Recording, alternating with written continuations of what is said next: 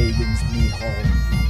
Grab a drink, grab a snack, grab your woman, have a chat, have a laugh, but above all, have a good time. Welcome and enjoy.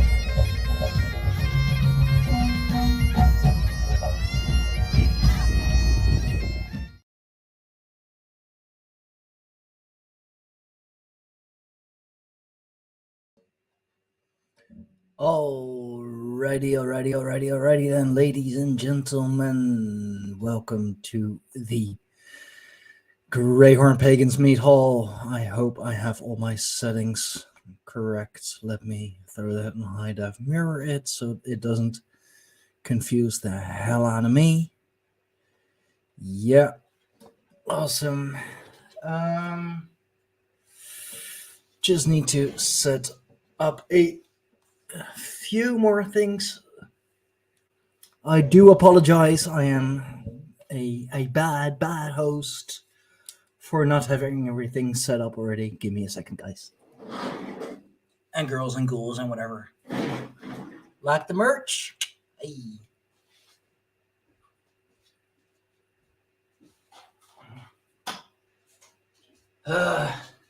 Yes, I know.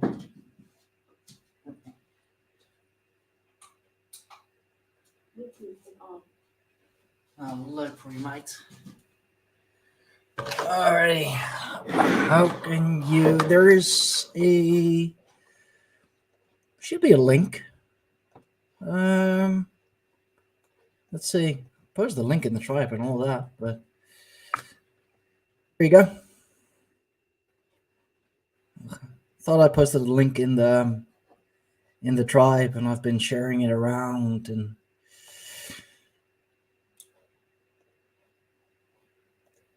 Or isn't it? Yeah, it is. Oh, well. Anyway. Let's see. Color shall we do? Red. Oh, that's not... I mean... Sure.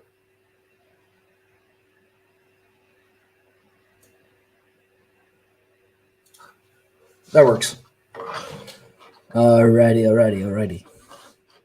I do apologize about the delays, but hey, it is my birthday weekend, I guess, technically. So I am allowed to be a little late. Let's see if it's all it is. Streaming nicely. Alright.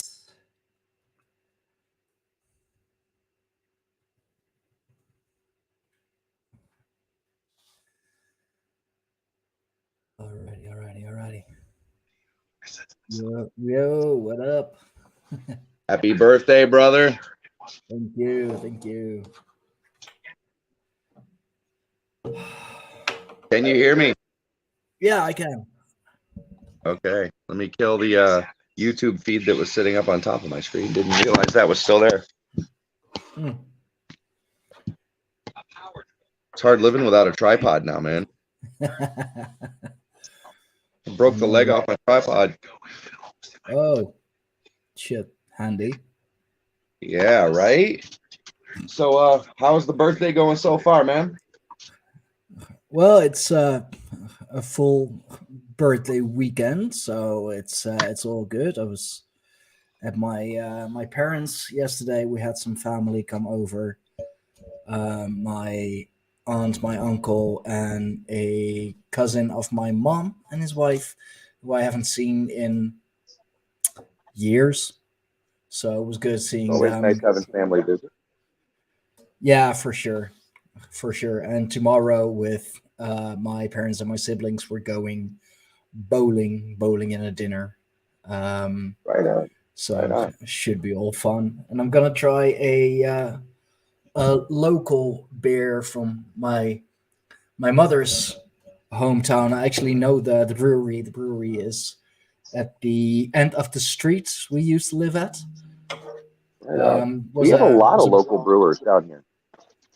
Yeah, no, it was a good. birthday. It was a birthday gift from my my aunt and my uncle. They got me a like a variety birthday kit. Hold up, let me grab it.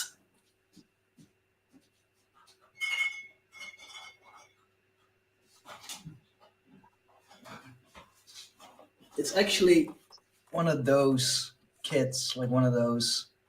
Oh, right packs, on. Which one? Like a variety, which one are you trying now? I am the one that my uncle said was his favorite. Oh yeah, my fucking merch finally came in. God damn it! Love it. Hell yeah! So I got a amber juniper berry. Huh. How is it? We're about to find out. Guess this is a beer tasting as well. Well, you know what? I'll go ahead and celebrate with you because it's your birthday, dog. So cheers, skull, and all of that, and I'll go ahead and celebrate my way, and I'll just twist me a cigarette real quick. Ooh. Okay. So what do you think? Should red velvet cheesecake or bubble bath number 70? I mean, gotta go with cheesecake, right? Yeah. Red velvet, man. Gotta love it. Nice. Oh, this is an interesting one. Yeah. Oh, those are good buds, man. Nice. Yes. You lost one. Love it. Oh, no, it fell right into my grinder. Hey. Convenience. I am definitely tasting absolute convenience. Hell yeah. I'm definitely tasting the berry. And you can see the it's a bit darker on cam, but it's a good dark purple, very strong, very punchy, but very good. I love you. I don't know if you just seen that. My son just runs through the backyard. It's One of his friends drops him off. He runs through the backyard, he's got a little, the cabin out back is kind of his. He runs to his little cabin and grabs his stuff and hauls ass back past me. My house is never a dull moment, man. Well, good.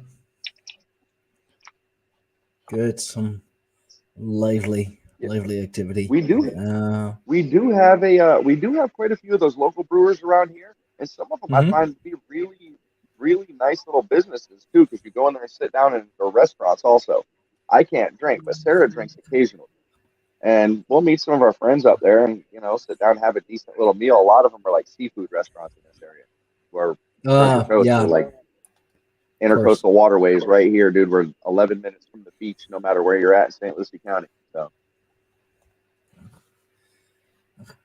nice. Yeah, I worked at like one of those craft breweries, of course. Those are they're good. They're good places, and not just because it's because it's good beer, but just chill people and actually one of the places. I was going to ask you, one of the places you worked at, didn't they have those like Play-Doh steak, the Greta Thunberg steaks there, the 3D printed ones? Yeah, at my my last restaurant, I worked at. Did you ever taste one? I was curious about that. No. I flat out refused to. I get it. I totally get it. I was just curious. I was wondering, like, it looks. I mean, okay, they can make it look like meat, but I just doubt the flavor will ever be there. I mean, and here's a moral question: can a vegan eat 3D printed meat? Well, it's not actual meat. Sure, I'm on the sign right now. I believe. Yeah, I mean, it was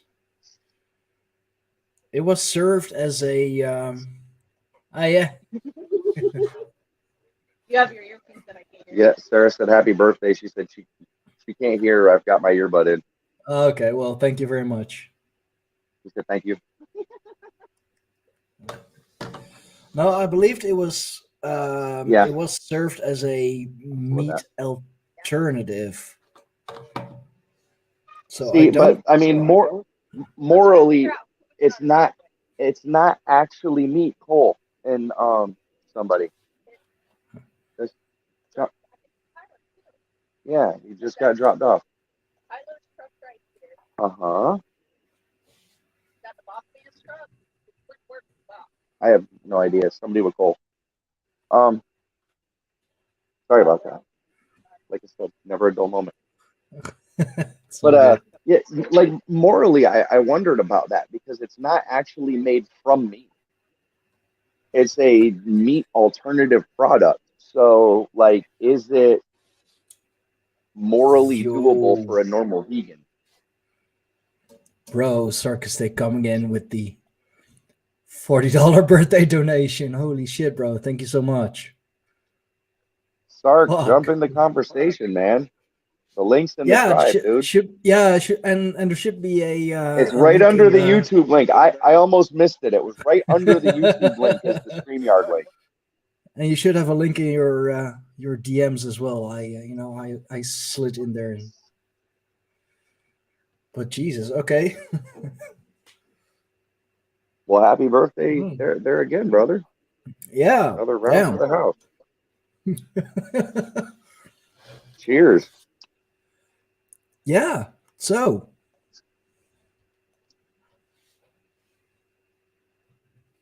Not make that the feature of the video.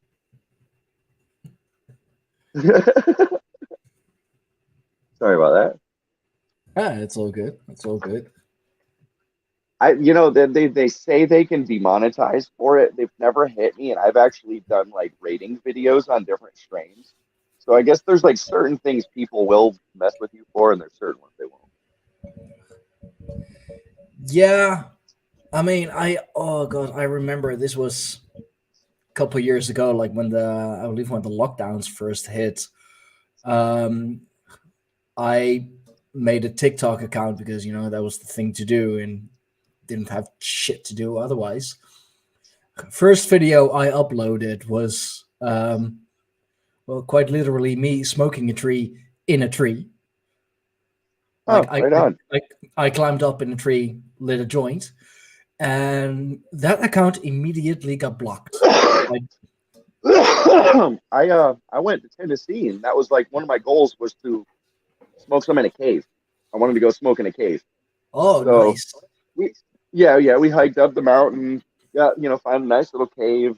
Backed our asses up in there. I twisted one. The smoke just stays right there. There was no airflow in the cave, dude. So it's like you fog out one little corner of it, and the smoke just hovers in the air. It was so cool. Wow, that's awesome. That's really cool. No, but like that account like just got insta blocked because I was doing it on cam, full sight and Yeah, everything. TikTok was like, TikTok. No. TikTok's a little different because a lot of the content runs right into China. Mm-hmm. I actually got a job invite as a content moderator for TikTok. Oh wow. Yeah, I don't know about that. That's crazy, I dude. mean, How much? I mean, is the compensation decent? I don't know. I haven't heard anything back. I was just just for shits and giggles. I was like, sure, I'll work for TikTok. I mean, I'm the last guy you want on your team, but hey. That's I would assume they immediately went into your socials and started browsing around like, do we want this guy or not? Hold on. I don't know, man. I don't know. I just Xander, close the door. like just me on TikTok having access to the back end as a moderator. Talk about dangerous. Oh yeah. I mean, I would actually drain the swamp, I mean, like I said, if I could get my hands in there, dude, I can't. Nope. Mm-mm. The libs of TikTok would just, I'd be watching the libs of TikTok and going back in and like, snoop, snoop, snoop. oh, Yeah, just no, yeah. They couldn't like, put me in that seat. oh, just on my first day, I would just ban so many accounts, just Hmm. all at once. Just hit shift click and then The extreme on both ends, gone. Everybody in the middle, have fun with TikTok. yeah, yeah. Not sure what I would do with all those those thoughts just in those string bikinis shaking their booty Oh on man. TikTok. I don't know. See, I'm very much indecisive. see, now that's a battle I have with myself too, because I don't personally agree with pornography as a whole, but live and let live. You know what I mean? And Like, like, I don't agree with it as an alternative to sex education or a relationship. You know what I mean? oh If it's no, something spouses do together is to watch a, produced movie, then or produced movie, then whatever. You know what I mean? But like, society now is using it as an alternative. You know what I mean? Like, why do I need to invest in a relationship when I can just, you know what I mean, clean the pipes out myself? And it's like, I don't get the when mentality. when I can open a private tab and just Right, you right. you know, It's a bizarre concept to me. I don't know. I mean Like, you'd get a I, huge left arm, but I mean right arm's I, gotta use the mouse, right? right, like that episode of The Family Guy when Quagmire found out it was free on Mountain. It's yeah, like, yeah, yeah, what? yeah. Oh my I'm just God. gonna Yeah. go get the mail. Just Yeah. Uh-huh. Gotta work his arm out the door. oh man, it's so bad. Dude, that's it. I mean, like, and that's like I said, it's like a battle that I have because, like, as a societal norm, I don't. Let me just say that as a societal norm, as a such an easily accessed thing, I don't agree with it. Yeah, But I do agree that it has its purposes, and there's a difference between art and pornography that is a very blurry line to a lot of people. So, I mean, there's always room for debate in that topic, but yeah. ultimately, I guess live and let live. Like I said on the live stream I did about it, there's a difference between like tasteful nudity or like boudoir photo shoots and whatever. They can still be seen as erotic, but then there is like also the difference between erotic and just downright porn. Well, that was like the difference between back in the day between like vintage Playboy and vintage Hustler. You know what I mean? One was just a slightly less clothed photo shoot, and then the other one was just straight up pornography. There was no ifs, ands, or buts Yeah, about it. or if you're gonna compare things, the painting of Venus in the Shell, Yes, she's naked there, and then you got the Playboy centerfold. Like one is not like the other. yes. Well, I mean, and it does to a certain degree. I guess it would depend on the act in the photo. Yeah. Okay. Fair enough. How the background is structured. It's the composition of the photo and everything. Steak, steak in the I fried think rice. it's a fine line, and it's a fine line to walk. The It is. scary. It is, and for that, and that's always been the reason it's been like such a rough topic in society because it's such a blurry line as to what is and isn't. You know what I mean? Because you can ask a conservative and it's one thing, and then you ask somebody else and it's completely different. You know what I mean? So, Oh yeah, man. and you That's even it's in like between different countries, go to one country and ask them what they consider the line of pornography, and then in a different country, it's completely a different line. Yeah, exactly. I mean, this is basically it. Tasteful nudity inspires beauty and improvement. Porn inspires spurting, and laziness leading to Laziness, despair. Well, yeah, essentially, yes. despair In and large quantity. degeneracy. I never understood that whole "you'll go blind" thing. That there was always that saying back in the day, "You'll go blind." I mean, was that like shooting your eye out, kid? I mean, I don't Yeah, get or that. hair on the palms of your Yeah. hands. Yep. Just Yep. all kinds of bad things, and like sleep with your hands above the cover and all. Well, They, I remember growing up, dude. My grandfather was like old school Italian, and when there was family over to the house, their bed in their bedroom separated into two twin beds. And for appearance, when anybody came over, they separated their bed and put a nightstand in between. It was like I always grew up as a kid. My mom and dad had this giant king size California king waterbed.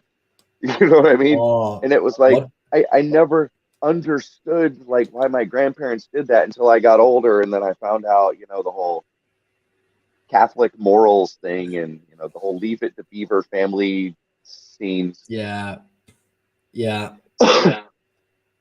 Like going back and watching old sitcoms on TV Land, you'll see that where like the honeymooners in some of the episodes they had separate beds.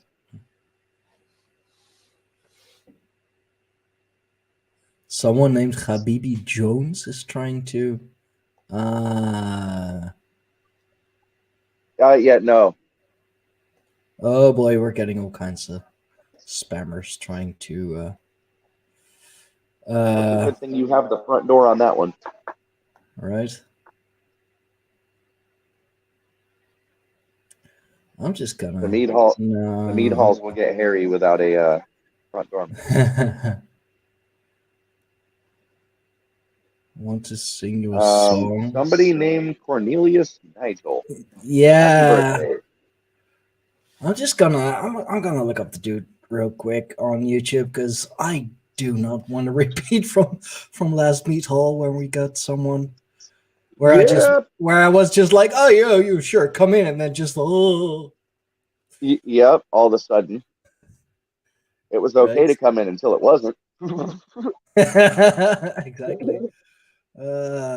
Dark Cosmo. Let's see if I can actually find his.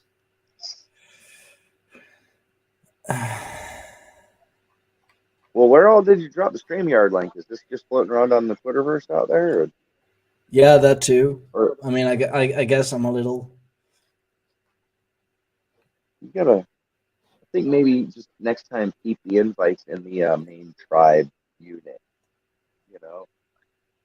Drop the YouTube links everywhere. Let anybody comment to a certain degree. Yeah.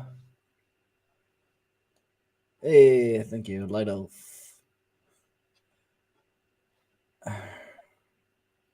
He's really persistent. Light Elf is Cornelius is really persistent. You know what? I'm just gonna. Can you open it and leave his camera off for a moment? See where it goes.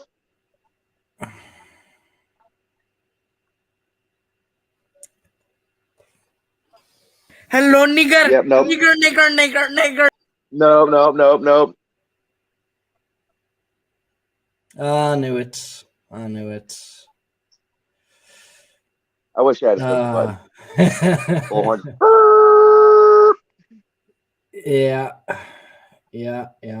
I knew this was gonna happen, but it's right, fine. Well, you have. I still overtalked him on the algorithm, so it won't.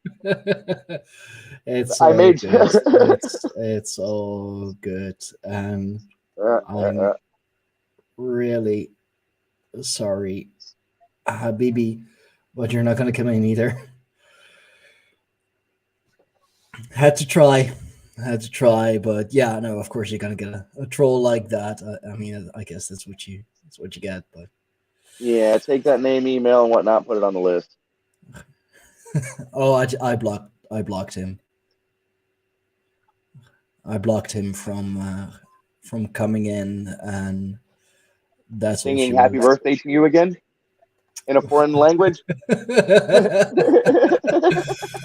I mean, I don't know what language that was, but it's not a language I'm familiar with. I don't know. It sounded like he kept repeating the name of a country somewhere. I don't know. Yeah, like isn't that an African country I of think some so. sort?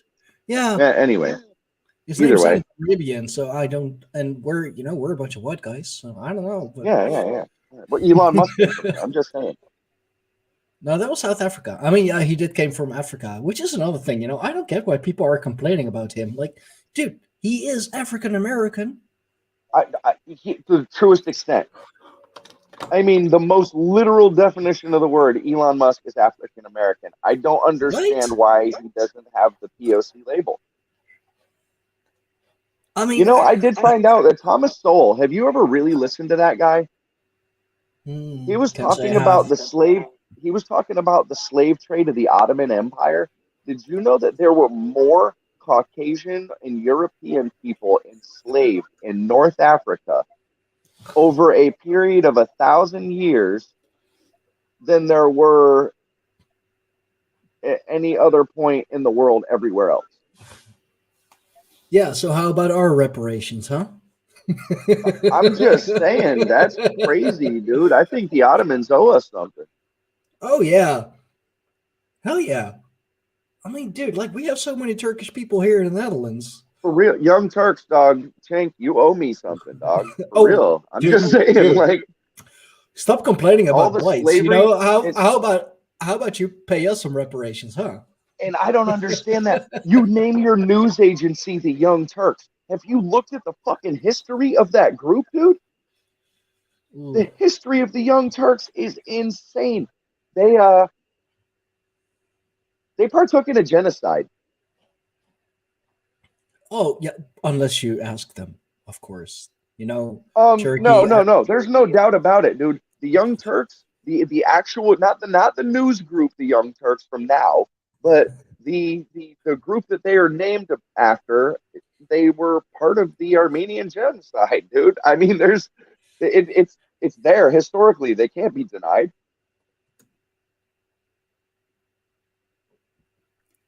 They were apparently, they were extremely violent people.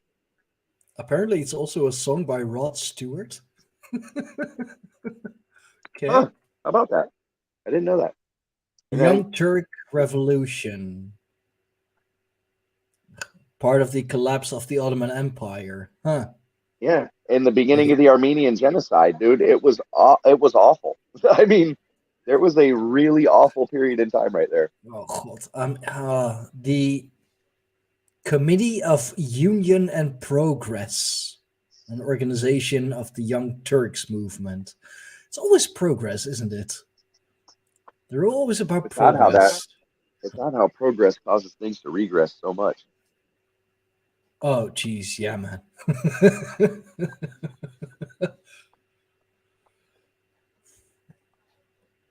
I thought it's always so funny how it's all about progress, but the What Young did Sark Turks just pop? movement. Sark just commented and it flashed too quick. I couldn't read it. Oh, sorry.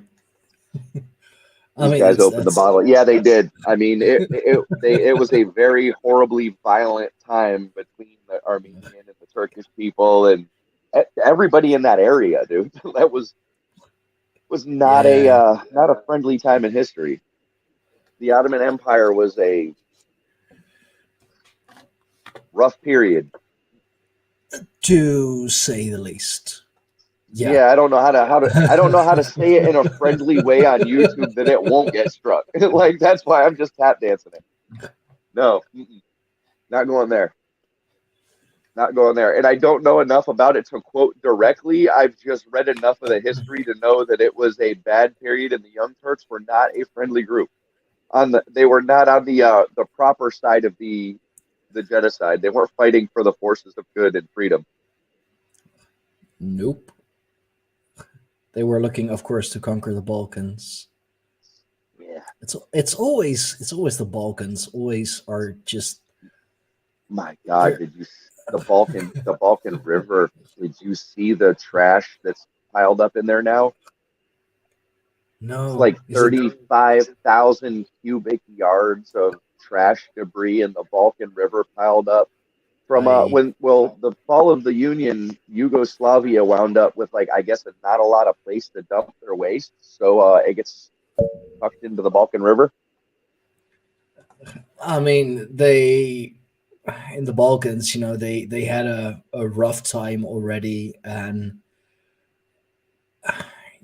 There was a they news headline with that today about the trash backup in the Balkan. I can't remember who did it. It was like MSN or somebody that ran the article, but it was offensive to look at, dude. oh yeah, And then the and river looked like Yugoslav. It was bad, and that was once a clear, fresh river that was like runoff from the mountains. yeah, and now just I mean that's another that's a thing I heard recently on I believe on a podcast or a YouTube video somewhere. Like we're acting all tough and whatever, but what if society like actually collapses? How many of us are gonna last longer than a week? Like, just for example, just me outside of just the stores and whatever. I don't know So where I can get clean drinking water. let me ask you this: how much dried food do you have stored on hand, non-perishable food in your house that you could just grab and go? Not enough. Just like beans and rice, macaroni, stuff that just add water Oh, and heat up I again. got. I have way too much rice. Like I bought a. This was a while ago, but I bought like a 20 kilogram bag of rice, White rice. Yeah, brown rice. it's never too much because you'll always be able to use it and it doesn't go bad. Yeah, So I mean, as long as it's kept in dry conditions, it'll last. And that's a necessity to survive. I mean, if you had enough food to put away for 2 months that you could survive on solo for 2 months in a Tupperware crate, just dried food goods, you you'd have enough time to start planting and having chickens for eggs. And then by the time your food started catching up and your chickens started laying, your food supply would be running out, but you'd be okay. I mean, I guess I could survive on just dry rice for a while. Get some dried beans too, man. Just they're cheap as shit at the store. A buck a Yeah, bag or whatever euro a bag. Go get dried I, beans and just store black beans, navy beans. I should get more like more canned stuff. I should really start buying that again. I may wait till till there's like a sale going on, like I don't know, like three of whatever for like $2 or whatever, and then just go hoarding. Do a li- Used do a used little to bit do. of stocking up each time you go shopping. Just grab a little extra bit and throw in your crash box.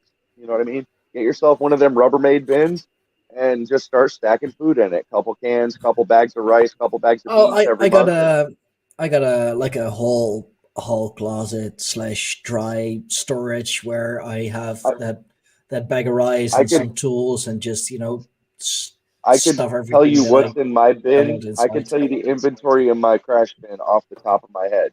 There's 3 pounds of dried fruit, miscellaneous dried fruit. Some dried pineapple, some dried. It's mostly citrus fruits, right? And then I do have dried bananas also, banana chips. And then I have Ooh, beef jerky, lots of beef jerky, right? Because beef mm, jerky, when you're making the beans and rice, you just throw the jerky in it, and you've got soup pretty much. Um, Stock, chicken stock and beef stock, the bouillon, powdered bouillon, lifesaver in a bad situation, right? Because if you can't eat anything else, it's liquid that's protein, true. That's true. right? There's Honey, you should get a lot of honey as well, because especially with like the really pure honey, just mm-hmm. one spoonful is enough to well, technically enough to nourish you for a day. This is like if you If get the you real pure stuff. Yes, to survive, not live, but to survive. Yeah, okay, but like in a emergency Mhm. situation, end of the world, whatever, Absolutely. survival is enough till It's you can let foods civilization that have going a again. low weight but a high nutritional density. You know Yeah, what I mean? Like jerky is dried, the water is gone out of it. You can add the water back later. You can dried rice, dried beans. You can always add the water back later. It's having a system to filter water. That's the hardest. When it came down to survival, that would kill more people than anything else. Drinking and eating yeah, contaminated water. yeah, absolutely. Like I said, I don't know. I have no idea where I can get clean water.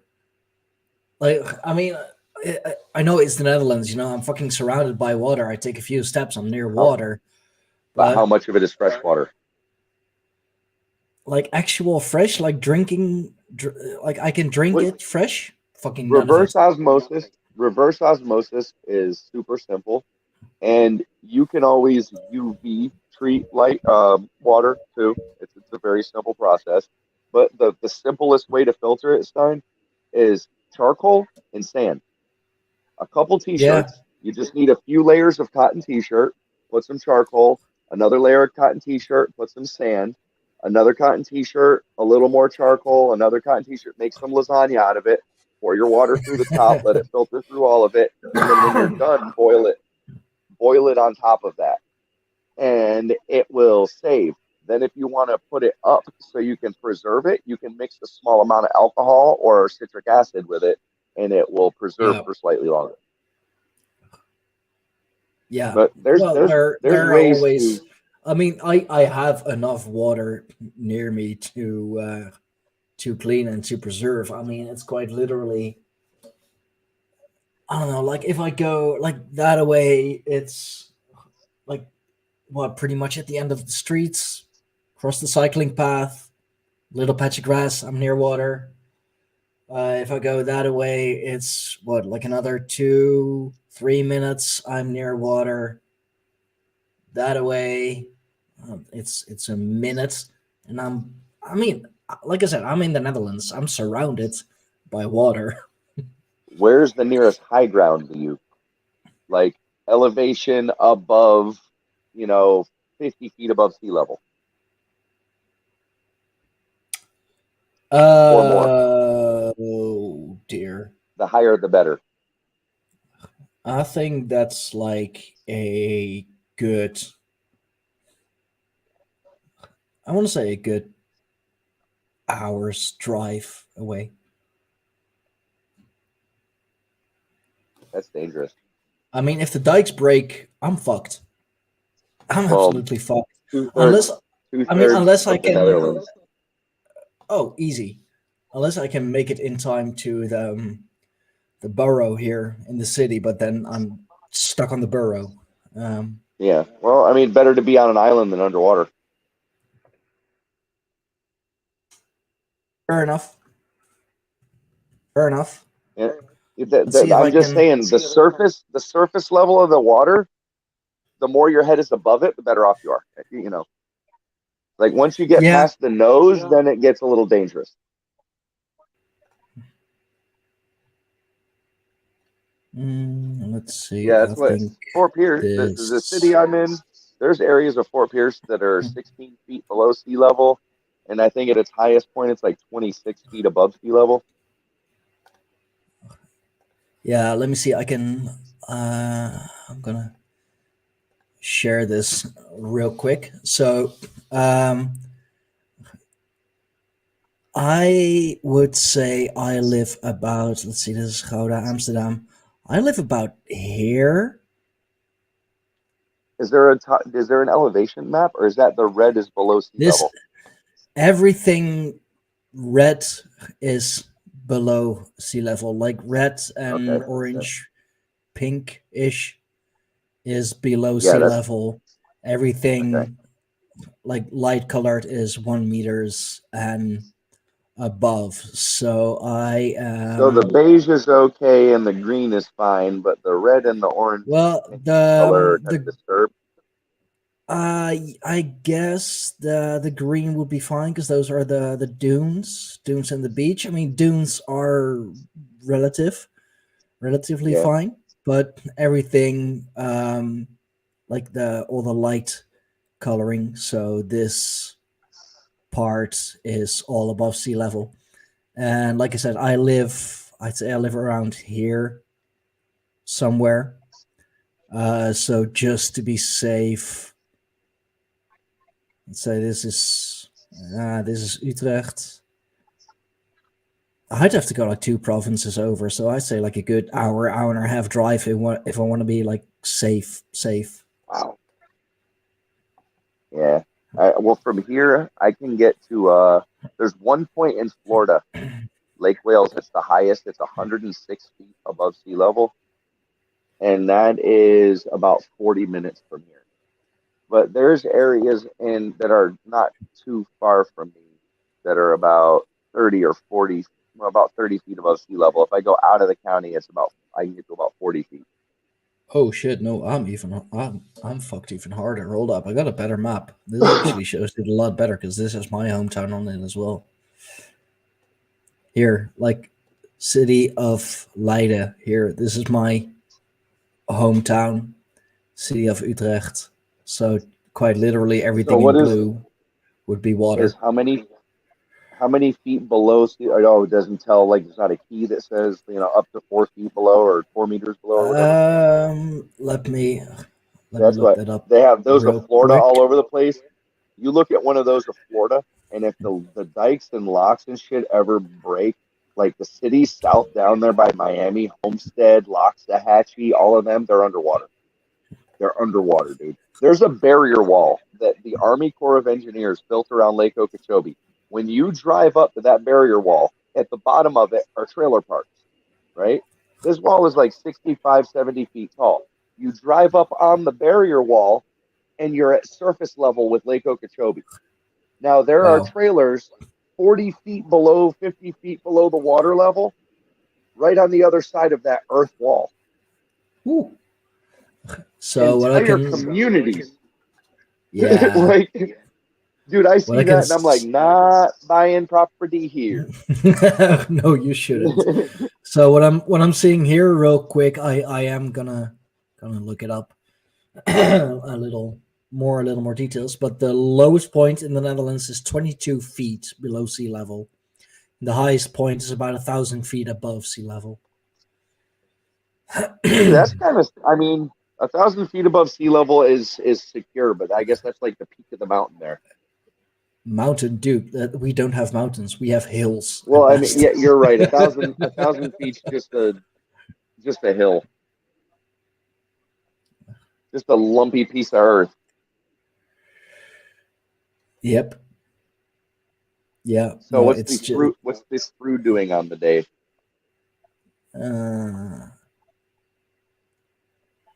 Let's see.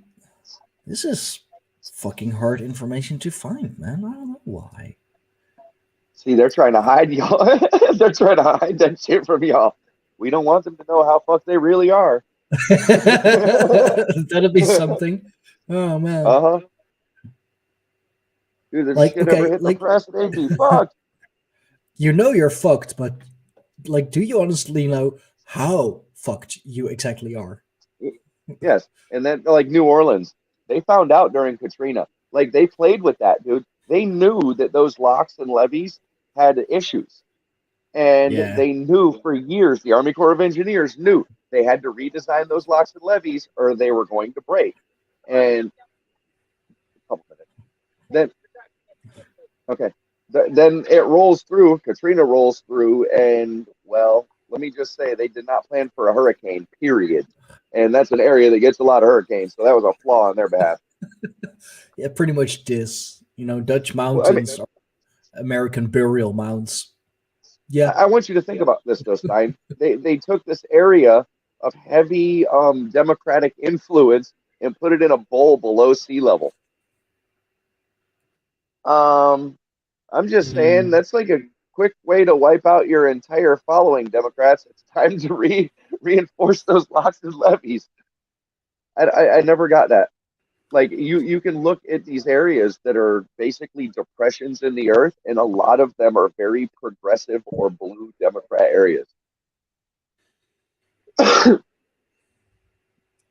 really can't find the average, but it's we're pretty fucked. And funny enough, the highest point here in the Netherlands is at the tri-country point, so at the border of the Netherlands, Belgium, and Germany. That's the highest point, but that's like the Germany's Limburg got some the province is. It's the only Germany's got province some that actually has some hills. fairly mountainous areas in Germany, right? Yeah. Well, I mean, I know in northern Germany there is, like up where it meets like towards the bottom of the Alps and shit. I mean, yeah, Germany or France, that would be our best options if we truly want to be safe. I don't think Belgium would be spared. No, the Alps, they run through Switzerland, Norway, and down towards like Germany, right? How far do the Alps go down? The Alps go Germany, France, Swiss, all the way to Italy, the Italian border, I believe. Okay. Let me. So I mean, there are mountainous areas that you could just run to if you had to. We have it takes some travel time. Like we have mountains in Europe, just not in the Netherlands. None within an hour's travel. No, it's it actually stretches approximately 750 miles across 7 countries, from west to east. That's France, Switzerland, Italy, Liechtenstein, Austria, Germany, and Slovenia. Huh. So it does run into Germany. Yeah, it's a little under 16,000 foot at the highest point, and has 128 peaks higher than 13,000 foot. So, I mean, if I can make it to the Alps, I'm good. And that's what you want to look for if it is a survival situation. The highest point in elevation you can get to with a flowing source of water. Find a natural stream, follow it up. Wherever the top of that thing is, wherever it pops out of the rock, make a house right there on top of the spring. Well, you have the Dolomites, the Dolomites cave systems there as well, which is like close to Italy, or like the Italian Alps, which is UNESCO, of course. But I mean, if I can, in times of absolute despair, if I can make it to the Alps, to the mountain range, like from there, I'm good. I'm okay. I've got several countries to choose from, and I can like plenty of high ground. Oh yeah, if I want to be in a little bit of civilized area, I do Germany or Italy, the 2 heads of the eagle. If I want to, stay low key, I go to Slovenia. Oh yeah, and there you have the Adriatic Sea, of course, too. Yeah, might not be such a bad area, actually. Yeah, like Italy and France, the Mediterranean. Northern Italy is a very dense. What do they call that? A nutritionally dense area. When you consider the amount of people that live there per the amount of animal life and plant life there, it's a very easy place to survive if you were outside. Moderate climate, all the food you need. Yeah. As long as you can hunt and gather it. People been doing that shit for millennia. As long as they can pick berries, know which ones to pick, and which animals to eat, you're golden. Yeah. All right, brother. I've got to jump off of the chat here. I did want to jump on and say happy birthday, but Thank you very much. hopefully Sark or somebody will tag in. And Skull, I love you, and I hope you have a good remainder of your day. Yeah, thanks, man. Thanks. Thank you for hopping in. I guess I'll just keep talking to the void, or just throw it in the tribe. You've got people in the comment section. Somebody will tag in when I tag out. I will. Hey, if I make it back from grabbing my Asian food, I'll jump back on. All right. All right, brother. See you later, man. Later, bro.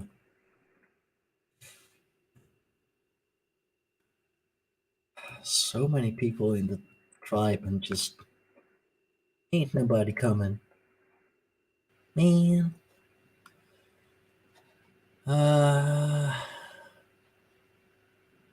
Let's see if I can.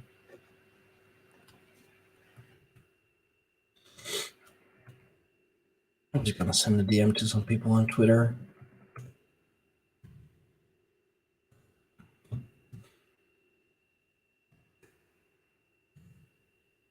Otherwise, it's gonna be a short ass meat hall.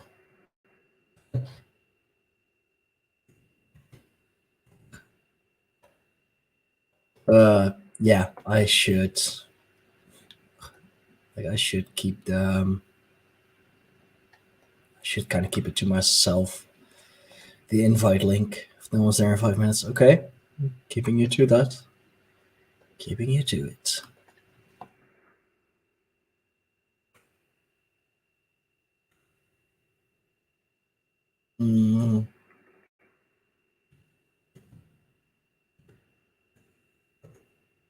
Oh yeah, I got my Timmy here, of course.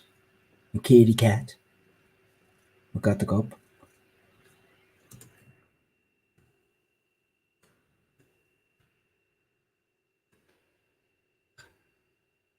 He's always keeping me company.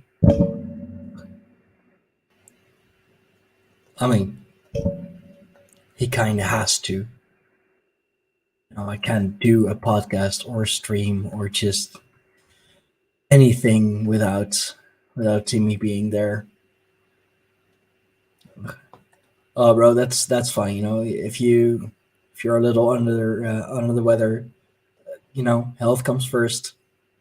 I totally get that. That is fine.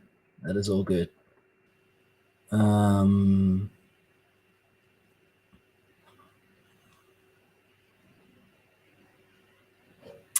Let's see. Been sharing it in a new-ish group as well. Huh? Well, guess it's gonna be a bit of a shorter meat haul then. It's always good having Josh there. He's a good guy, and he's definitely one of the tribal elders. So,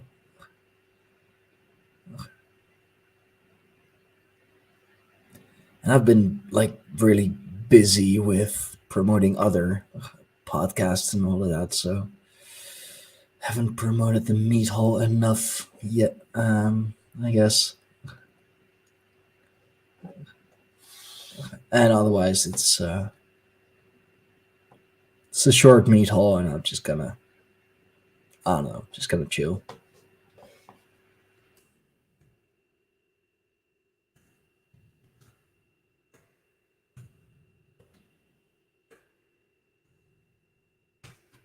Watch some ghost hunting. Watch some spooky with my girl and my Timmy. Don't. Nee, gewoon gedragen, Tim. Not gonna do this again, boy. You know it. Careful with those nails, Timothy.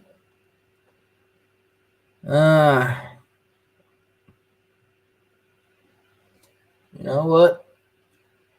I don't really think.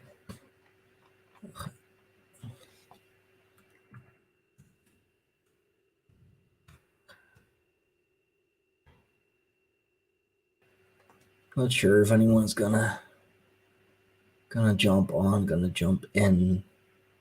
We'll see. Generally, actually responded. That took a while. He never responds. He's always busy. I mean, he's got a lot going on. He always has a lot going on.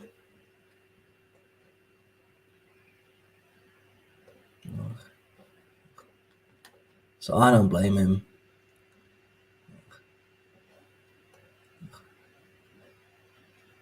And like I said, I'm gonna give it. I don't know. I'm gonna try and give it 4 minutes. If nobody jumps on, then I'm just gonna close the hall and call it a night, call it a day.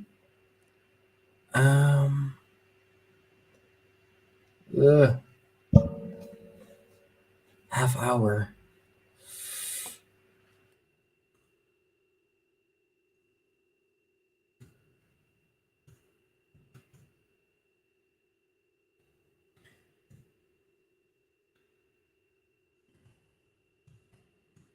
A lot of dead air. I know. I'm sorry about this.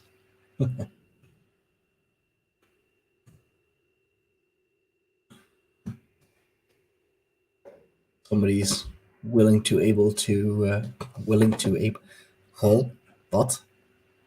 Someone's able to keep me talking, keep me chatting for 30 minutes when until General Lee has got himself some green cosmic medicine. I like how he puts that. And otherwise, we'll see. We'll see what happens. We'll see how it goes. Yeah, but got the cup.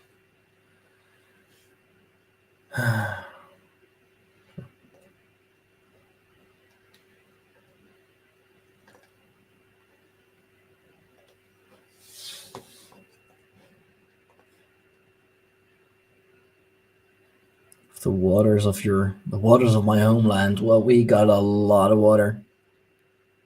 We have a lot of water. I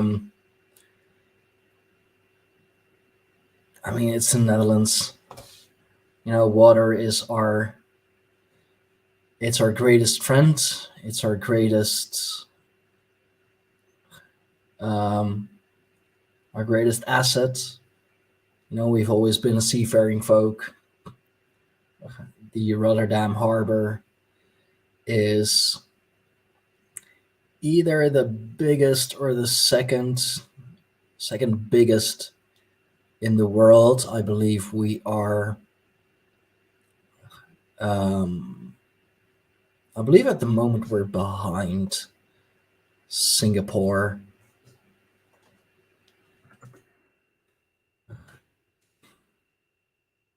But yeah, just I don't know, surrounded by water, so we are really good at building bridges. We are really good at building ships. We created a whole new province. Like, we went from like 11 provinces to 12 provinces just because people wanted to move somewhere else, and we had a lot of people incoming and a lot of people moving out of Amsterdam, and they wanted to be like close to Amsterdam but not in Amsterdam, and the demand was so big that we were just like, you know what, we're gonna create new lands. How about that? And that's what we did. We turned it was a whole fucking process. I have no idea how they exactly did that, but in the process, we built a huge fucking dike, the Afsluitdijk, which runs from um, the province of North Holland to Frisia. It connects those two with each other. Otherwise, if you if you had to go round, let's just say from the tip of North Holland to Frisia, that's gonna be, if you have to go all the way around, through South Holland. I guess you can skip like through Utrecht. It's gonna take you like 3-4 hours from the tip of North Holland, and now it's, oh boy. I mean, there is a lot of traffic there and a lot of construction, mostly maintenance, of course, because it is so freaking important. But on a clear day with low traffic, you can be on and over the bridge in. Yeah, it is technically a bridge. It's a dike and a bridge. You can be over there in what, 45 minutes to an hour, I guess. So from North Holland to Frisia, you can do that. You can do it in an hour. I mean, I live relatively near the coast of South Holland, and if I have to go to Leeuwarden, to the capital of Frisia, for my ex, to see my baby mama in court, by car, like if we leave in the morning, it's like a 2.5 hour drive. If we were to take the long way around, like I said, that would be 3-4 hours.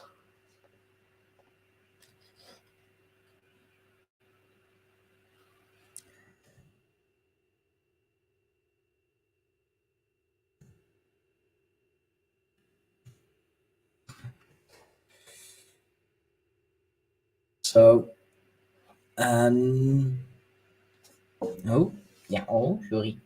I mean, we had a like the moment the water was our biggest enemy was in 1953. A big, just huge tragedy in Zealand. No, not New Zealand, like the actual Zealand. Here in the Netherlands, one of the southern provinces on the coast. Province. Not as much a province as just a bunch of islands. But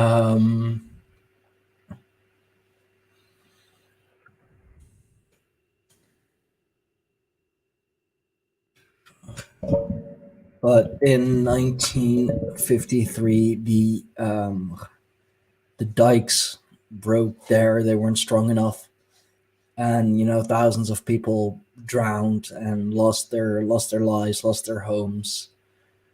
It was really, really sad. So the government came up with a plan to build strong reinforced dikes, and since then, never happened again. Because I mean, we make sure it never happens again, because we know what can happen. We know the tragedy that can happen when it does. We know how many lives can get lost, and it's gone to the point that at the technical university here in Delft, we even have a study, like education, a true study. It's it's something you can graduate in, the applied science of water or something.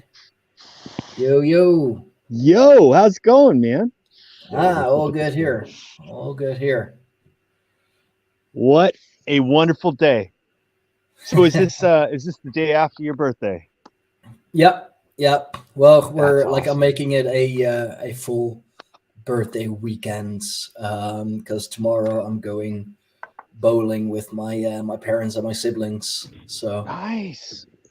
yeah, my siblings, they had all kinds of stuff to do today, so we moved it up to tomorrow, to Sunday, and yesterday was just family, aunt and uncle, and a cousin of my mom with his wife, who I haven't seen in a few years. So it was good seeing Nice. them too.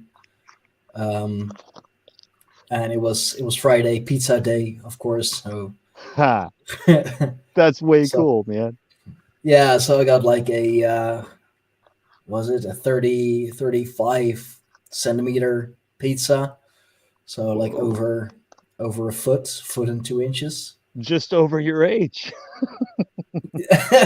Yeah, yeah, and like three quarters of a liter, so like 1.5 pints of beer, of Belgian beer, and Nice. my parents were just shocked that I could finish that all, like 35 centimeters diameter pizza, uh, just to like a pint and a half of like just strong beer. Like it was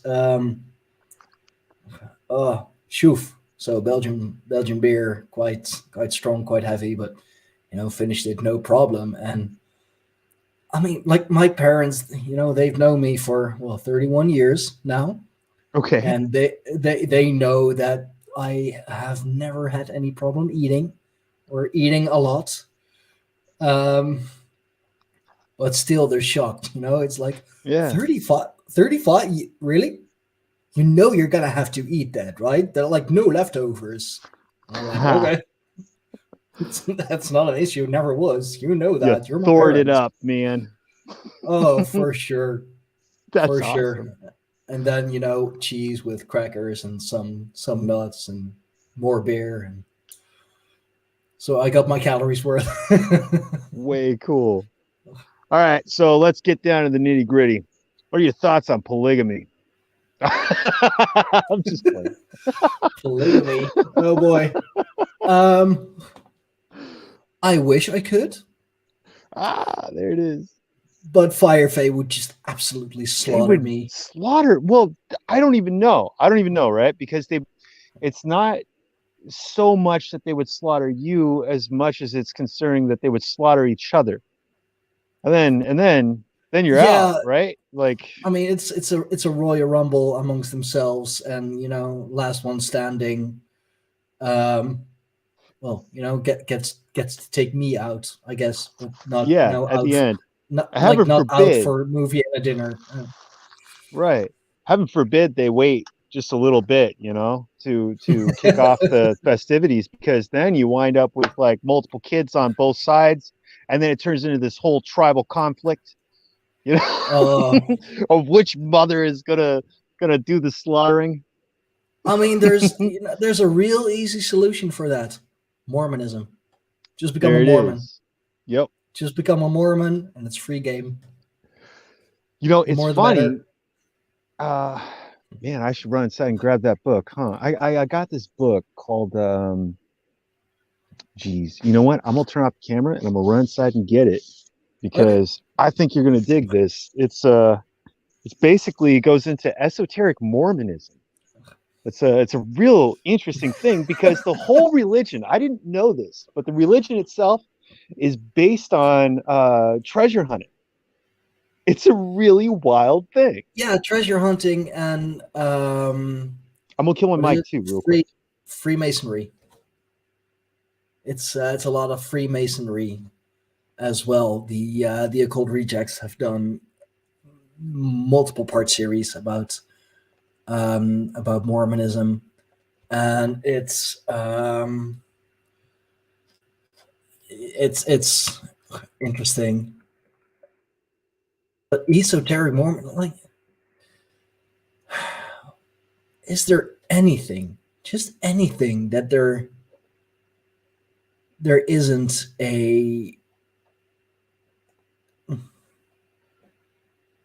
Sure, mate. a deeper esoteric angle too. Like there's like an esoteric everything.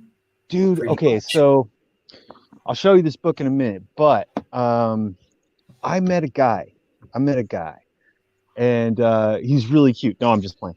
But I met this guy, and he is obsessed with Kurt Cobain, and I thought it was a LARP, right? Like who in their right mind is gonna do like esoteric Cobainism, right?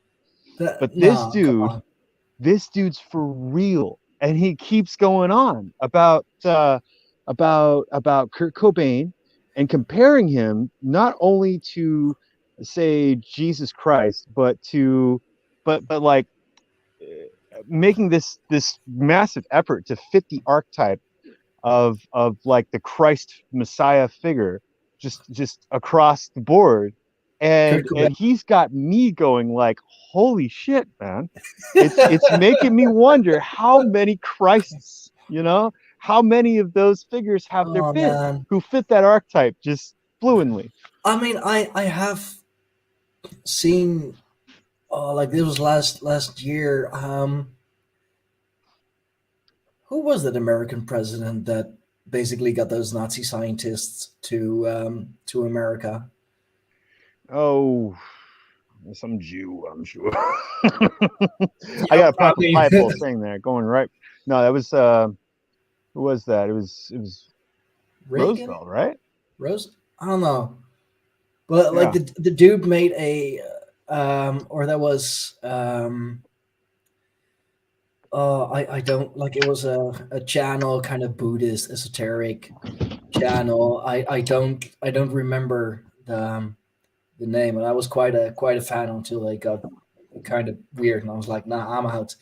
But he made a whole esoteric thing of that in, quite funny enough, like in reaction to esoteric Hitlerism, because he was like, yo, that president, he brought all those Germans to America, so he basically brought the Aryan spirit to America, and you see it in this and you see it in that. I mean, right. he was doing it as like just being a brat, basically, like, hey, esoteric Hitlerism, how about the other side? I can do that too. Just give me a moment, I'll get the thought patterns right. And just, he made a whole thing of it, and it kind of made sense too. I mean, I hate to fucking say it, but I could see like what he meant. I was like, yo, I mean, I know this is a bit, but you're not wrong.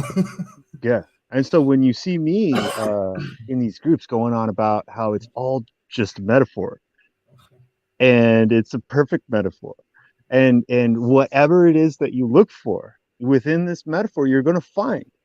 Yeah. And there's spiritual significance just on the same exact level as a material significance. Like, you got the truthers going like, oh, it's all the Nazis' fault, right? Like Nazis secretly rule the world and all this stuff. Yeah, and I'm like, from their secret base in Antarctica. Right. And it's funny, one of the South Pole pyramids, probably. Right. And I don't see that because I'm not looking for that. And when I go and look at something, I see something drastically different. Yet I'm convinced, I'm getting to the point where I'm completely convinced that if, like, when Jesus said, seek and you'll find, I'm pretty sure he was spot fucking on. I think it's just a matter of how hard you're willing to look, how much mud are you willing to dig through to get to the gold. Yeah. And like, how many weird links are you willing to make? How many weird lines are you willing to draw? Because you can make a thing of everything if you want to. It's a whole thing with all the, I guess that's not really true there, but more like the conspiracy theorists and whatever. Like, it all leads back to the Illuminati. Mm-hmm. And I mean, hell, you can do that, if you want to. Like, just name one company, it's right. Linked to that company, which is owned by that company, which is owned by that investment group, who is run by that guy who has links to that family, who has links to the Rothschilds, and the Rothschilds are Illuminati. You know, you can just who was that again? I was talking with Brenda from Horrifying History. Like she had that game, like 5 steps to bacon or something. Like in 5 steps you can be related to anyone or connected to anyone. Yeah. You know, like I mean, just me, a simple fucking Dutchie, can go to like being connected to Barack Obama in just 5 steps, like 5 people, and it would probably be through my dad because he's always done international business. So I'm 5 steps from Hitler. It's wild, man. I'd say a little less probably, but yeah, maybe. But the ones that I'm able to personally my dad's trace. in international business, so he probably has a colleague somewhere who has done business with someone who is connected to Barack Obama. You know, there you go. 5 fucking steps, that easy, and I'm a simple Dutchie. You know. Yep. Yeah, it's pretty wild. Oh, that book. So it's called The Widower's Son. Okay. The esoteric history of the... Seriously? Yeah, okay. No joke, man. It's some wild stuff, and it all goes back to like looking for secret buried treasure that's protected by guardian spirits and all this sort of wild shit. Publishing houses Simon and Schuster. Here, let me show you again. Because Simon and Schuster is a really... Oh, those are Irish names. Yeah. So it's a husband and wife wrote this. Oh, of course. But apparently the author... their marriage, they wrote a book. The author served time for I don't know. Allegedly, he killed his first wife. So this is his allegedly. It's a weird thing when you start getting into trying to uncover the sacred mysteries, which they have every right to maintain their own sacred mysteries and to protect them, right? And when you get into, like, when you personally get into trying to publicly expose and unravel the esoteric mysteries of a multi-billion-dollar religion, it's just wide open to crazy conspiracy theory. You know, was this a setup or was this not? I don't know. I mean, I've heard the Occult Rejects. They had a bit of a falling out, so I don't think the Occult Rejects are really the Occult Rejects anymore, which is a damn shame. But they had a multiple part series about Mormonism and how it's basically Freemasonry. Because Masons are another one of those, like Illuminati.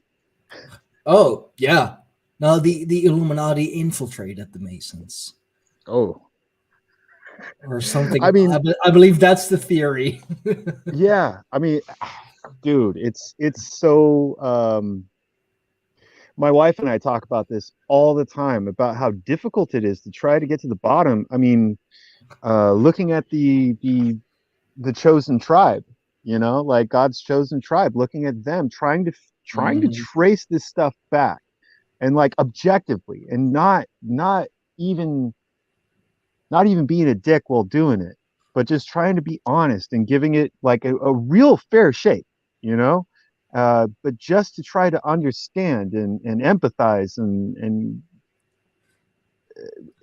that itself leads to this whole realm of madness within itself, because like there is no deciphering this. It's just like reality in itself. I'm convinced that reality is subjective. There is no solid, sure reality that you can say this is the absolute truth of it. I don't think absolute truth exists anymore. And can be, you know, after looking at the first couple things, trying to get to the bottom of the first couple truths, like I'm gonna I'm going to be the guy that figures out like let's just get down to the bottom of this one mystery, and you just pick one at random, and you realize that there's like 8 bottoms of this mystery. It's like, okay, so it really does come down to just picking one, and then you know all the rabbit holes connected to it, and just it's insane. That's why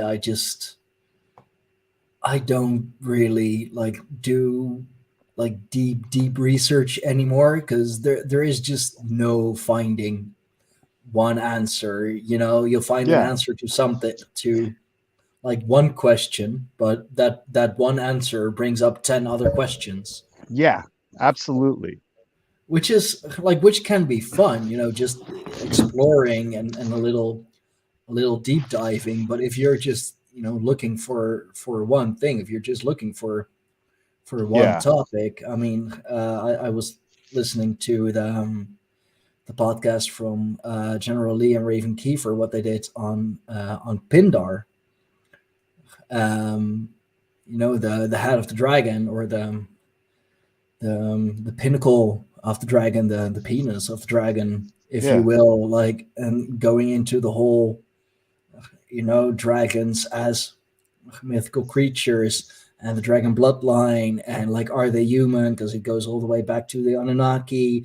Are they actually reptilians, or, you know, is it just something that got confused over the thousands of years, because the Native Americans say that, well, you know, they do look reptilian like, and it's like, oh, then, you know, they must be humanoid reptilians, and it's where you get all the other crazy conspiracy theories from, like, just listening to them. They found a whole lot of answers, but like every answer was just okay, but, you know, then how about this, and how about that, and how about, you know, this, that, and the other thing. It's like, okay, so they say this, like, this family is now, or like now has the head of the dragon. Okay, but like, what about all the other families? Like, supposedly King Charles, which is still weird to say, right? Is the Pindar, like, is now the head of the dragon clan, the dragon family, if you will. But then you have the Dutch royal family. Yeah. Oh boy. And the Welsh. Just, oh man, all European families are related to each other in a way, and, you know, going all the way back to like at least Merovingian times, and all the way back to, you know, Babylon, Mesopotamia, all those freaking times, and the whole bloodline.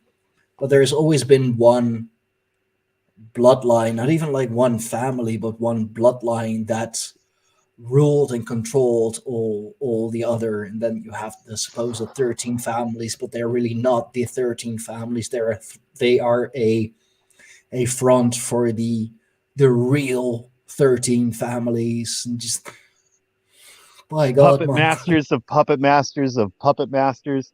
And it's funny, you know, you start getting into, like, I'm in America, and, you know, you start you start uncovering the myths of the Europeans about America predating Columbus. And I know you guys have covered this in a lot of your podcasts, but you know, the mounds.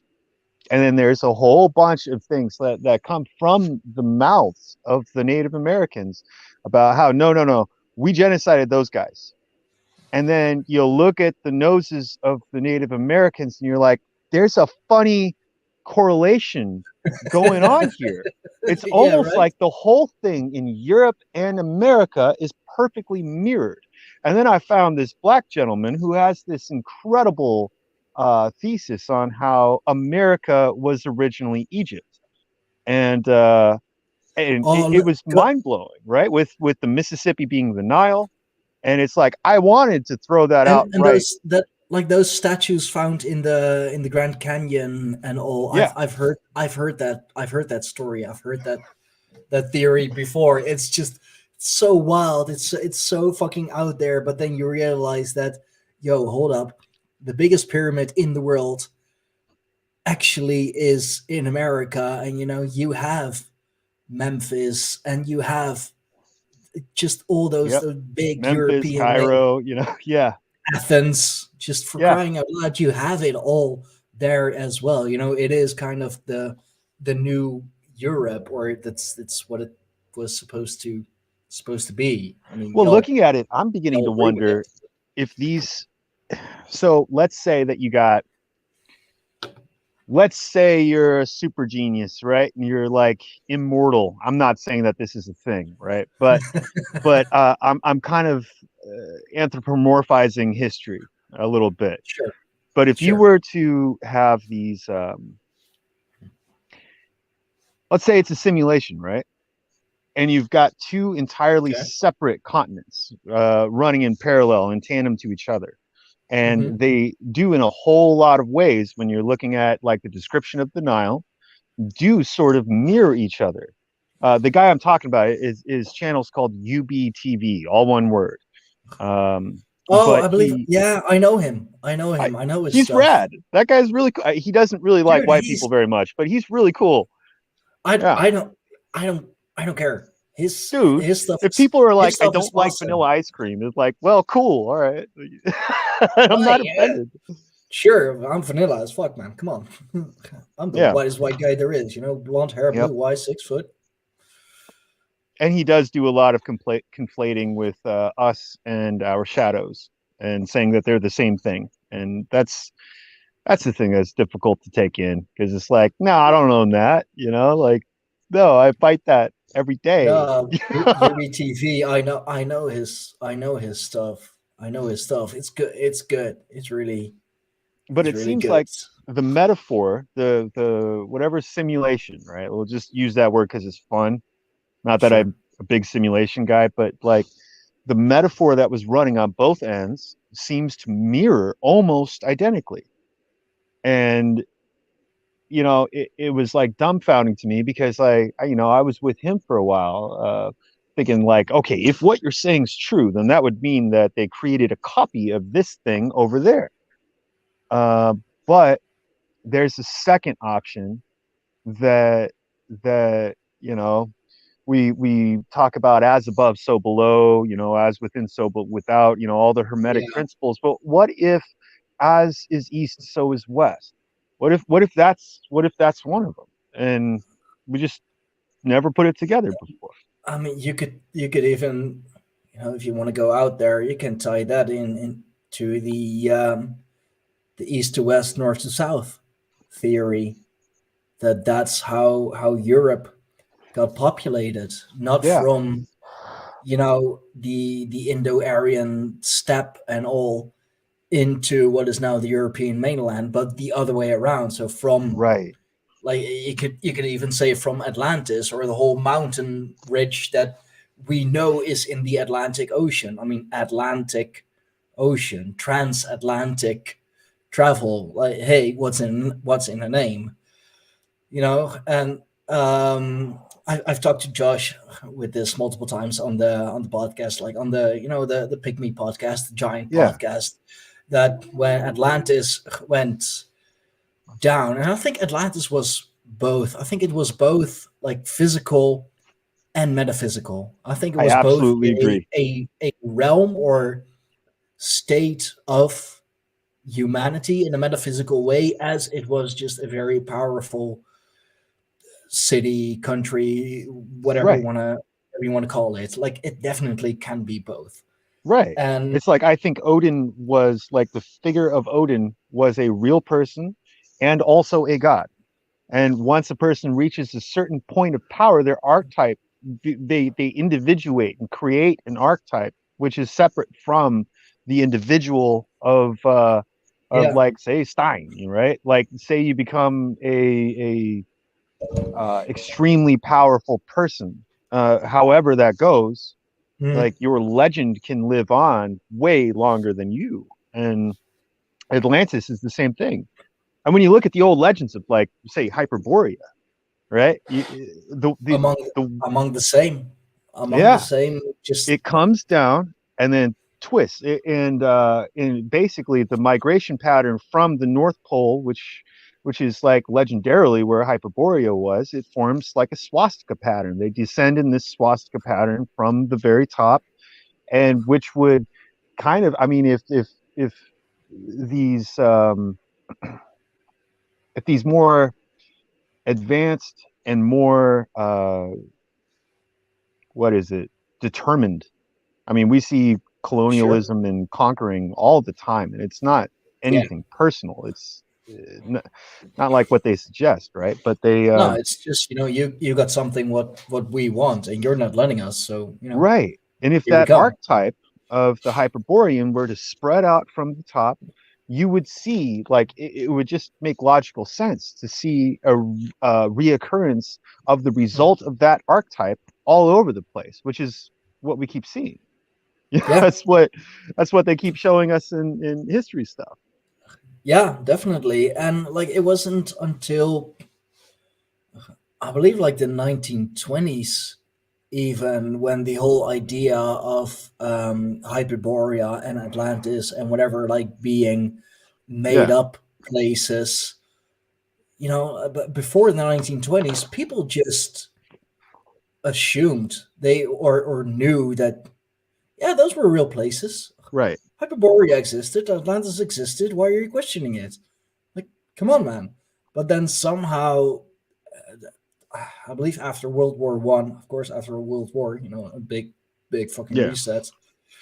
The whole idea of it's just being fantasy or being a metaphor or whatever became the mainstream thought. And Atlantis is a metaphor for something else. Hyperborea is a metaphor for something else, and the gods are, they're just archetypes, or they don't exist at all. Or if you want to go by the Christian thought, they are demons pretending to be gods. Which I find that's the most offensive. Oh yeah, like, come on, man. Yeah, no, there is only one god, and everyone else is just demons. I'm so unprofessional right now, but my battery's dying crazy fast. I got to run in and mute and grab that, or you'll get crazy feedback. Oh no, that's fine, man. That's fine. Do what you have to do. I was hoping more people would come on. I've been sharing the link. I mean, besides the guy who supposedly wanted to sing for me. I mean, it was a song, yeah. Just not the kind of song that I'm really into. Well, had to try. Guess I'm just, no, it was.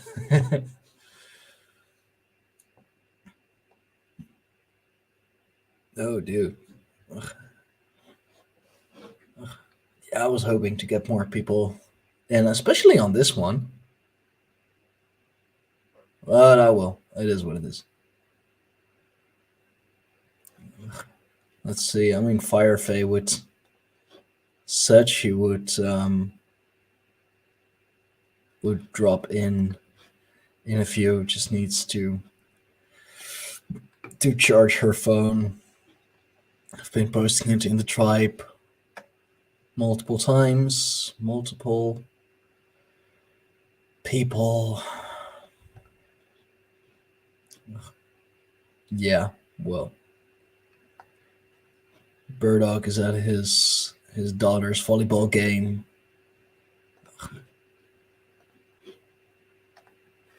Which is important too. You gotta catch those. Gotta catch those games, especially once you're a kid. Never knew he was a dad. What? I think he's an awesome dad, just the way he is. Like, he's an overall great guy. I bet he's a great dad as well. Oh dear. Oh, I'm seeing all kinds of disturbing shit on Twitter. I guess that's what Twitter's for.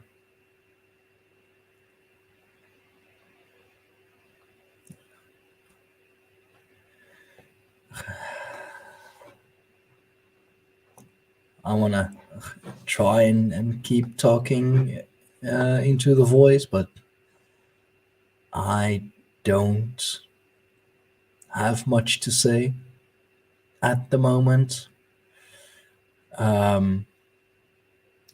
But it's all good, I guess. Just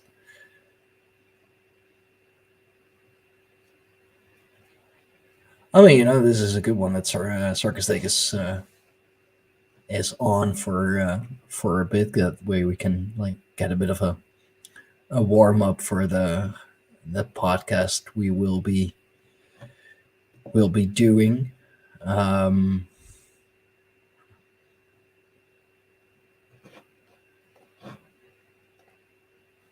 Because on I want to say the 1st of February, it's going to be a one-on-one. So y'all better prepare for that, because that's going to be a weird one. It's going to be a good one, but yeah, man.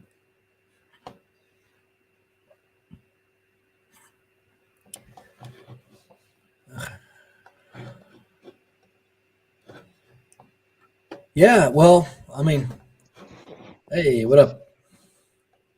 It worked. Yeah, my birthday. Well, it was my birthday yesterday. It's just a birthday weekend at the moment. So if you wanna jump in, be my absolute guest. Here's the link. Hey, babes. Hey.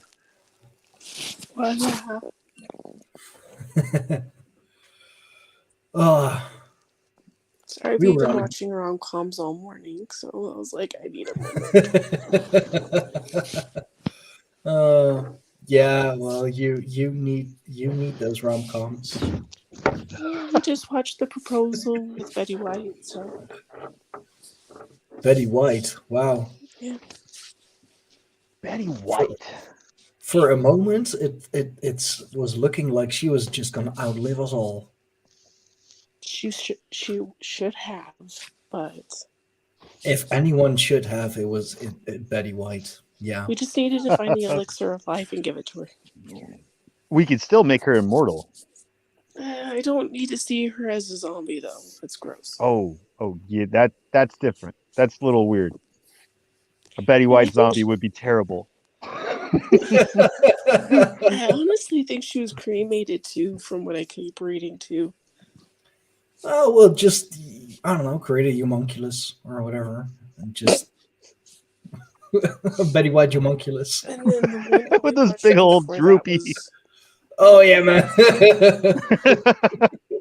I can't remember what we watched before that one. Well, you watched Notting Hill, right? Oh, yeah, that's right. I did. Like the most British movie of all times, with Hugh Grant and Julia Roberts. Julia Roberts not British, though. No, I know, but She it can is pass. the most. Sure. From the Her teeth are colonies, too right? good. Her teeth are too good from the colonies. Oh, jeez. Like I'm not paying attention. I'm smoking a pipe so I could talk about the colonies. No, you're Gandalf. You just don't have Gandalf the Grey down yet. I've got my Gandalf pipe inside. I honestly put down my Gandalf pipe and picked up this one because I thought the Gandalf pipe would come off as like, I'm already coming on with the name Sarcastic Warlock. I figured a Gandalf pipe would be like super pretentious at that point. No, Like, we would have enjoyed it because we're all sarcastic. Lord of the Rings fans here. yeah. I remember last time I read Lord of the Rings, I got to that part where Gandalf was singing that song, the road goes ever, and I just broke down crying, and it's like I wept at that song because, like, man, it felt like a mirror image of life itself, and it just made you ever come across a thing at just the right time, and it just kind of hits you at just the right Yeah. way. And yeah, man, Yes, that was the basically it. ending scene with Betty White where she faked the heart attack. It was just like, oh, that was too soon. Too soon. But when I looked at each other, I started crying. Well, that's what you get with a house full of women and one Just like, teenage boy. oh, jeez.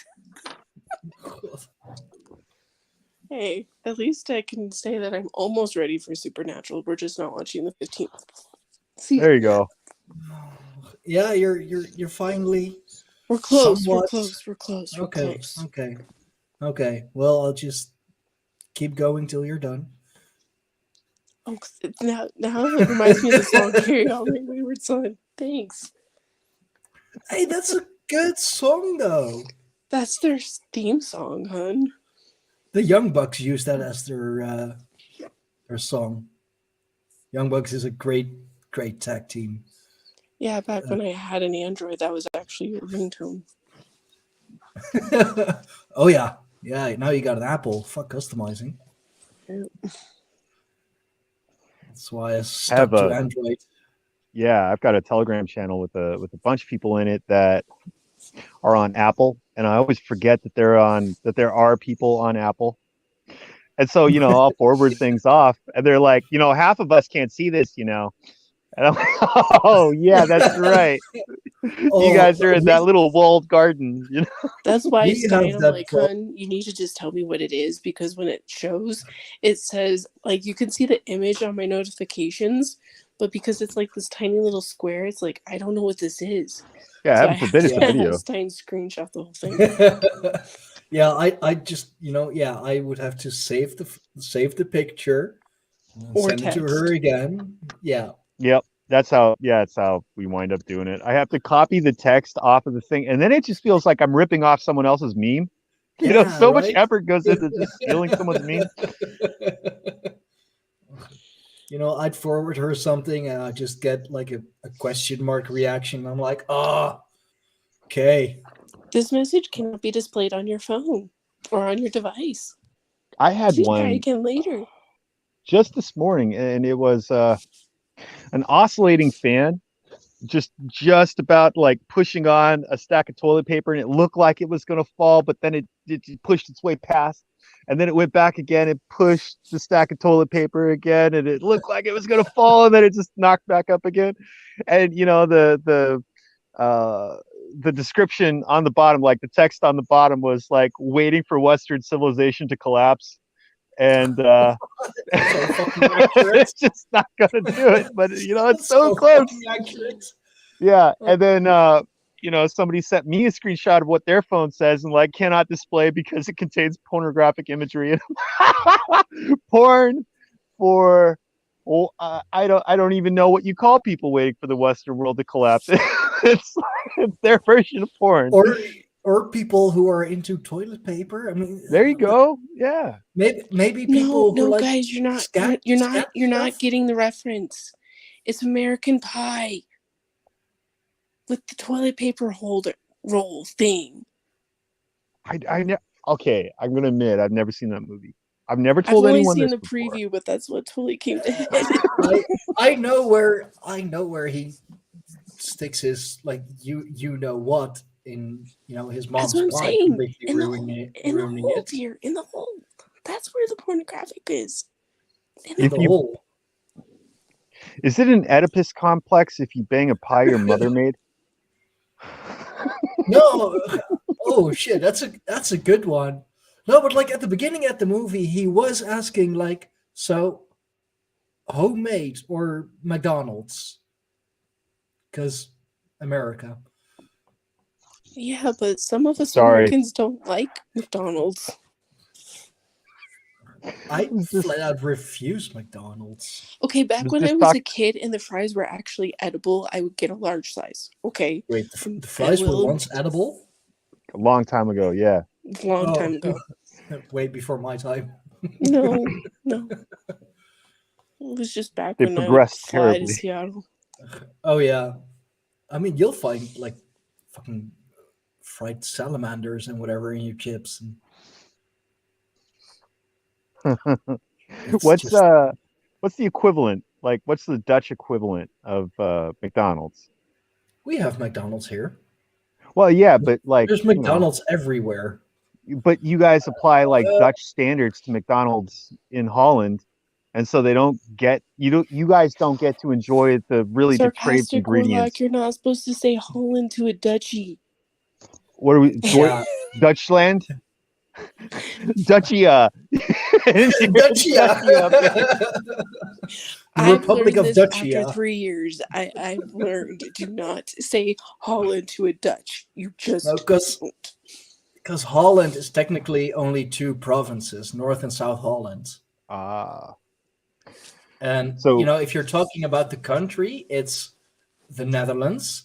If you're talking about the country and Bonaire, Curaçao, Saint Martin, and like a bunch of other islands, which are technically municipalities, then you're talking about the Kingdom of the Netherlands. Yeah, this is what I got when we first Glory started to the dating. Kingdom of the Netherlands. Oh yeah. This is what I got the first time we started dating is And Belgium She gave me the and whole spiel. Luxembourg used to be part of the Kingdom of the Netherlands. And then, Belgium became its separate country, and man, we should have never done that. We should have never let them go. Now they Yep. make just But the anyways, best darling, fucking so waffles, you know but they how- don't know how to keep their roads. darling. To rephrase what Sarcastic Well, Warlock funny. was saying, I totally got it. What is the equivalent to what is something that you guys are famous for besides cheese? And Because it's I know terrible. you'll answer that. That you guys are famous for that. We're famous for, famous or infamous? No, because like you know how McDonald's we're quote unquote famous for the golden arches. What is something over there that you're famous for besides cheese? Oliebollen. We What is don't that? have that here.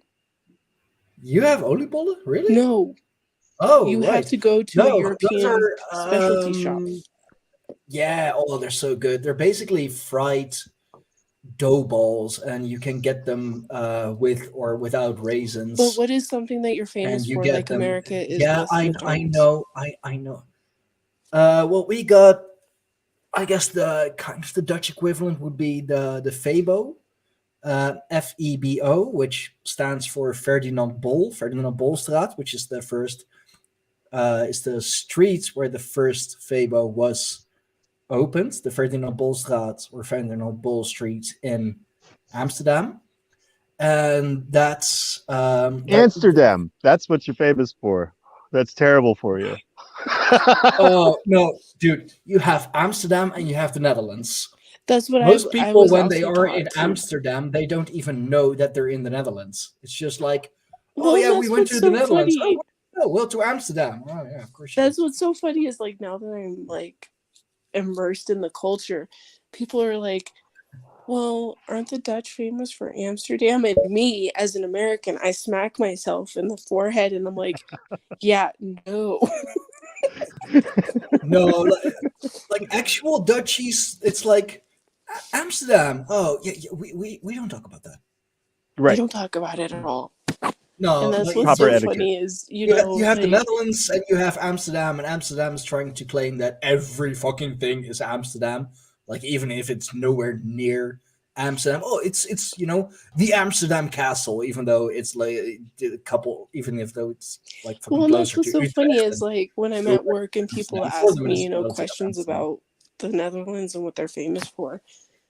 And they're like, aren't they famous for being, you know, part of Amsterdam? And I'm like, Part of Amsterdam?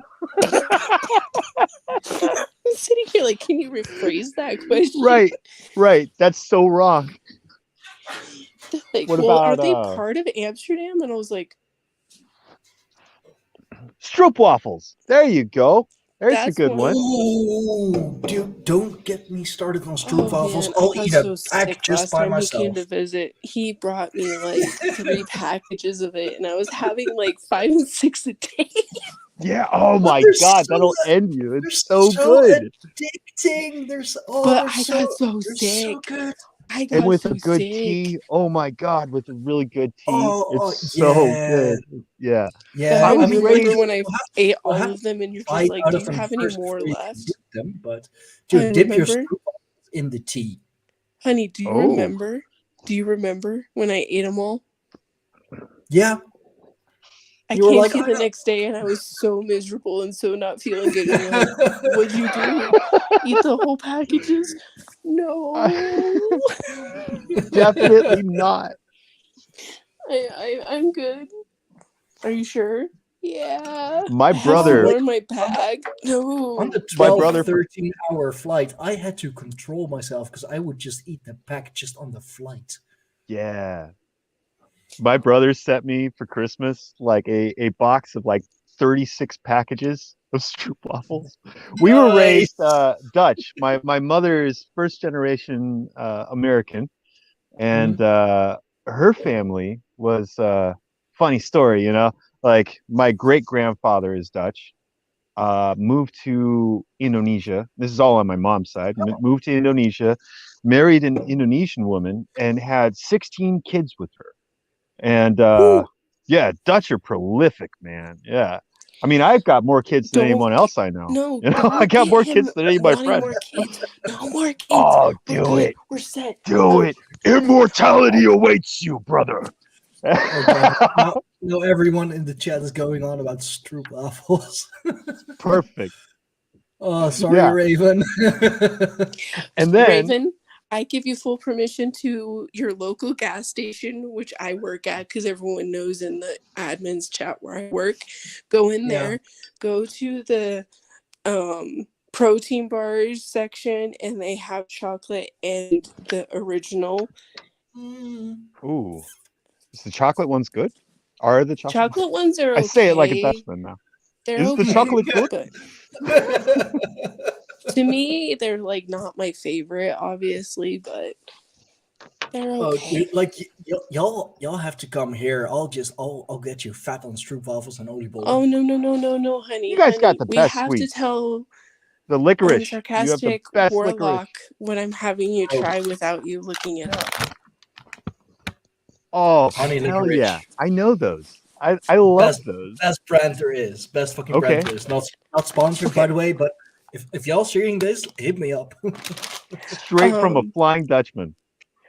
Sarcastic Warlock, guess what I'm having him try when he comes to visit me again? What? You What? can't tell him what it is, and no one in the comments can tell him. Oh, how I he's am going to having hear him you? try a peep. Oh, okay.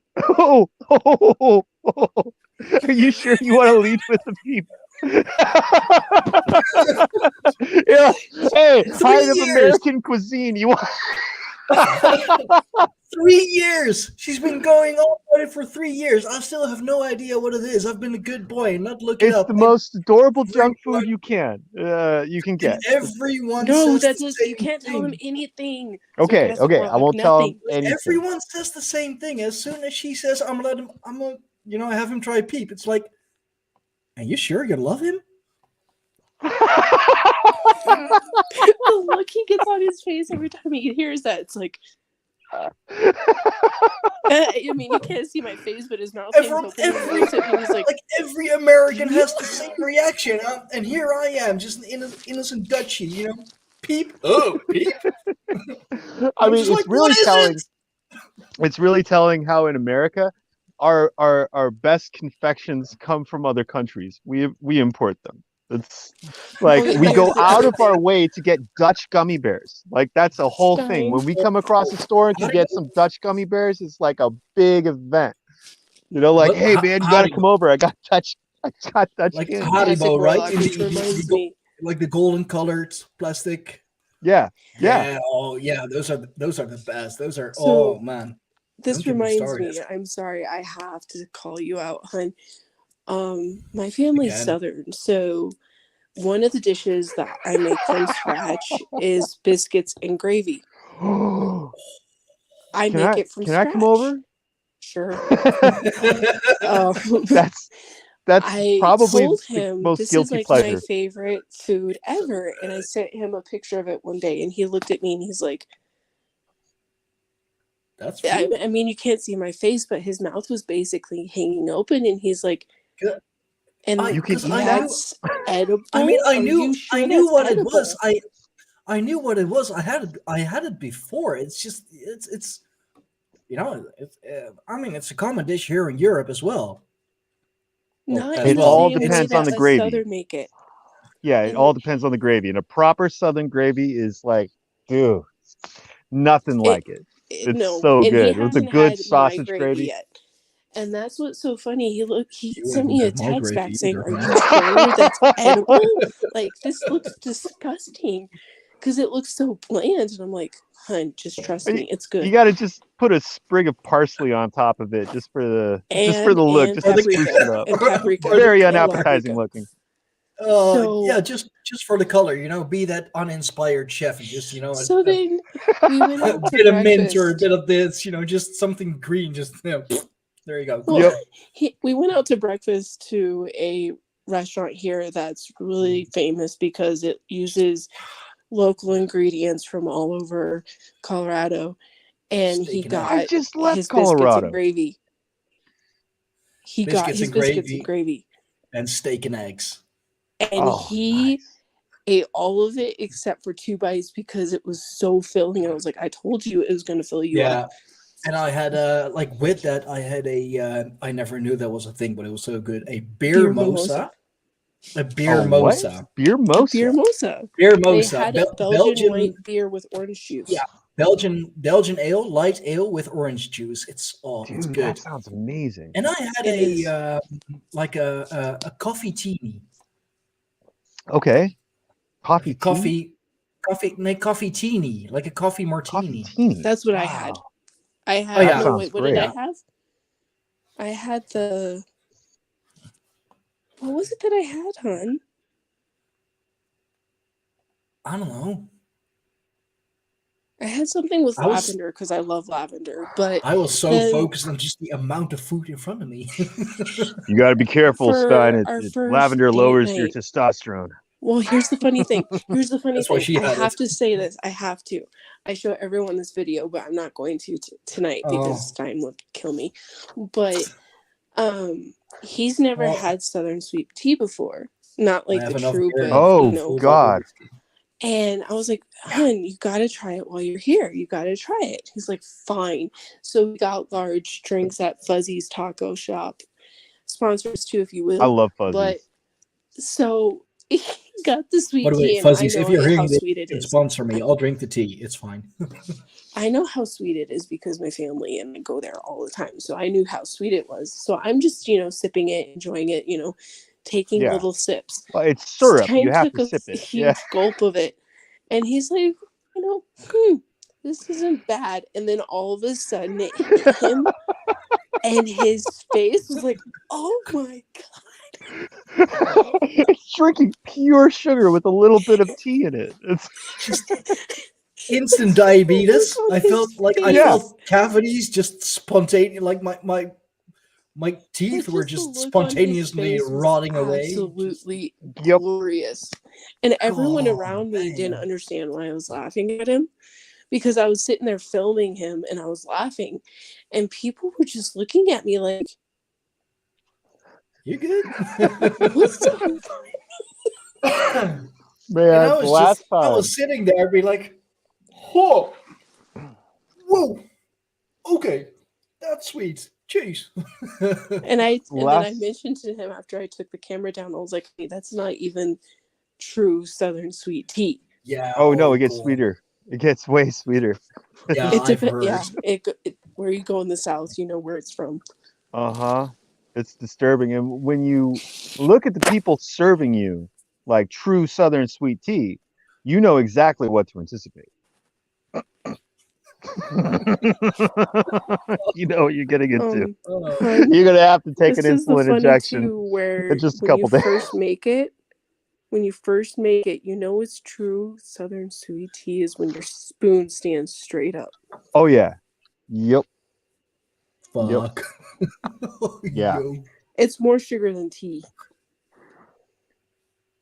Yeah. It's a funny thing. No. Just man.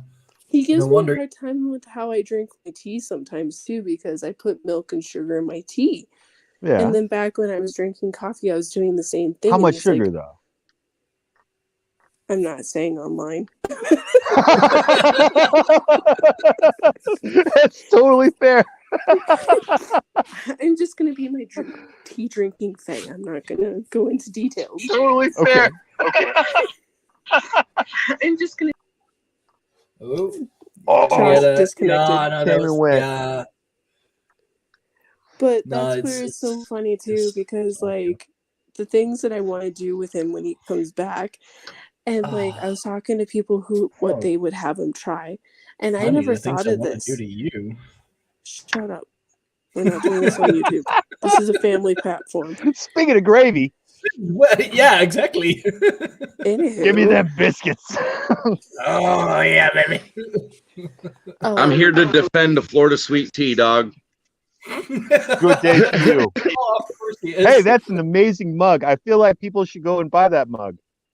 I feel like if they were on the Patreon or any one of the other sites, the Creator Spring site, and they did anything to contribute to the tribe, like buy our merchandise or, anything like that, it would be much appreciated. Oh yeah, man. but the Here's thing to is, you that. have to drink tea, and that's where like Just Stein is so very outnumbered. coincidentally, because you can find the tea link in is the the description. drink of the gods. Just saying, and it is my birthday weekend. Dude, after all, so- Down here, we have a restaurant called Dale's, and some of God, I've heard them, like those. oh my God, they have real pit barbecue, Oh, and the pulled pork out of their pit barbecues are amazing, dude. But but that's their the house thing, drink, You guys have their different kinds of barbecue. You have Yeah. to Their tell me house- straight.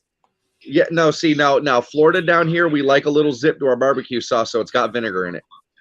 Oh, that sounds like Texas. Stein. Yeah. Stein. Here's the thing you gotta always remember about Americans. And as soon as I say this, you watch these two, they're gonna kick off real fast. Once I say this, they're gonna get in an instant squabble. So I have no I got no dog in the fight. Okay. I'm originally from California. No one has Ew, ever that's why I'm from there and not there.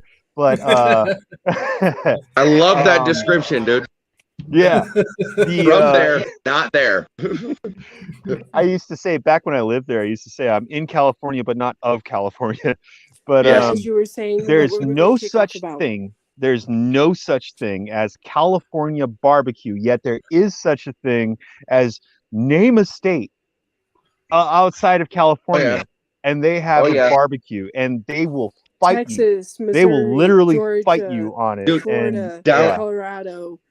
Down here, we Missouri. have barbecue that where like Mississippi. all these dudes will pull their smokers up into a field, and people will gather in pickup trucks and literally just come eat pit barbecue from like 6 different dudes, rate it, the whole 9 yards. They will have like a random smoke off, dude. It's crazy. Yeah. Okay, Josh, we need Yeah. to have you make it because you're from Florida and you're down in the boonies. You need to make Stein some gator. yeah, gator God. barbecue. I'll eat Now it. listen, fried gator tail when it's deep, when I cornbread it and fry it, comes out really fucking good, man. Cornbreaded. Yes. I That can make sounds my own amazing, cornbread, dude. thank you. I Yeah. don't know how to like make I it, and don't then like make the it beer gator. battered gator tail. I like the corn batter fried gator tail because it takes the fishiness away from it. Huh. That's why you need to soak it It in really milk. helps. I actually Yeah. like the fishiness. I know I'm weird, but I actually A little bit. Yeah. Bit. You like to be Yeah. able to tell what you're eating. You know what I You mean? Right. also need to get Like, him fried. I don't want everything to rattlesnake. taste like chicken. What about Now, fried rattlesnake- y'all? What about fried Rattle- rattlesnake? You The can't go best wrong. I've ever had rattlesnake was jerky, and it actually was really good. Yep, It same tastes here. like chicken. It tastes like chicken. Well, Oh, I've Rattlesnake- is different. Rattlesnake jerky is really similar to pork jerky. That's how I related it. I I've had expected frog it to be before. much tougher. Well, I've had yeah, frog you're before. much Frog- closer to frog France is than just- us. Of course you have. Oh, I had it Yeah. in China actually. What? I had it in China, and I You bought. have a vagina? No, I. I bought it in China. God. I knew it. No. I knew it. No, I knew it. Arnie, you of all people. I missed it. No, you're totally intersex, dear. That's what the problem is. Live and let live and all, but I mean, how long have we known each other, bro? Like 3 years, man. You couldn't tell me. I'm gonna show you right now. Happy birthday, man. Oh man, this turned just to a dick measuring context. Okay, boys, you're lay on the table, get the ruler. Sorry. We'll see That's we on got an Rumble. Audi, but you got That's on Rumble, not on YouTube. But you got to tell us what you actually said now, because I'm so curious. I said I had it in China. I've been to China. Yeah, I've been to China and I've had a frog in China. Oh God. That is so different than the original thing, dude. when a Dutchman enunciates, it's an entirely different conversation. Isn't that weird? Oh. I love you guys. Sure, how about the World Yeah. Economic Forum? This is what happens when a female is trapped amongst men. Oh, But it's a good thing I'm part of the dudes. Yeah, man. You know, you gotta admit, at least you laugh a lot. Yeah. Oh, oh, There's nobody I ever heard say, you know what, I actually did die laughing. You know, so. I died. Oh, there was one actually. There was one. There was this Greek dude, Yeah. Greek philosopher or whatever. He actually died laughing because he was like feeding a donkey like very expensive wine or something, and he just thought that was so fucking hilarious. He quite literally died laughing. All right, look, dude, like Caligula. all of you would do. Caligula makes his horse the general of the army as a troll. I don't know what it was with Romans and Greeks and trolling people, dude. But like, who puts their horse at the highest level of office in the fucking Senate? I mean, that's fucking crazy, dude. It's just Caligula. So Always you guys are remind me gonna is- love this. oh man. You're gonna love this in Colorado. In the small towns, they actually have on their ballots, because I've seen it because of someone I dated. On their ballots, they actually have animals as people for mayor. They had a wolf, they've had a bear, they've had a snake, they've had a tarantula. In all fairness, it's better than some of the human alternatives. Yeah, that's probably right. I mean, in some cases, inaction is better than what the fuck they were doing. So, whatever. Especially in Colorado. I left that place as quick as we could. It took some years, but the we got thing out. is, if I back when I was my son's age and younger, I grew up with cows at the back of my fence. Oh, That's how I grew up. That's how That's southern, cool. how country That's how you I should was. grow up. And as I grew older, and Stein and I have been together, he can tell you my back fence is covered in houses now, and it's disgusting. No, Yeah. There's areas like we live in an area that 15 years ago it had a population of under 100,000 for a fairly big county, right? So I mean, the people weren't. There were areas where they were stacked on top of each other, but never like three, 4-story buildings. Sorry. Right? But now they're putting. Came out. Sorry. They're putting so many new houses in our area, and just like overpopulating the shit out of it that it's changing before our eyes. And that's like it is here. And then, we do have the military here. I'm not going to say what town, but y'all can gather. We have all kinds of military here, and it's ridiculous because there's only two options. It's just ridiculous because like people are moving every 2 years. So why are they still building like crazy out here? That's what I don't understand is people transfer to a new base every 2 years. down here, these houses that are being built, they're building entire subdivisions with 400 houses in it, and only 3 of them are sold because the government is subsidizing the builders to build them, right? Then JP Morgan Chase and a couple of the other banks said that all of the loans they're giving, all the loans they're giving out this year will be to 90% of it will be to POC, right? So you already know right off rip, the government has agreed to subsidize these homes. They're doing an alternative to Section 8. Now they're buying the family a piece of property. Give it to your kid. Don't ask us for another thing. You know what I mean? That's why you move to a place where it's difficult to live. Where I like your background though, Sarcastic Warlock. I don't know if that's like your backyard or no, that's my backyard. Can I move up there? Where I live. Can I have a tiny home on there?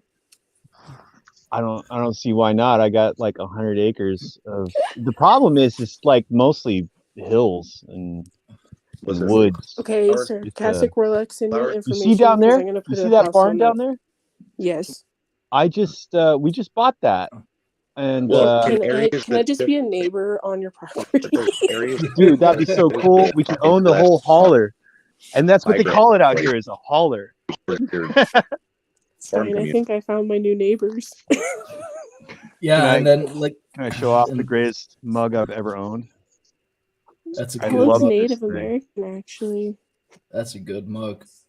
It's beautiful. It It's got like native. 16 different woods. Is it Like mine native? better. No, That's a better mug. That looks native. But yes, you have a new neighbor. Sorry, It's native Stein. to me. I'm gonna move where Sarcastic Warlock is for a while. Mine just looks more affordable. His mug looks fancy schmancy. well, my mug's the one that you like buy one of. Yes. You just get Yeah. the one, and Yeah. that's it. This is my one mug. Yeah, you're not rocking a whole set of them hanging from the hooks and No, all that. you just Why kind are of you hope to guys God you calling never me drop it. out? Why are you calling out Fire Fate? What did I do to you? God. Is the chat being hilarious? Oh, I'm I talking don't about have you my two. eyes on the chat. No, I'm it's talking about just, you two. Stein knows I have kind of the collection of mugs. yeah. And I have like 2 mugs I use and 1 I drink out of, and that's Yes, and you it's have a pretty pink much one that I have you drink out of on special occasions like my birthday. yeah. I do have a collection of mugs because And a you pink know one that I have you use too. yes indeed. darling. I You do sure have you a guys pretty. are already married? You got the perfect like, oh my God, my wife eye roll is perfect. Oh, Yeah, he's had it down They- since day one, so I'm kind of They're used to it. they're now. they're married in every essence of the word. They're married. There you go. I mean we do. Well, we did like, talk we about details figure about like a it married today. couple. You know? We did talk about details today. Yeah, you know what, hey, honey, especially for you, and What? I mean, I'll grab the pink mug. I'll show the boys, okay, just for you. Yay! You owe me. I owe you shit. Well, I'm going to revert back to Sarcastic's previous statement. He's going to What get did I a pink say? mug. This is my favorite mug. This is my favorite mug, and you guys can understand why, because look how tiny it looks in his hand. You're not showing anything, honey, but okay. No, I'm talking about your mug, the pink one. Oh yeah, she actually like there is this beer, Chouf La Chouf. I mentioned it briefly. It's really good beer. It's Belgian beer. It's really good, and she made me. I mean, I gave her a choice. I pointed the camera of my phone at my cupboard and told her, okay, like you can choose the mug. Okay, the pink one. She made me drink good Belgian beer out of this mug. Oh my God. It's I'm because reverting I back to have one in Sarcastic's my previous mug. statement again. Stein, you just showed everybody your vagina. I'm sorry, dude. We And I call it have birthday picture proof, hazing, you know? too. Like I don't know what else to say. I have picture proof. We love of you, it, brother. too. I have picture proof of it too. Yeah, I've seen it in sure. the tribe. Yeah. Oh, Fuck yeah, you have actually. Look, Stein, since it's your birthday, and we've been having a little celebratory libations. I would like to be the first to say with my mouth hole rather than my finger holes, happy birthday. And I am so glad you're alive. I just am so grateful that you were born. And He's I the think youngin' that, of the chat. Sorry. yeah, just for Oh, yeah. for the for what you brought to the table. I am very Absolutely. grateful. You And created thank you for that. a piece of culture. No, you guys have to get it straight. The girl had in part of this. It was not just him. I Oh, had for a the part mug. in this You're too. going back to the mug. No, No, I'm like talking about just the like whole the thing. the whole tribe was like, it was also thanks to Fire Fade that the tribe Is exists. this a thing you guys want to go into? Because like I don't if you have a video you want to highlight of how the tribe began and That's the post thing that. with my anomaly. I don't But have a I video don't of it. I mean, I did I did like just a audio podcast about it, and I believe I have like explained it on Okay, so multiple You don't have to go shush into for a it. minute. Shush for a minute, Fox. Oh, yes. Shush. Yes, dear. So basically, Stein and I Yes, were dear. on a Facebook group called HOH. Heathens of Oath and Honor. And he Nice. was a mod when we first started being together, and then Of course, a man of power at all times. he was an admin, and I'm a witch, but I don't call myself Wiccan. And Good. Good. I'm an old-timey witch, so that's who I am. Yeah. But Stein mentioned to the group, hey, Keely's kind of, or I shouldn't say my real name. Sorry, y'all. Firefay. That was my goof. Firefay. She just doxed herself. Shut up, Noggle. I know you will. So we You're can tiny but fierce. bleep that out. We can bleep that out. Okay, guys, we Oh, can sure. bleep that out. No one heard it. Hold on. What's that thing up there say? That there's a little red counter with time going next to it. It says live. We can bleep it out. I was actually I caught looking, myself man. before I said the I don't know full where thing. I am on you guys' screens, but on mine, I'm pointing right at the live ticker. Anyways, so I mentioned to him that maybe you should talk to the Jarl of that group and the other admins, because I'm working closely with the other admin, if I could come on as a mod and to kind of evolve it and introduce, witches, because I brought a lot of my friends in that were witches, like a lot. Yeah. And they basically told him to control me better and that they couldn't try controlling me. Yeah, right. Here's a lasso. Go catch that tornado. Right? Yeah. Basically. No. You just need a lasso and a hat and you can ride it. Put a leash on that rabid Fae. Honey, don't give me any ideas though. Shush. And so when he told me that he needs to control me better, I was just like, good luck. Right. Yeah, because it got really bad, because the thing is, the Jarl of that group was very power hungry. And any idea that I had, Jarls are. Not this one. No, he was leading by Roman example, leading by title, not by example. Oh, yeah. Geez. Okay. His wife didn't even have a say in the group, and she was basically. This is not a Germanic principle, I can assure you. She didn't even have the title as a fruit. She was basically the whole his group. Wife. The whole group. They named themselves Heathens of Oath and Honor, and Firefay was trying to go, more with the witchy side and all, and getting some witchy people in, because, hey, that's heathen related, that's pagan related, and all of that. And sounds more trad fash. Oh yeah, man. Like I try to. What up, Raven? Raven. Yo, Oh, yo. wow. Oh, dude, I left my CIA glasses inside. I should have grabbed Josh, those. you need to go get your God wife so I'm not alone. I'm too surrounded by too many men. Can you go get Sarah, please? Tending. I keep You know what? telling I'm gonna go grab he's- those. I'll be right back. He's tending my youngin right now. We can match. It's a big new I need precision another look, female in ladies here. and gentlemen. I'm surrounded by too many men. Well, this is the thing. I've told people time and again, and I was assured these actually looked okay on me.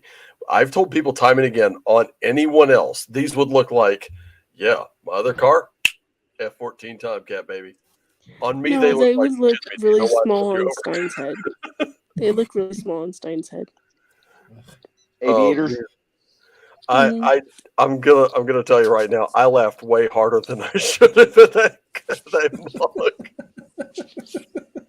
Oh well, thanks, dude. Sarcastic Look, warlock happy gets back. birthday. I So we couldn't can help finish the it. story. I saw that thing and I was like, part of me was like, that's probably the most Dutch thing I've ever seen next to kids on bike. The other part of me was like, oh my God, that's fucking pink. Yeah. I know Like it 7 is. shades of it. Oh man. Oh my goodness, that was great. It's 4:20 and I show up. Wait, 4:20 where? My time. Oh my goodness, yeah. Because I Of got course, a Yeah, that yeah. time. I got a Let me midnight see. 20 here. Yeah, it's 6:20 here. Yep, that's pretty much where it is. What it is where I am.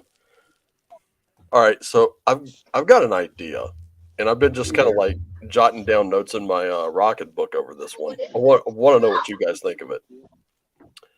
Old What West, person you want to vote? you got a colossal territory, has 9 different towns in it. On where?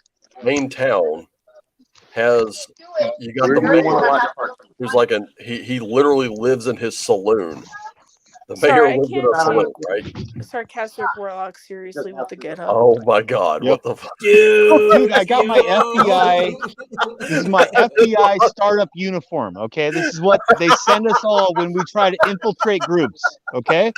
Yo, dude, the whole screen just, bro, the whole screen is just glowing right now, you know? Right? No.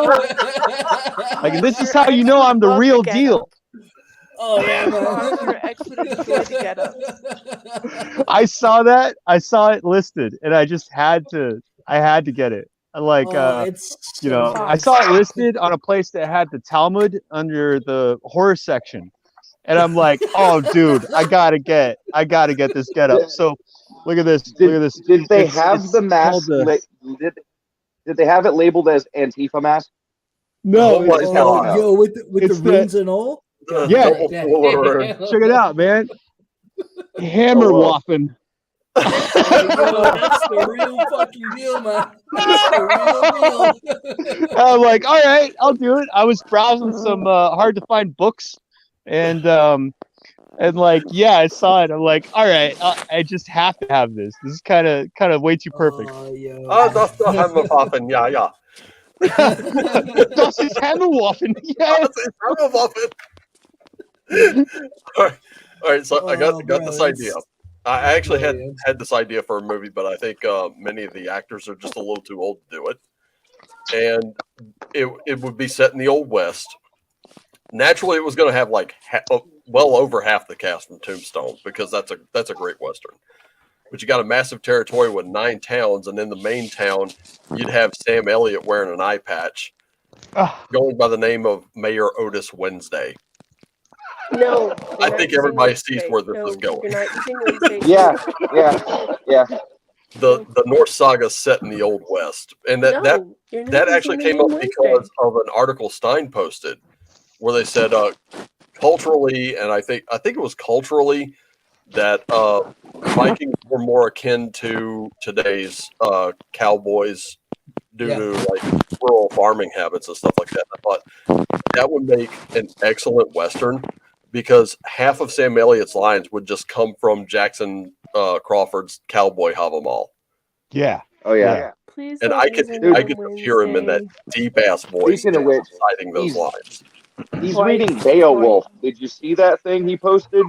him and somebody else are doing like a back and forth reading of Beowulf, Jackson Crawford. No. Dude, it looked amazing. Yeah, I was just commenting on it on YouTube. I seen the plug he did for it. Oh, I got to see that. I was such a Jackson Crawford fan, and then I found out that dude hates magic. He's like so anti all things magical. And yeah, he's very, very by the literal word. I mean, the thing is, I can understand that because he's coming from a scholar perspective, not a faith perspective. Yep, absolutely. He's strictly into the linguistic of it. Like that's what he studies. Which is he's brilliant, by the way. Yeah, I mean, if you want to get back to the root of something, that's the only way to do it. Yeah, I mean, his language studies absolutely show. So I totally like, if I don't know what faith he follows, and quite frankly, it's none of my business. So if magic is not his thing, if divination is not his thing, I totally understand. It's not for everybody. Yeah. So he's survived Jive without. Speaking of Jackson Crawford, my wife brought me my Jackson Crawford hat, complete with raven feather. Where did you pick that up? Because that's a sweet fucking hat. I had a Ren fair, oddly enough, and shut up, seriously. A lot of good leather goods there, man. Yeah, a lot of handmade leather goods. Boys, I have to put my phone on the charger. I will be back. Yeah, I just got the same notification from my phone. So I did this. I'm gonna leave on the inside, sealed it in blood on the internal. So I burned it in and sealed it with blood. And, nice. And it's my magical protection hat, and I literally never leave home without it. That's cool. I always said I won't be caught dead without that hat. I do have an item that I never leave home without. It's something my sister bought me, right? No, seriously, like I carry this fucking thing everywhere I go, right? I have a fucking double-sided battle axe that I literally fucking carry everywhere I go. Hell yeah, man, that's so cool. You say you're in Florida? I keep this. I could shave a gnat with this thing, dude. Dude, that's so cool. That's carbon steel, right? Yeah. My sister saw it and was like, you know what? This dude was hammering them out somewhere. He was taking like lawnmower blades and different other steel and just beating it out in front of an audience and making different things. And she saw some of the stuff hanging on the wall and was like, I want that. So I got it. You can still see the hammer marks and the steel and everything. He finished it with like a black powder coating, but it's still got the hammer marks and everything. Dude, it's lovely. That's awesome. I don't have mine handy at all, but have you ever heard of Sage Blades? Sage Blades, if you hear this, feel free to sponsor the channel. I have already sent loads of people your way. But the dude did all the knives for, like, he did Loki's knives in the Marvel movies. He did the razor blades for Joker in the lesser Joker movies. But yeah. So he had these things, just incredible work. And he's the kind of guy that sells his stuff so well and so fast that you go to his website and like he makes like 1-2 pieces at a time, and it goes up and then it's gone. And so you gotta kind of be quick when you spot it. But like, man, that guy does some amazing work. And I've got this one that looks like it looks like the handle looks like a bone, and then it's like a black bone that the blade part is shaved into a knife with a curve, and it's like really rad knife. And yeah, super cool. I've always had a thing for blades. I don't know why. Ever since I was a little kid, like I like guns and I can shoot really fucking well. I'm a great hunter. I know how to track pigs. I can find where they're going to be morning, noon, and night. Know what time of day I'm hunting them. You know what I mean? And be in that area. I always loved knives, dude. My favorite. Well, you can't cut a tag off a jacket with a gun. Right. Check this out. My favorite times of pig hunting, dude, I ever went. my buddy looks at me one day and goes, "We're going pig hunting." I'm like, "All right." I said, "What are we bringing?" He goes, 6 feet of rope and a knife. And I was like, "Fuck it, let's go." Dude, I'm not kidding you. We got out in the woods, started walking a trail. We separated, backed this pig into a corner. He roped its back leg, flipped the motherfucker over. He was like, "Cut its throat." Wham! I fucking cut its throat. We went pig hunting with 6 feet of rope and a knife, dude. Like, what did that feel like? Did you like orgasm while you were? The most savage moment I've ever had. I literally jumped on a 300-pound pig with my homeboy holding its back legs, and it had cutters the size of my fucking thumbs, right? And stuck a knife in its fucking jugular while it was laying down sideways on the ground. So I got sprayed. So it was literally the most savage moment of my entire life. Right. I've hunted pigs. I've hunted pigs several times before, never like that. People have died going out with spears. You know, yes. You went with rope and a knife. That's you like proved your point, man. Yeah, you just gotta. Hey, listen. What? And this is what I learned. Once you get a hold of a pig's back legs, it can't turn around to bite you. I'm just saying. Right. True. I learned a lesson that day. I watched him. He roped one back leg, and that's all it took. Boom. He yanked the pig backwards, grabbed its other back leg, wrapped him up. Get him. Get him. Done. It's like old people's chihuahuas. I was a vet tech. Now the problem was we walked all the way out like fucking 2.5 miles into the woods, and it was me and him. So we had a 300-pound pig that we then had to field dress, split in half, and each carry 150 pounds of pork out of the woods on our shoulders. Dude, so, that badass. It was a fun hunt trip. I prefer dog hunting, you know what I mean? But yeah, it was fun. I got to say it was one of those moments in my life I'm glad to say I fucking did it. Yeah, man, and survived. That's super cool. Well, I mean, we did have sidearms, but we were intent on not using them. So 6 feet of rope. We did it. Damn. You know what? To be honest, I don't think if we didn't have sidearms, we would have had the confidence to do it. You know what I mean? Because you're carrying a fucking. I got a Desert Eagle 44 at the time. You know what I mean? Whoa. I'm laying that pig down sideways with that fucking thing. So it was always in my head that if this starts to go south, I have it under control. So, I mean, it was one of those situations that I think that gave us the bit of confidence that we needed to go do it. Man, that's awesome. I got to admit, that would have been a freaky fucking thing to do without one. Man, I got lost in the woods. I've got like 100 acres now, close to it.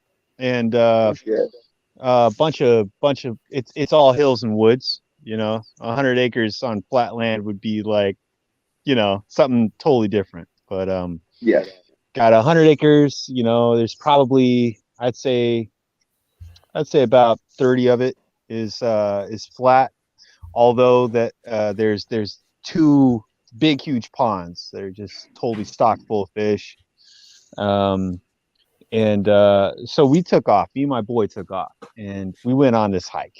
And we didn't plan on being gone, right? Like, so I didn't bring a gun, didn't bring a knife, didn't bring anything. I was just out working on the sidelines, and he comes out, and I'm like, "Hey, you wanna go explore a little bit? Because it's always fun, you know." And absolutely. The shoes on, and I have I would have liked better boots, but you know, we're ready to go and took off. And I figured we were just going to make this quick little loop. And I thought I knew the trails on my own property. I thought I knew my own property well enough that I wouldn't get lost on my own property. And so we loop around, and we wind up like taking this like 2-hour long crazy hike. And where I live, there's no phone reception. You got to get to the top of the hill to be able to get a text message. So like, you know, once I realized that like we're fucking lost, make it to the top of the hill and send a message to my wife like, "Hey, we're on our way. I just got GPS back. You know, like I know what direction to go, but you know, we'll see." Because, you know, like knowing what direction to go doesn't necessarily imply you can get there easily. You know, correct. So yeah, we do this whole trek, and what a trooper That kid was. Like, I was so impressed. No complaints, no nothing. We would get to the top of a hill, huffing and puffing. We must have gone up and down at least 4 hills. The way that we wound up going, and like through brambles and loads of stuff. Luckily, it's fall, and so things aren't or winter. Yeah. So things aren't all grown out. Yeah, but sometimes there was a couple or one particular part where it was just solid brambles, and we just trekked through it, and we wound up all cut up, and it was great. Kid didn't complain one bit. What a little badass. It was the coolest moment. Just watching him enjoy being lost with me in the woods, and neither one of us had weapons. So it was I'm sitting there going I'm not going to point out the fact that I didn't bring a gun, and I really, really should have brought a gun. Because we got wolves and bears and all sorts of stuff, bobcats and mountain lions. It's just the list of stuff. I do like about Florida is the list of predators on land is low. You know what I mean? You've got a couple venomous snakes, but for the most part, they're not really abundant. And the panther, and the panthers are literally the only land predator that you'd have to worry about. And if you've got more than one person, you really don't. Right. I mean, a panther is not going to attack 2 people. Don't even try. Yeah. Mm-hmm. Yeah. Out where here, I came from, all coyotes and not really much else. I want to say maybe some bobcats, because I mean, Southwest Louisiana and Southeast Texas. I think the biggest thing we had to worry about was mostly just venomous snakes, and I actually told I told this story before, but what sparked my phobia of snakes was little kid playing t-ball.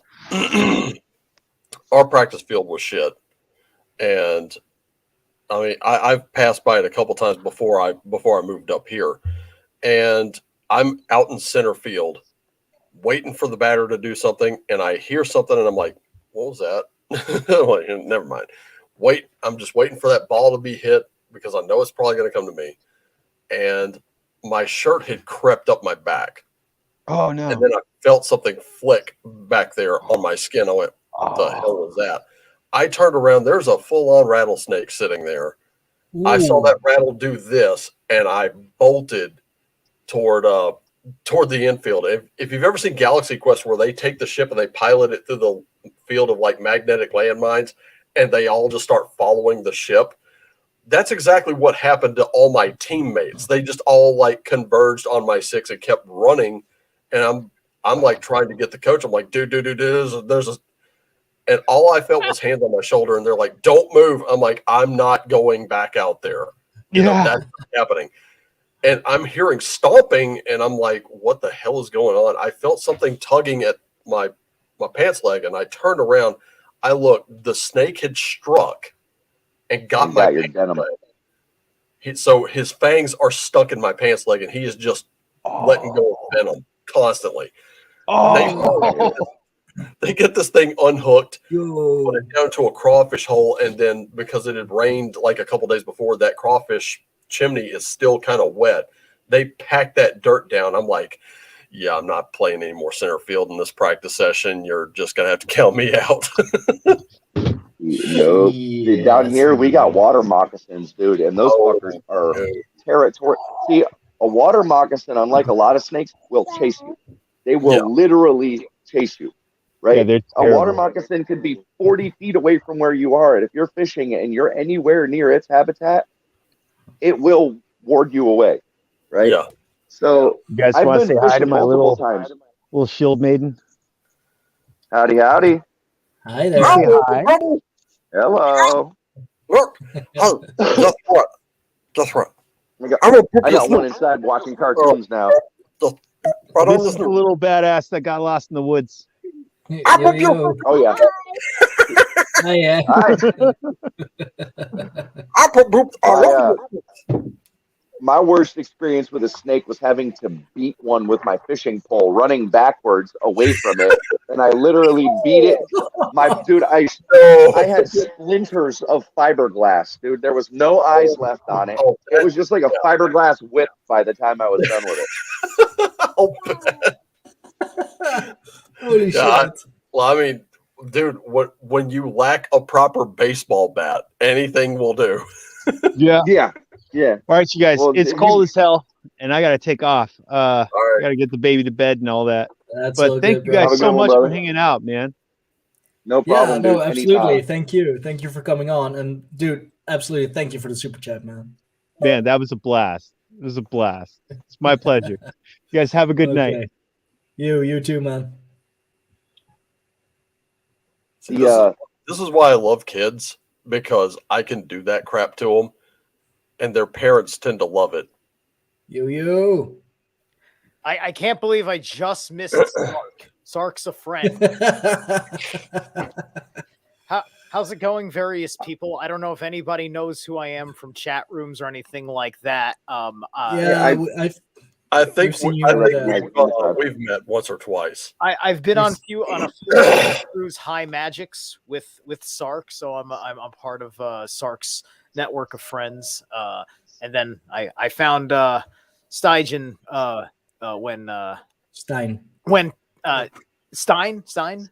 Yeah. Yes. My bad. I'm bad. I'm terrible. When it's Tino, okay. I mean, Tino went on his show and did it in a language I didn't understand, but I was just like, all right, he still seems legit. I mean, you're only like the fifth to butcher my name in about the exact same way. Right. It's an American thing. The J just means something totally different to us. like they say in Django Unchained. 50 chance one letter silent. Pronounced J or Y. So that's the way it is with the letter J, man. Yeah, you get your Y's and J's mixed up. Yes, you do. Yes. I think that was a Hispanic comic doing that bit. He was like, okay, come on, Spanish people. You get your J's and Y's sounds mixed up. Yes, you do. I remember when I worked in a music store and somebody was looking for Yamahas, and my brain needed a second to realize he was speaking with an accent and he wanted a Yamaha speaker system. I was like, oh, Yamaha. Oh. That's like the jalapeno. It's like jalapeno flavored everything down here. We got jalapeno flavored Cheetos. Yeah, jalapeno, man. But, like, yeah, you know how many times I've heard people say, "Let me get some of that jalapeno jelly." Like, what did you just say to me, bro? Jalapeno jelly? Even here in the Netherlands, we have that with some things. You know, like for example, the word tattoo. They'll pronounce it quite literally, and it becomes toto. Because that's for us. That's how we pronounce it. Like the double T makes the A instead of a long A makes it a short one. So and then double O. Yo, sweet Toto. What now? You mean my tattoo? Yeah, it's pretty cool. You what, mate? Universal language. Oh yeah. I like the British English, they don't pronounce their T. They just drink it. Yes. You what, mate? Yeah, I have to. Forbidden in Boston. I have to go tend to the battery signal at the top of my phone, dude. It's flashing an exclamation point at me, guys. All right. I will catch you guys later. See you in the tribe. Keep the old gods alive. And Stein, happy birthday, brother. Thank you, Raven. Thank you. I'll catch you around, man. See ya. Yeah, no, man, even here in the Netherlands, you have just terrible accents. I mean, I can go to The Hague, which is if I take the train, that's 10 minutes from here, and the way they pronounce things is vastly different. Just vastly different. They speak very much from the back of their throat. So, for example, Harry becomes Horry, and the R it becomes a G, or they just don't pronounce it. Like there is this comedian from The Hague, Harry Jekkers, and if you would pronounce his name with a like how they do it in The Hague, it's Harry Jekkers. So it's just here in the Netherlands, it's terrible. Right. It's like in the pagan metal scene. Like is it Elevetti or Alluviette or like Elevatie. Yeah, exactly. What is it? I don't know. I've just seen them 10 times in concert. Leave me alone. You've seen them 10 times in concert, and they didn't have a hype man come out before their show. Know, right? I needed them to have like on the big cyber phonetic pronunciation on top. Right? Yeah, right. Oh man, like I've been listening to you that. have to get a Gaelic lesson before every show. Yeah, but they're Swiss, so that's like I believe they're Swiss, like Swiss Italian. They're, so that's Swiss, but they're Celtic. They're like a Celt Swiss. And yeah, there are legitimate Celts in Switzerland. Like there's a Celtic migration. Like there are Celts. Oh yeah, I mean the Gauls are basically the Celts, and well, I'm French, part French. So there you go. Oh really? Okay. Yes, my grandmother on my father's side is French, and my grandfather's Scottish. So my family name is Purdy, so that means I'm a Norman. Although I don't know what my pagan family name is, but that's my Latin family name. I thought that combination would make you Welsh. Would it? I don't know. I look. That's what I understand. Purdy, Perdeus, and that's Norman Scottish. Purdue, perhaps, or like if you want to go a bit closest to Pardee, which is Pardee, is my understanding of the etymology of it. Either way, it's Latin, and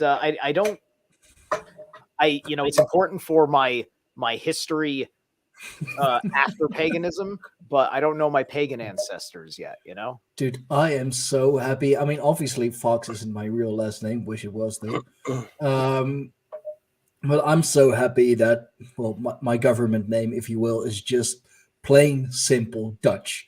Like there is, if you're from the Netherlands or just any area like Germany, Belgium, whatever, there is no fucking way to mispronounce it because it's so fucking basic, and I'm so happy about that. Are you like the Smith of Holland? No, not even. No, that would be Janssen or Johnson, if you will. I guess that's where would there be a difference in pronunciation of like Eddie Van Halen's last name? Yeah, we would say Van Halen. Van Halen. Oh, okay. I didn't know that. Like I was kind of blown away. Like I didn't know he was from the Netherlands until I want to say I was probably about 17 or 18. Yeah, like, I always just assumed from seeing his interviews and seeing how it was. I always assumed he and Alex were American, and as it turns out, that was not the case. And when I think I was about like 17 or 18 when I read in Guitar World magazine, he was like, when I grew up in the Netherlands, and I started smoking, drinking, and playing guitar at the age of 12, and I'm like, at the age of 12. Kind of depending on where you live. And how you live. Sure. And same with, for example, the I can think of a couple of things. The Bilderberg group. It's not Bilderberg. It's Bilderberg. Bilderberg. Okay, that makes sense. Yeah. Wait. Its proper pronunciation is Bilderberg. Really? Bilderberg. Berg. If only it was Bilderberg. Yeah, because a lot of people in the States they make the Bilderbergers of Build-A-Bear workshop, which I'm familiar. I'm familiar with it. You push your culture down everyone's throat. So. Not me. I don't have nothing to do with that. No, dude. No. Well, same with for example the Vanderbilt family. Like now it's Vanderbilt, like it's a whole name, but I mean, guess when they were actually a Dutch family, it would be Van der Bilt. So 3 different Van der basically means from, they are from there. And the Bilt is a town near Utrecht, actually, near Utrecht, which is one of the biggest cities here in the Netherlands. It's in the economic triangle of Amsterdam, Rotterdam, Utrecht. Wow. Holy crap. Yeah, America has a huge Dutch history. I mean, we built America. New York used to be New Amsterdam. Like, and over the last several years, a lot of like old Dutch artifacts have been found and have been dug up. The whole Dutch history of New York is, rising back up.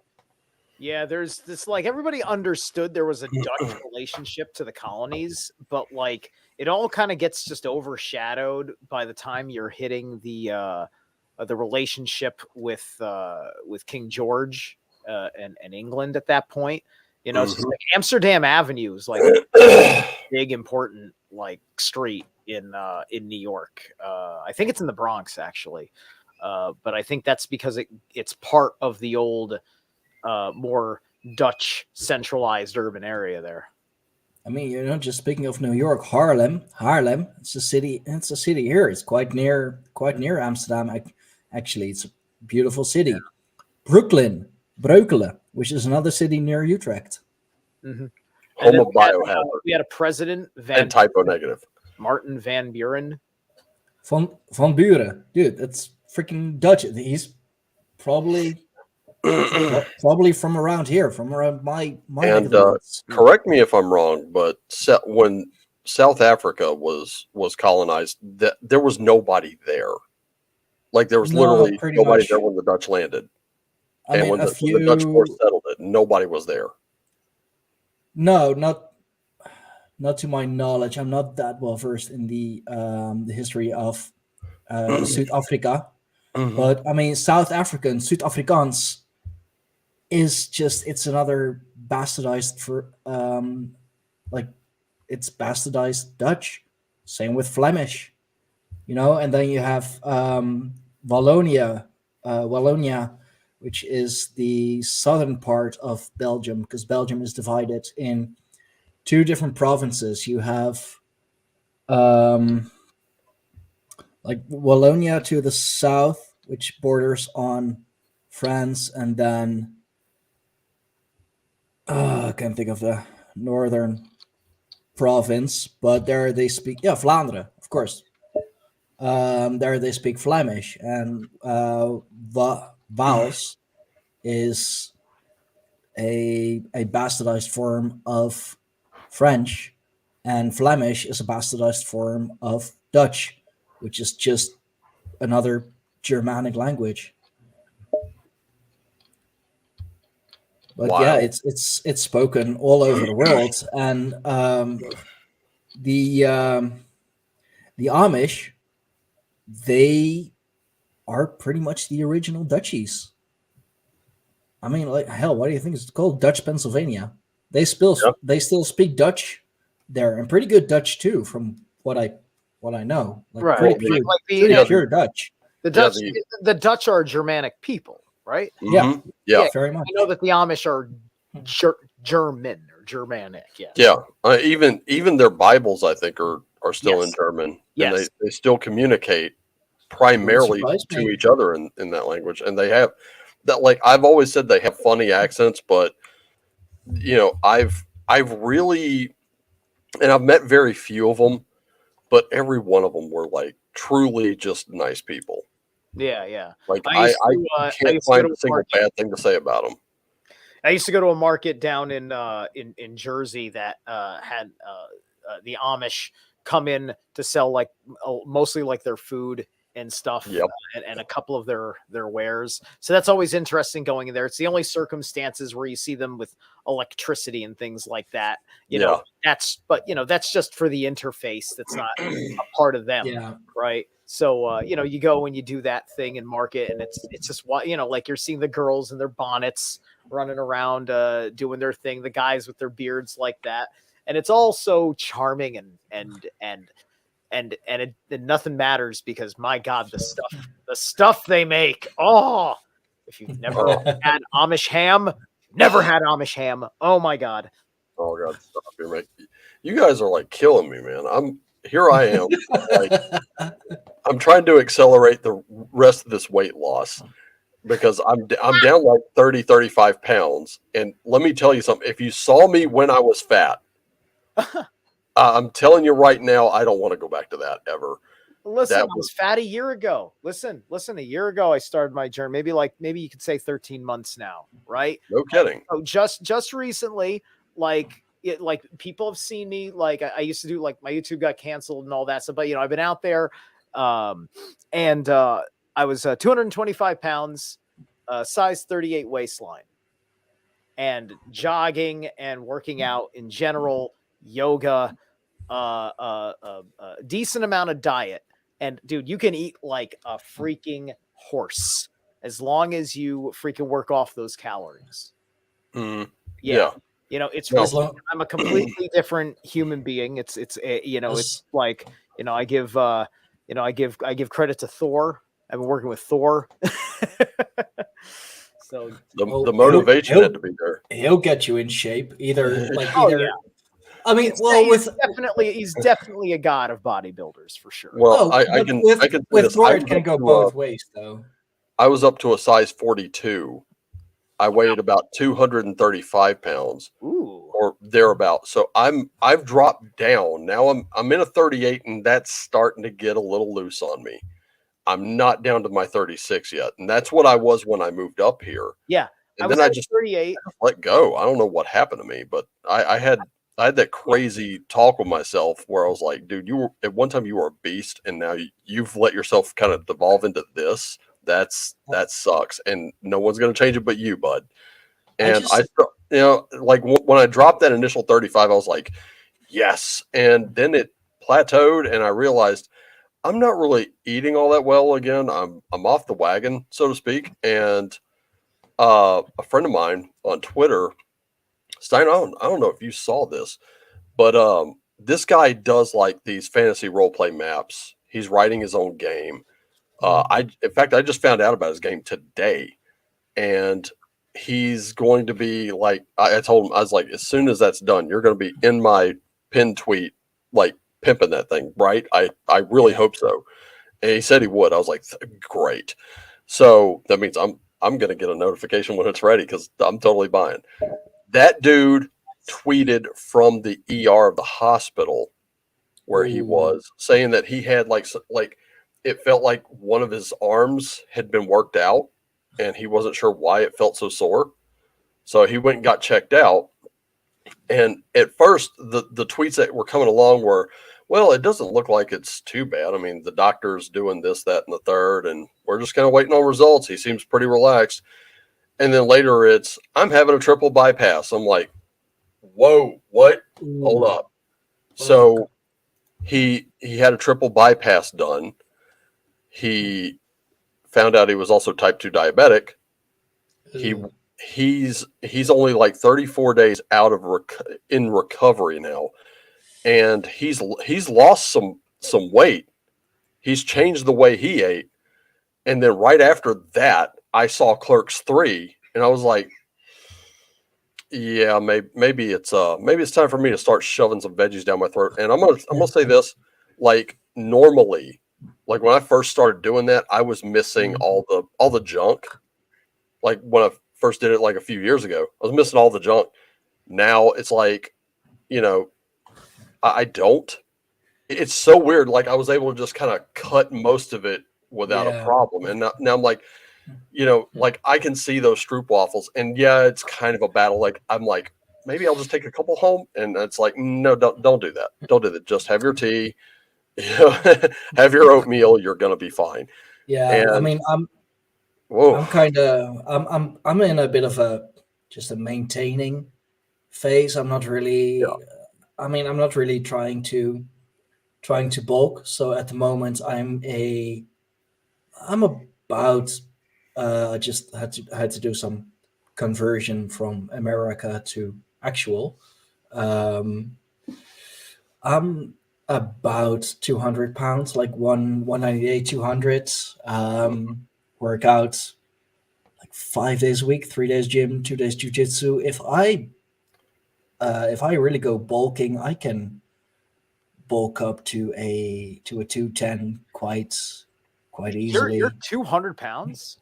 You don't look heavier How than tall me. are you? Like I said, I was 224. I'm 170 ish. That's what I'm trying to get down to. Yeah, I'm about 6 foot. you're about 6. Okay. All right, so I might be like 5'7", 5'9", somewhere in there. I'm 5'6". I'm built like a dwarf. I get picked on. That's okay. I've got a low center of gravity. I'll grapple you to the ground. Oh no, Actually, no, you won't, man. Actually, hang on a second. Hang on, because I'm gonna show everybody something, and your eyes are gonna bug out of your head when you see this. I'll be right back. Oh no, like I did some conversion math just on Brave real quick, and I'm about. I mean, like depending on the week, I'm like 204 ish. But yeah, 6 feet. Germanic, we get big. And like I said, just heavy lifting 3 days a week and jujitsu twice a week. And nice. I'm trying to maintain at the moment. I'm not even really looking to bulk. Like I had a 35 centimeter pizza just in diameter, so like 1.2 with pint and a half of beer just for dinner. I had get ready for this. I'm going to tell you right now, if you need barf bags, get them now because this is disgusting. And you, this is the old me, and I'm going to tell you right now, we have another copy of this where I work, and I've shown it to people, and they're like, I wouldn't have even recognized you, and I'm like, yeah, no kidding. And one girl said, I never thought you were ever going to be a bigger person. And I was like, bigger is one way to say it. The other way to say it is I was fucking fat. Oh, that is me. Yeah, you were a big guy. I was chunky, son. And we took this picture, and I was like, I'm looking at it, and it never really occurred to me just how bad it had gotten. And then one day that's when I looked at it, and I walked home completely depressed. I walked home. I was in a terrible head state at that time. I already had a bad day. And then I'm seeing that, and I'm like, oh fuck, what did I do? What have I done? And yeah, it was horrible. But now, I mean, you can't tell with this shirt on, but I've got this, oh,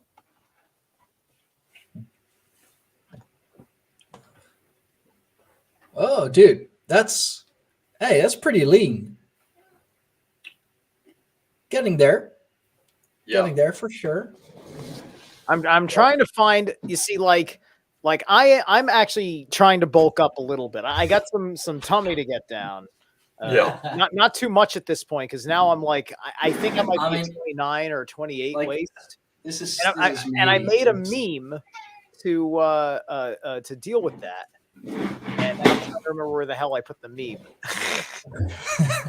But I've got all this. I've got it all stuffed in somewhere because, yep. Because the way I did it is it's a very funny meme because I make fun of myself, but now it comes off as cringy back then. Yeah. But then looking at me, where is it? Oh, there it is. Found it. Let me see. I can share screen. Jimmy, right? You tell him, Tim. Slide video, share screen. I just need to share screen. You tell him. Am I sharing? Yeah. There it is.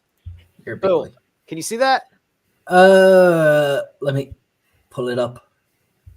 Ooh. Whoa. So that was me maybe about a year ago. I had just gotten on with it, and I looked at it and I said, I see what's going on here. And I was looking at how Hollywood was doing the fat Thor trend and all that shit.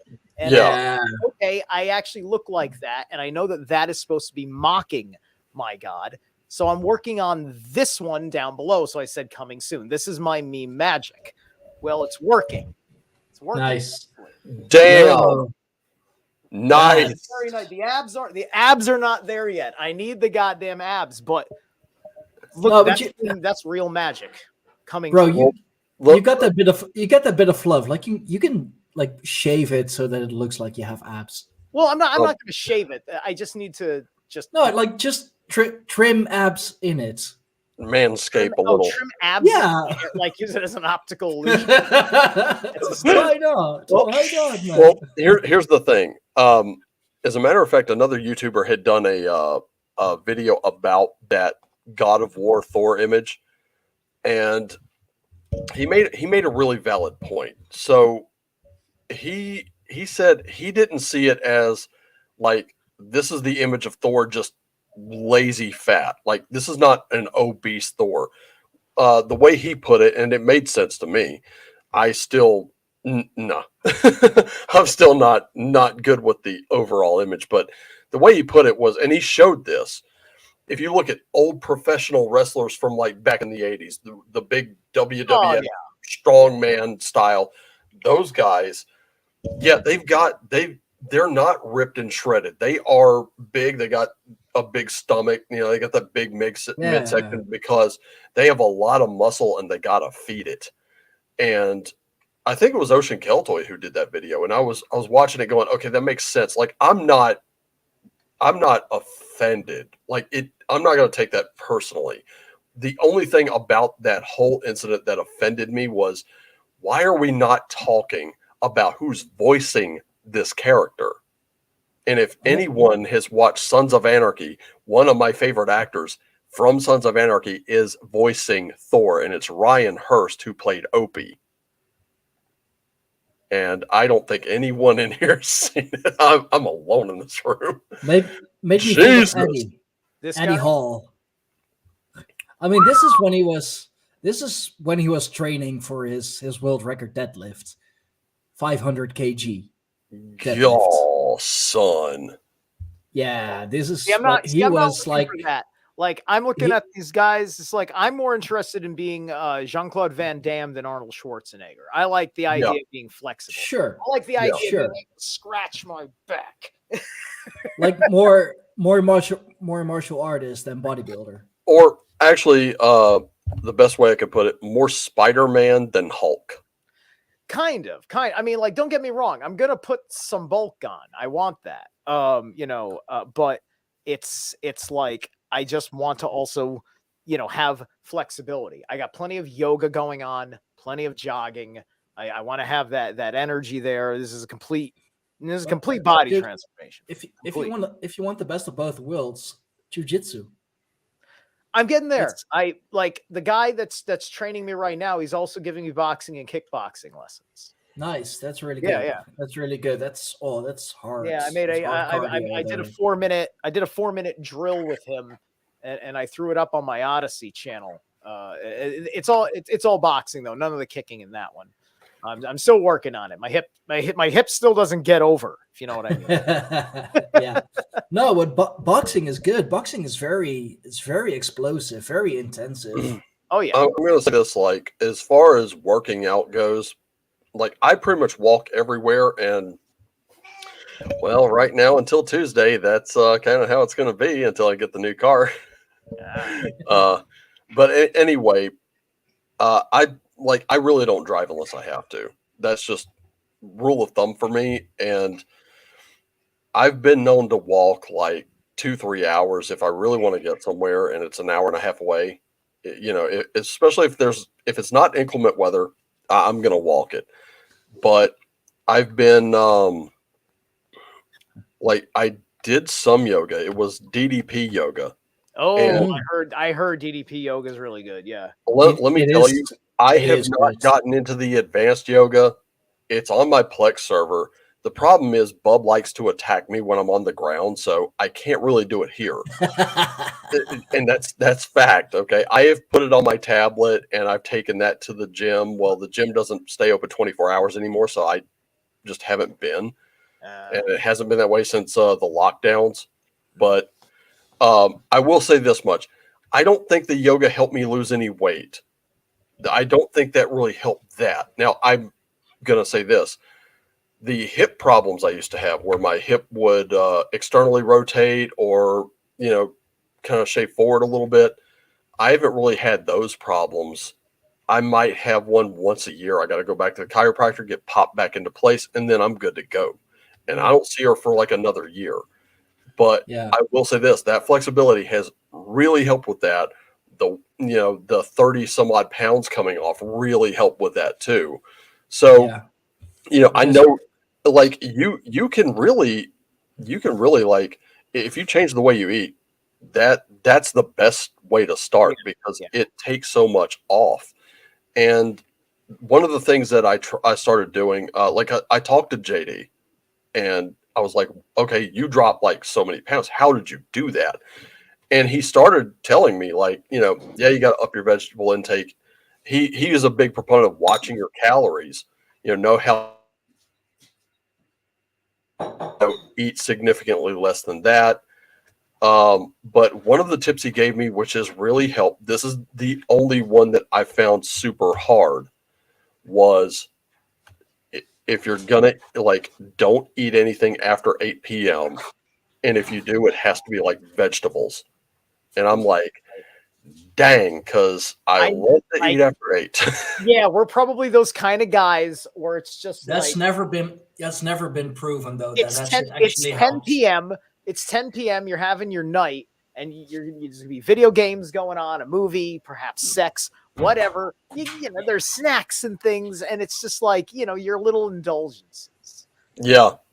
And at the end of the day, because you're putting in all this stuff before you go to sleep, and one of the real issues with that is that your body is producing digestive energy, right? So you have a hard time sleeping because your part of your energy body is going to be focused down in the lower half of your soul, in the lower self, in the gut centers of your energy. Well, it's going to be working on processing that food, and then you're also doing nothing to burn any calories of any of that, including just being in a waking state.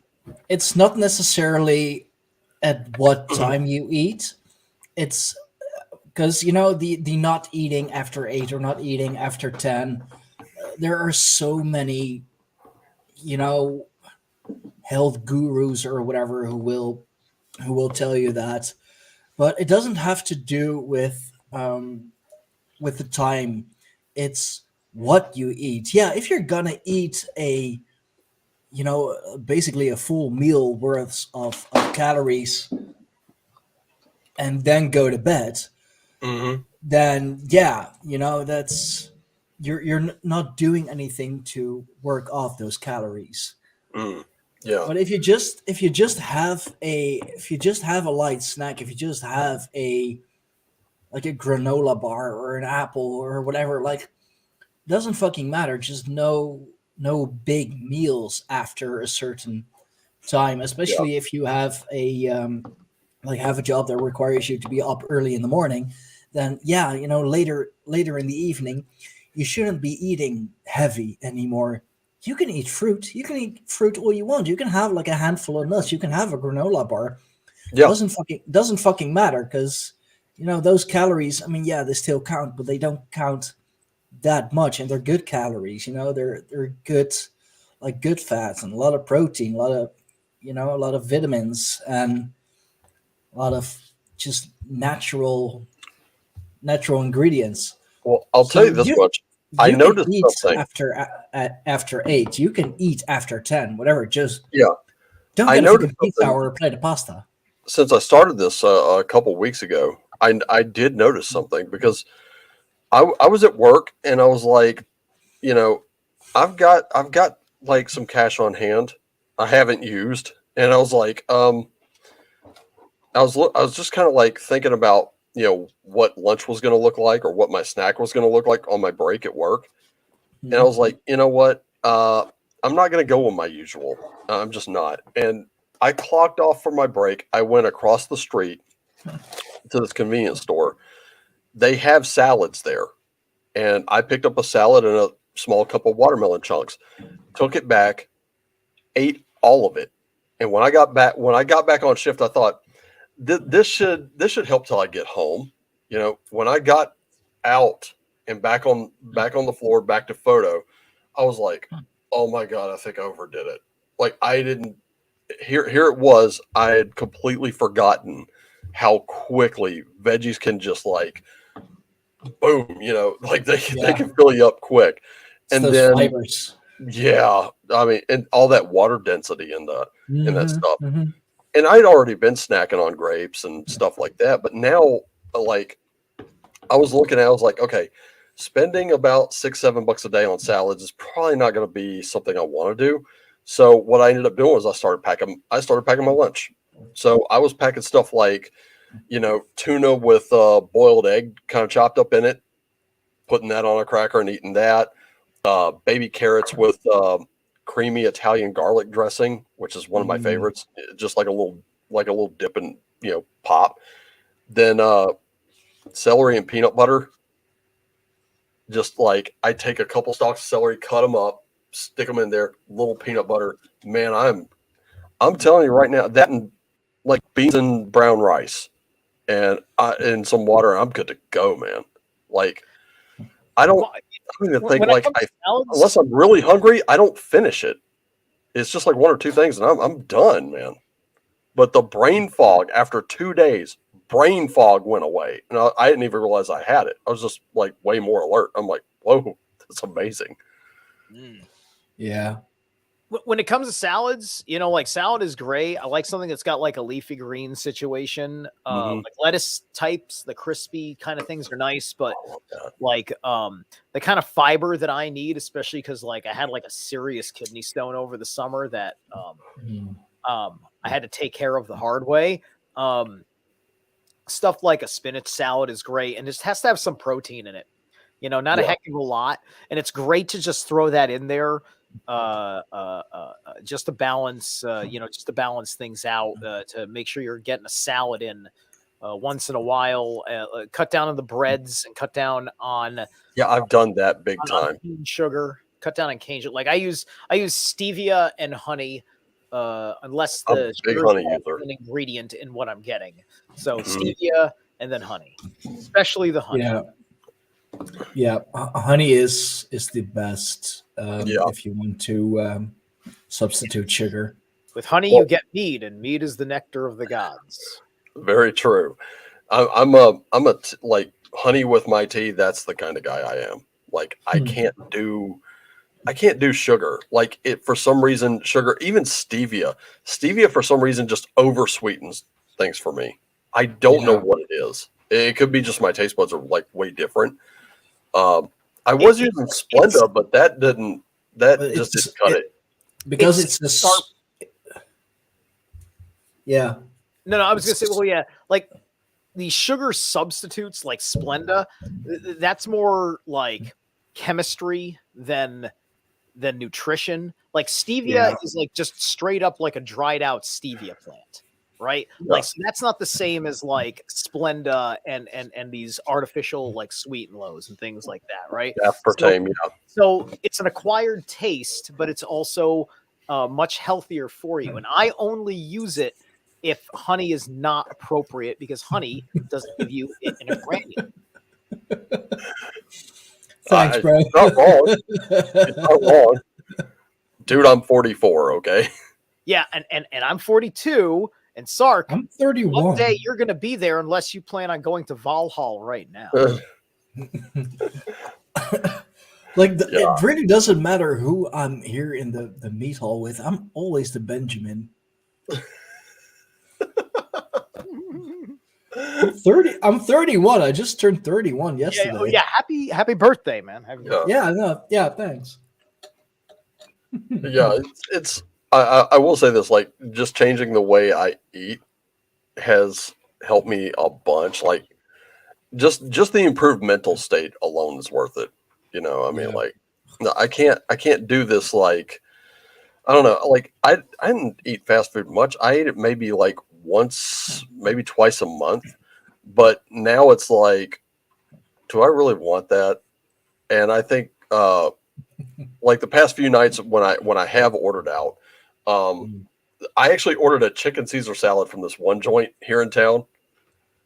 I'm going to tell you this much. That bowl was like about this big around, and it was about that deep. It was the biggest salad I've ever seen in my life. And I'm like, that still doesn't help. It's a salad, but it's still, you might as well have gone to Burger King, man. And I'm like looking at it. They sent me 2 cups of dressing. They had like I'm looking at it and I'm like, oh, I'm never going to finish this. Thank goodness the croutons were on the side. I did not even want those. I just drizzled the dressing on it. I didn't even use a full cup. That went away too, and I did eat every bit of it. It was really good, but man, I was like, jeez. Still a day's worth of calories in a fucking salad. But I've also had like the BLT wraps are really good. And that was a garlic and herb wrap that I had, which was amazing. And then I was like, I think it was like a few nights ago. I was like, let's try just a straight veggie wrap, and that's what I ordered. And when it came, I was like, oh boy, here we go. What do we got? I didn't even look to see what was in it. Bit into this thing, I'm chewing on it, and I'm like, what's that? It tastes good, but what is that meat in there? And I'm trying to identify it on site, and I can't. I eat half of this thing. I go to the menu. I look. That meat was mushrooms. They put mushrooms in there, and I was like, oh, okay. So they weren't. I thought maybe I got the wrong thing, but no. Like the mushrooms were.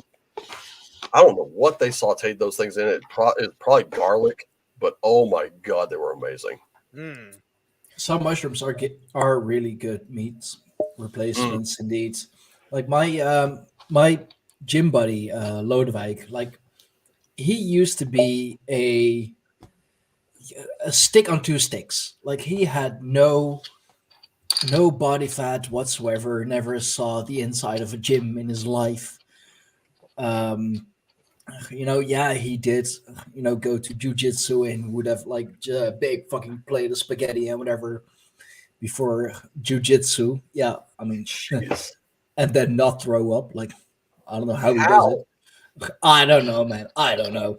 But he decided that, he was done just being skinny, like being skinny. Like that's my nickname for him, skinny. I mean, you've probably seen the videos in the tribe when I was, like first training with him. Wasn't he the one with like bad form doing the deadlift? Oh, yeah, you were like you were like, what is this guy doing? Yeah, and like looking at it, I'm like, he's gonna wreck his back. Squatting his deadlift and everything with a hollow back and but he started like I'm helping him with his training. I'm helping him. I'm guiding him. He is going good. He is doing well. He actually now, like, he has some mass. I mean, it's the newbie gains. Like the time he goes to the gym with me, like it's the first time in his life, and luckily he's still in his early 20s. But it's the first time in his life that he's actually going to the gym and doing weightlifting. Yeah. We finally found a good program, the IVSR program, 4x4x4x8. So we'll have 4x4, a heavy lift, 4x8, which is like 90% of your 4 reps. And then every third day, like it's a 3-day program. So we're going on Monday, Wednesday, Friday. Then every Friday we have 2 AMRAP exercises, as many reps as possible, which just always fucking kill him. But with the proper eating, not just ooh, lovely creature. I figured you'd like to talk about your familiar. I'd show off mine. This is Locke, and I kind of pissed him off to get him out of his cage. That's cool. My iguana. Hey, buddy. Oh, wait, okay. All I saw was the tail for a second. I was like, whoa. Yeah. No, it's an iguana. Yeah. Oh, nice. He's like, I don't care about that camera. I don't fucking care. Let me go. No, but Lodewijk is actually starting to put on some mass. He's not.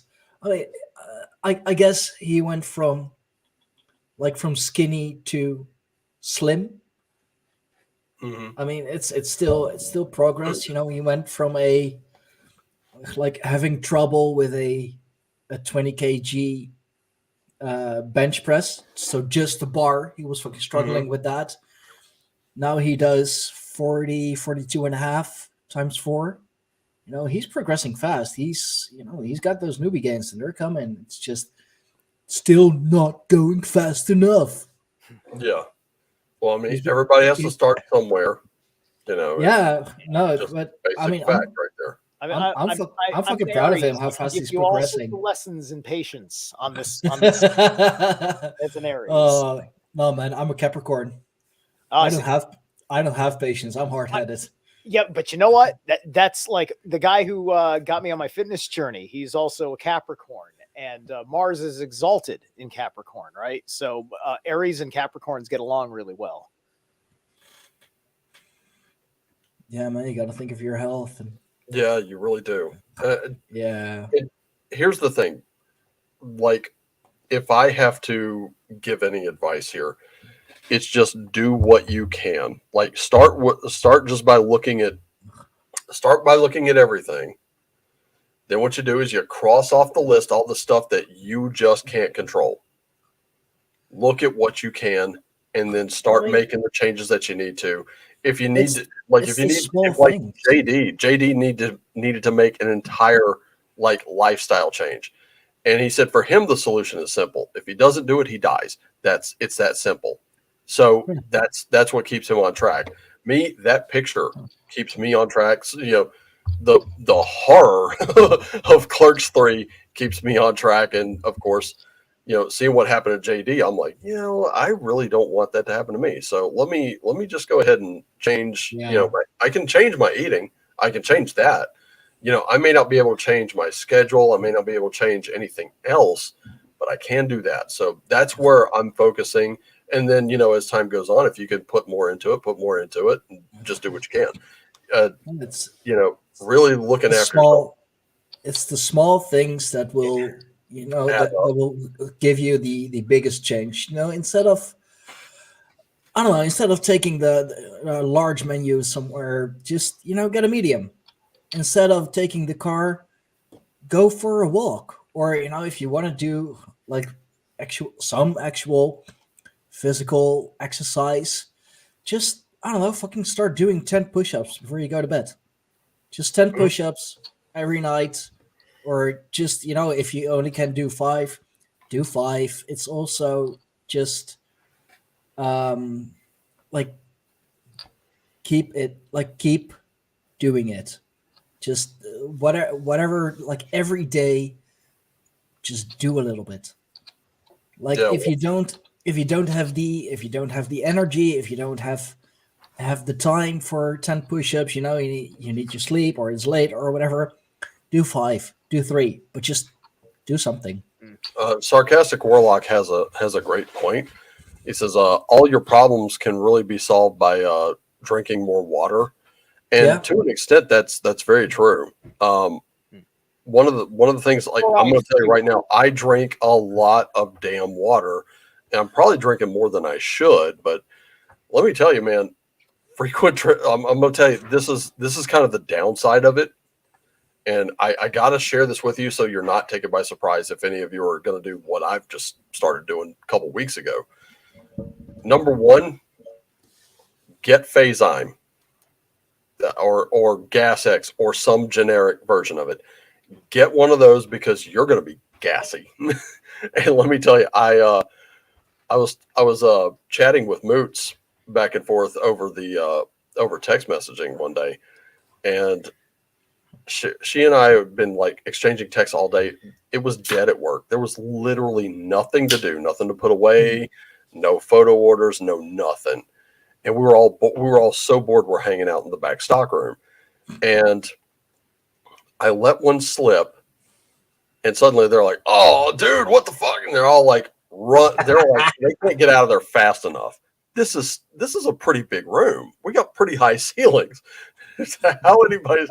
I guess it must have been potent. I can't smell, so that's why I shower daily and make sure I got deodorant on, because I don't want to stink. But here it was, and they're like, "Oh, dude, what the fuck?" And they're all like out of there.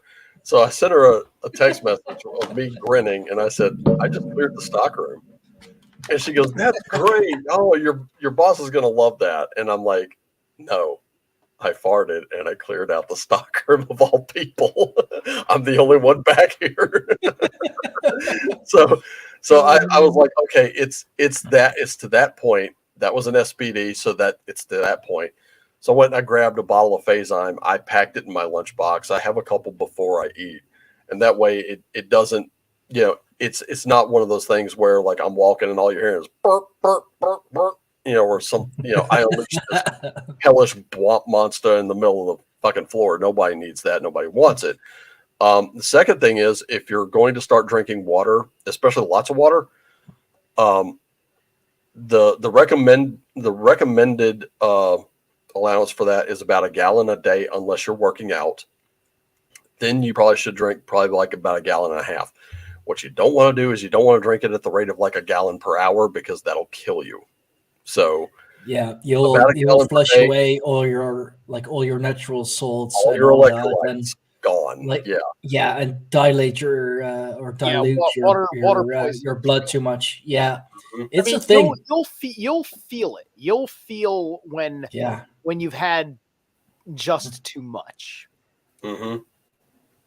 Yeah, and also if you're gonna have that much water, salt. Yeah, unless you have blood pressure issues, Yeah, that could be a little tricky. I'd say consult.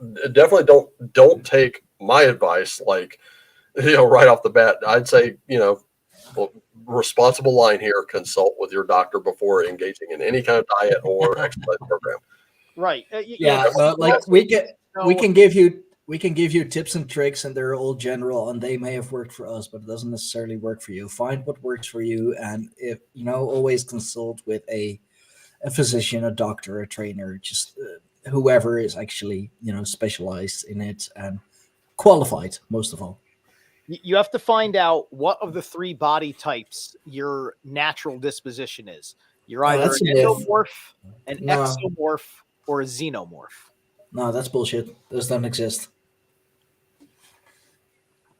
No, of course, everybody has different body types, but you can't categorize them into three. You can, though. There are certain people that it's very hard for them to put off weight, and certain people that are very hard for them to put on weight. There's a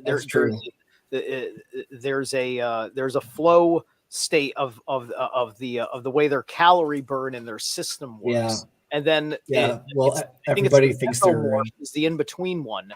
And the mesomorph is got that balance where they barely have to work out, they barely have to watch what they eat, and they always look moderately ripped. Yeah. I was an endomorph, or I am an endomorph, right? I have to work off calories. That's why I was fat, like in the meme I showed you. Mm-hmm. That was my whole life, was like that. And the only thing I wasn't doing was I wasn't doing any cardio at all. Mm. No, cardio would burn it off quick, and that's why I like and why I love jiu-jitsu so much, because just like the rolling, just will at the end of class we'll do like 4 or 5 rounds of 5 minutes of sparring, like actual sparring, submission, wrestling, submission, sparring. Dude, that's great fucking cardio, and it's strength and conditioning and kind of a forced flexibility as well. I've seen many people make the same joke that jujitsu is folding up clothes with the people still in it. I like that. Nobody wants to be folded up the way I fold clothes. That is people will tap out before I even get to them. They're like, I see how you fold your shirts. Dude, in jiu-jitsu, sometimes when I'm sparring with someone who is like at a bit of a higher level than I am just getting folded in the weirdest fucking angles, and I'll just be there like, I'm just gonna leave. Okay, well, I mean, now to get out of it. I gotta say this with Sarcastic Warlock just said I literally, no exaggeration at all, put on muscle through sacrificing food through fasting, and in trade for muscle mass, didn't even exercise. My Olympian trainer friend thought I'd been lifting. I've heard that intermittent fasting tends to work for people. And to be honest, I've been thinking about that too. Like that's something I've seriously considered. I just don't know exactly how it works or how I would like weave it into my day, because to be honest, I'm only off 2 days a week. Those are Saturdays and Wednesdays now. Well, fasting principle is it's easy. It's not about weaving it into your day. It's saying, can you bypass eating? Can you just have the discipline to say, screw how hungry I am right now? You're actually giving yourself time by fasting, because you don't have to put the energy into getting food, preparing food, eating food, then the energy to digest the food, and the time later to shit it out. You're giving yourself time back. I will say that I've done a 4-day fast has been the furthest I've gone. And you want to do about 3.5 days to really do it right. You want to do it from morning to morning, 3.5 days. Wow. I like eating. That's a regular fast. The intermittent fasting is kind of like where you kind of starve yourself at some point in the day, and then you eventually eat a little bit or something like that. Right. I've never done it intermittent on purpose, but sometimes a person has done intermittent by accident, just because they went through a whole day so focused that they didn't even think about food. Yeah. I've had days like that. And that's kind of what worries me is like, one of the things I've done before that really worked, and I really wish I had time to do it now, was like, instead of eating on my break at lunch, and then when I get home, just like snack throughout the day, just little snacks. And then that's it. Get a job at an auto parts distributor warehouse. I pick up car and truck batteries all day. I look like a blonde Wonder Woman with a cussing problem. Yeah, been there. I'm not even going to go into what images that brought up in my head. Hey, she's married with children. Okay. Look, just to say this, Ro, this is where I developed a little bit of what just. What will turn me from the Raven you're seeing now into I like tater tots is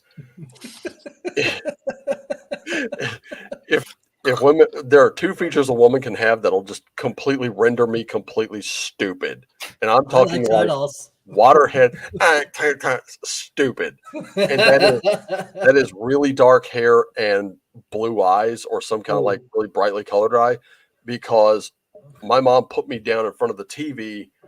This was back when Wonder Woman was in reruns and Crystal Gale was on TV, and all I did was look at Linda Carter and Crystal Gale, and I was like, this was me at like, I don't know, had to have been like 3, maybe 4 years old, and I'm like, oh, bro, let me guess. Then you were most likely also a big fan of China in the WWF. Oh my God, China. Yep.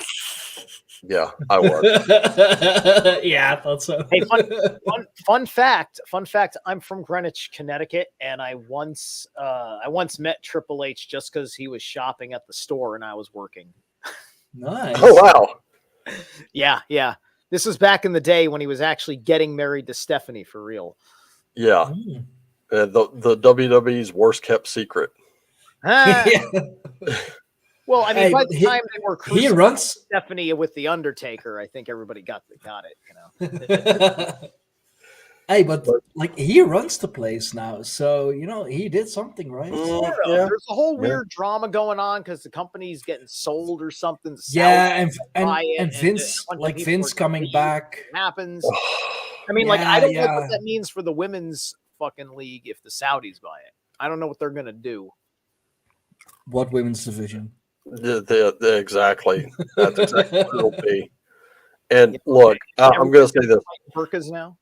I've heard like there were people that I think Chris Jericho was one that said China could not wrestle.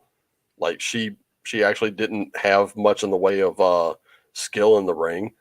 But if that's the case, I wonder because like there are so many more. There were women that wrestled her. I think even Jeff Jarrett was singing her praises for that Good Housekeeping match they did, if memory serves. And she, look, I'm serious when I say this.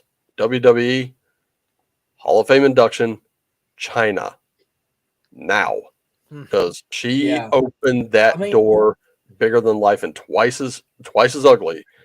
And dude, there are people who are fucking. She's a fucking legend.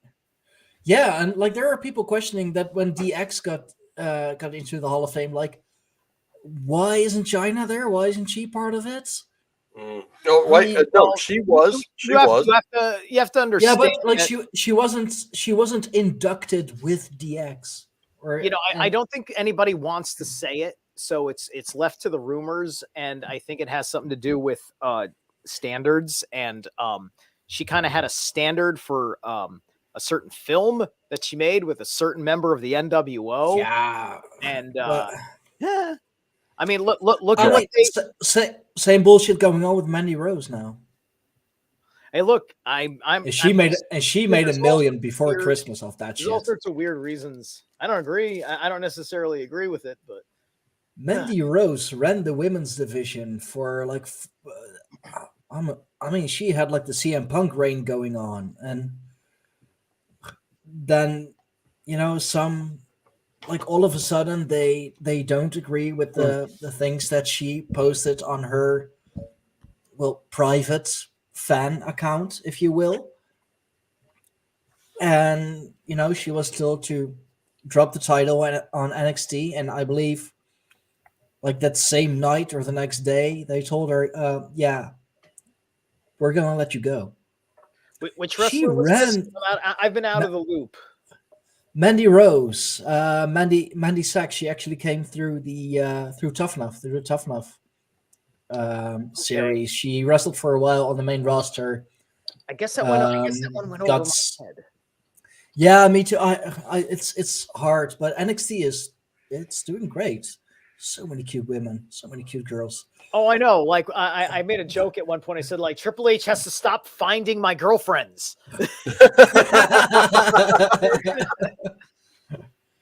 Oh man. Oh, I honestly believe, like, in my opinion, NXT has always been the superior brand. I did not like the color vomit scheme. That just did nothing for me. No, in fact, they turned it back. They did it back to the black and gold. Best decision they made. I really wish that. I don't know if WWE is ever going to hear this, but in case they do, I just have one request. Okay, stop putting in so many lights and lasers and special effects. Stop.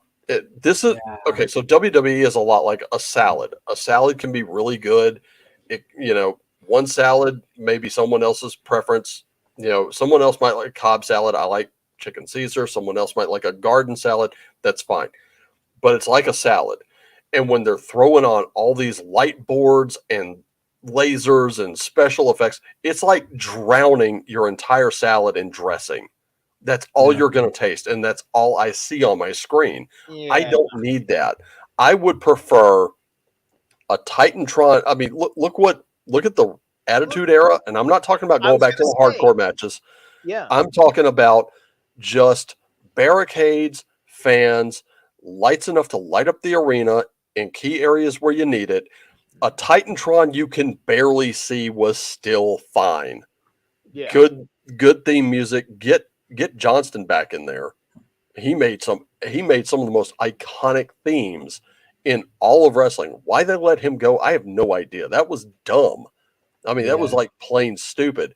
And stop, for the love of fuck, quit giving these guys like over glittered, bedazzled tights and costumes. Oh yeah, man. Let's take some of these guys down, strip that down a little bit. Take some of that polish off. And if you see a turd, fix it. There's no amount of polish you can put on a turd that's going to make it not a turd. It's just that simple. AEW has it right. They have really good, I care when I'm watching AEW, if John Moxley is going against Hangman Adam Page, I'm invested because I care about what's going on. These two guys have taken your base, whatever you've given them, and they've worked it into, they've built that tension into, here's the big match. And when the big match happens, it can still go because they will have me really invested in it.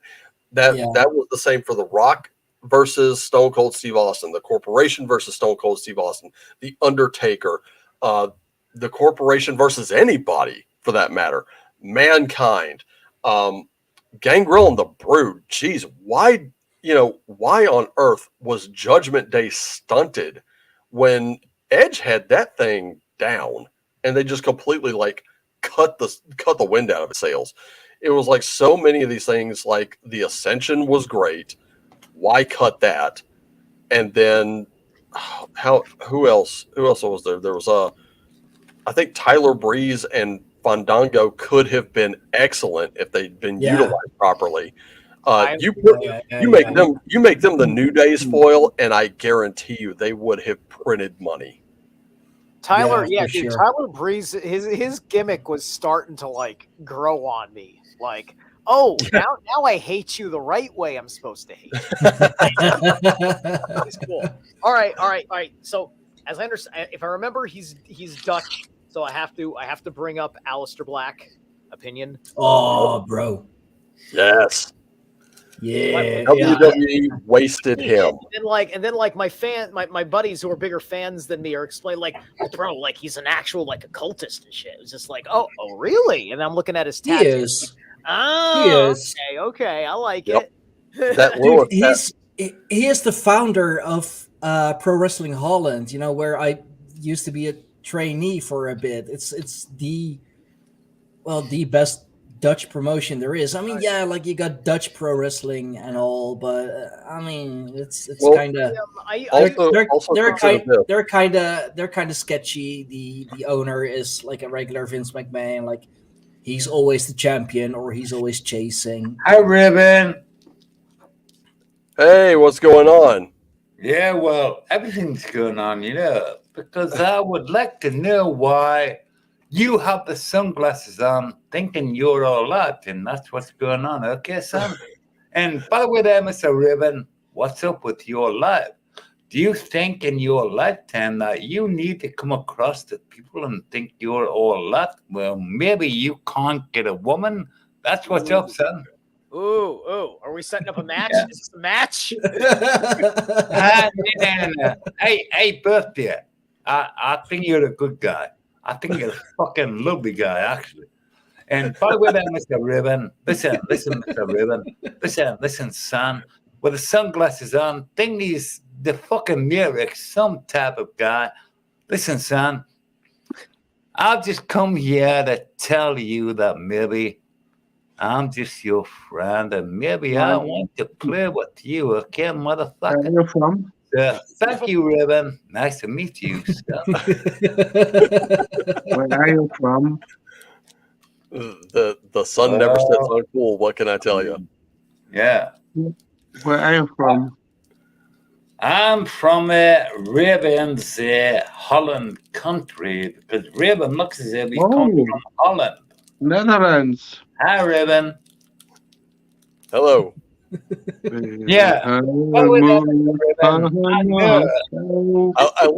that someone's actually come on to actually bust my stones.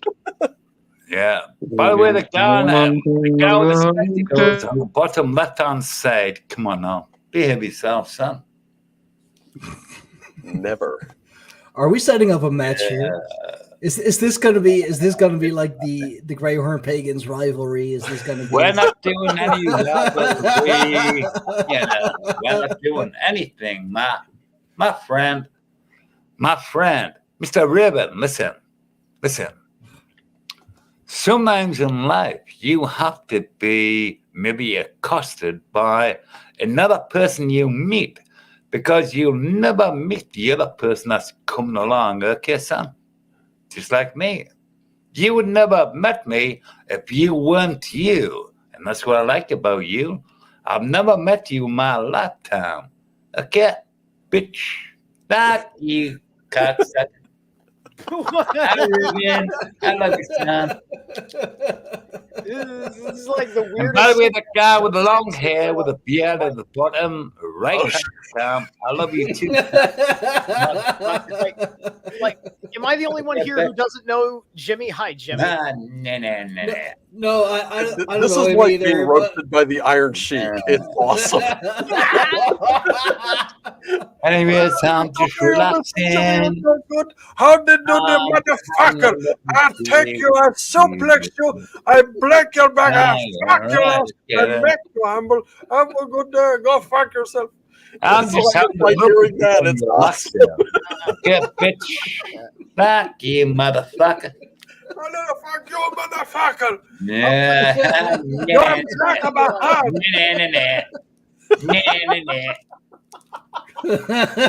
Fucking bitch, cocksucker. Hey, listen. No. Please don't know. I'm just sitting here in my own little world and just relaxing upon my tangled lap. You fucking hippie, Mr. Zero, with the long hair and the beard, you fucking cocksucker. I've got too much fuel in my chart to let you get away with insulting my main. All right, okay then.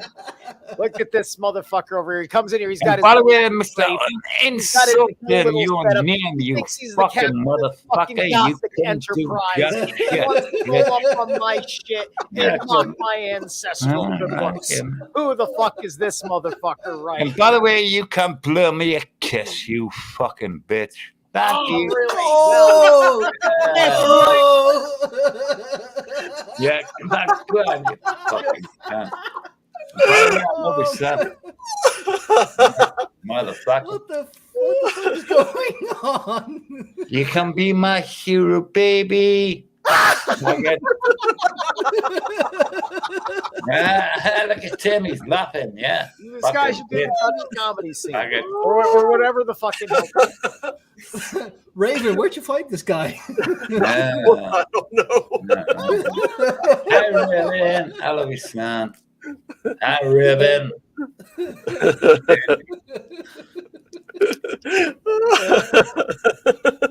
Expert cult. Well, I'm sure the fag. Thank you. I'm rolling the fag. Oh, damn right. Right, okay. Sometimes it's just nice to be sensible without maybe being an idiot, if you know what I mean. Oh, yeah, man. Yeah. Yeah, man. By the way, that birthday, I love you, fucking son. I love you, son. Motherfucker. Well, I love you more than you love me, you fucking faggot. Sorry, birthday. I didn't mean to say that. You can't be my faggot, baby. Faggot. I apologize. Look at Mr. Zur. Mr. Zur's looking at my YouTube channel. Motherfucker. Oh yeah, man, he's hacking you as we speak. Yeah, maybe. You're crawling all over your channel. Mine's probably next. And by the way, you guys, I think you're fucking great. I love Birthday. I love you too, Ribbon. And that guy with the long hair looks like a pussy, transsexual. I love you too. Bitch. Well, look, I mean, that's really. Once, so I mean, I'll let it pass because Oh, that one. All right. Right, okay. Oh, so good. Anyways, yeah, I'm just relaxing now. I'm just smoking. I'm having a cigarette. You don't mind? No, it's smoke. Clark, I'm in Connecticut. I don't need a commercial for that. Fuck off. I'm in New Jersey. I don't either. Oh, Jersey boy, dude. Not originally. Originally And from. by the way, there are people in New Jersey. I love people in New Jersey. You ever been to I think New Jersey is the best fucking place in the United States. Really, Jersey. Yes, seriously. Dude, I'm Dutch. Bro, we're all about weed. We're all about animals. Like, come on, man. Yeah, I think New Jersey is the only place maybe that gets me, because New Jersey people are fucking like Joe Budden. I met him, good guy. Maybe is a good guy, but people in New Jersey, honestly, they're sort of down to earth, and I live in Newcastle, and in the UK, and people in New Jersey are just fucking lovely people, really. I wish I could meet them.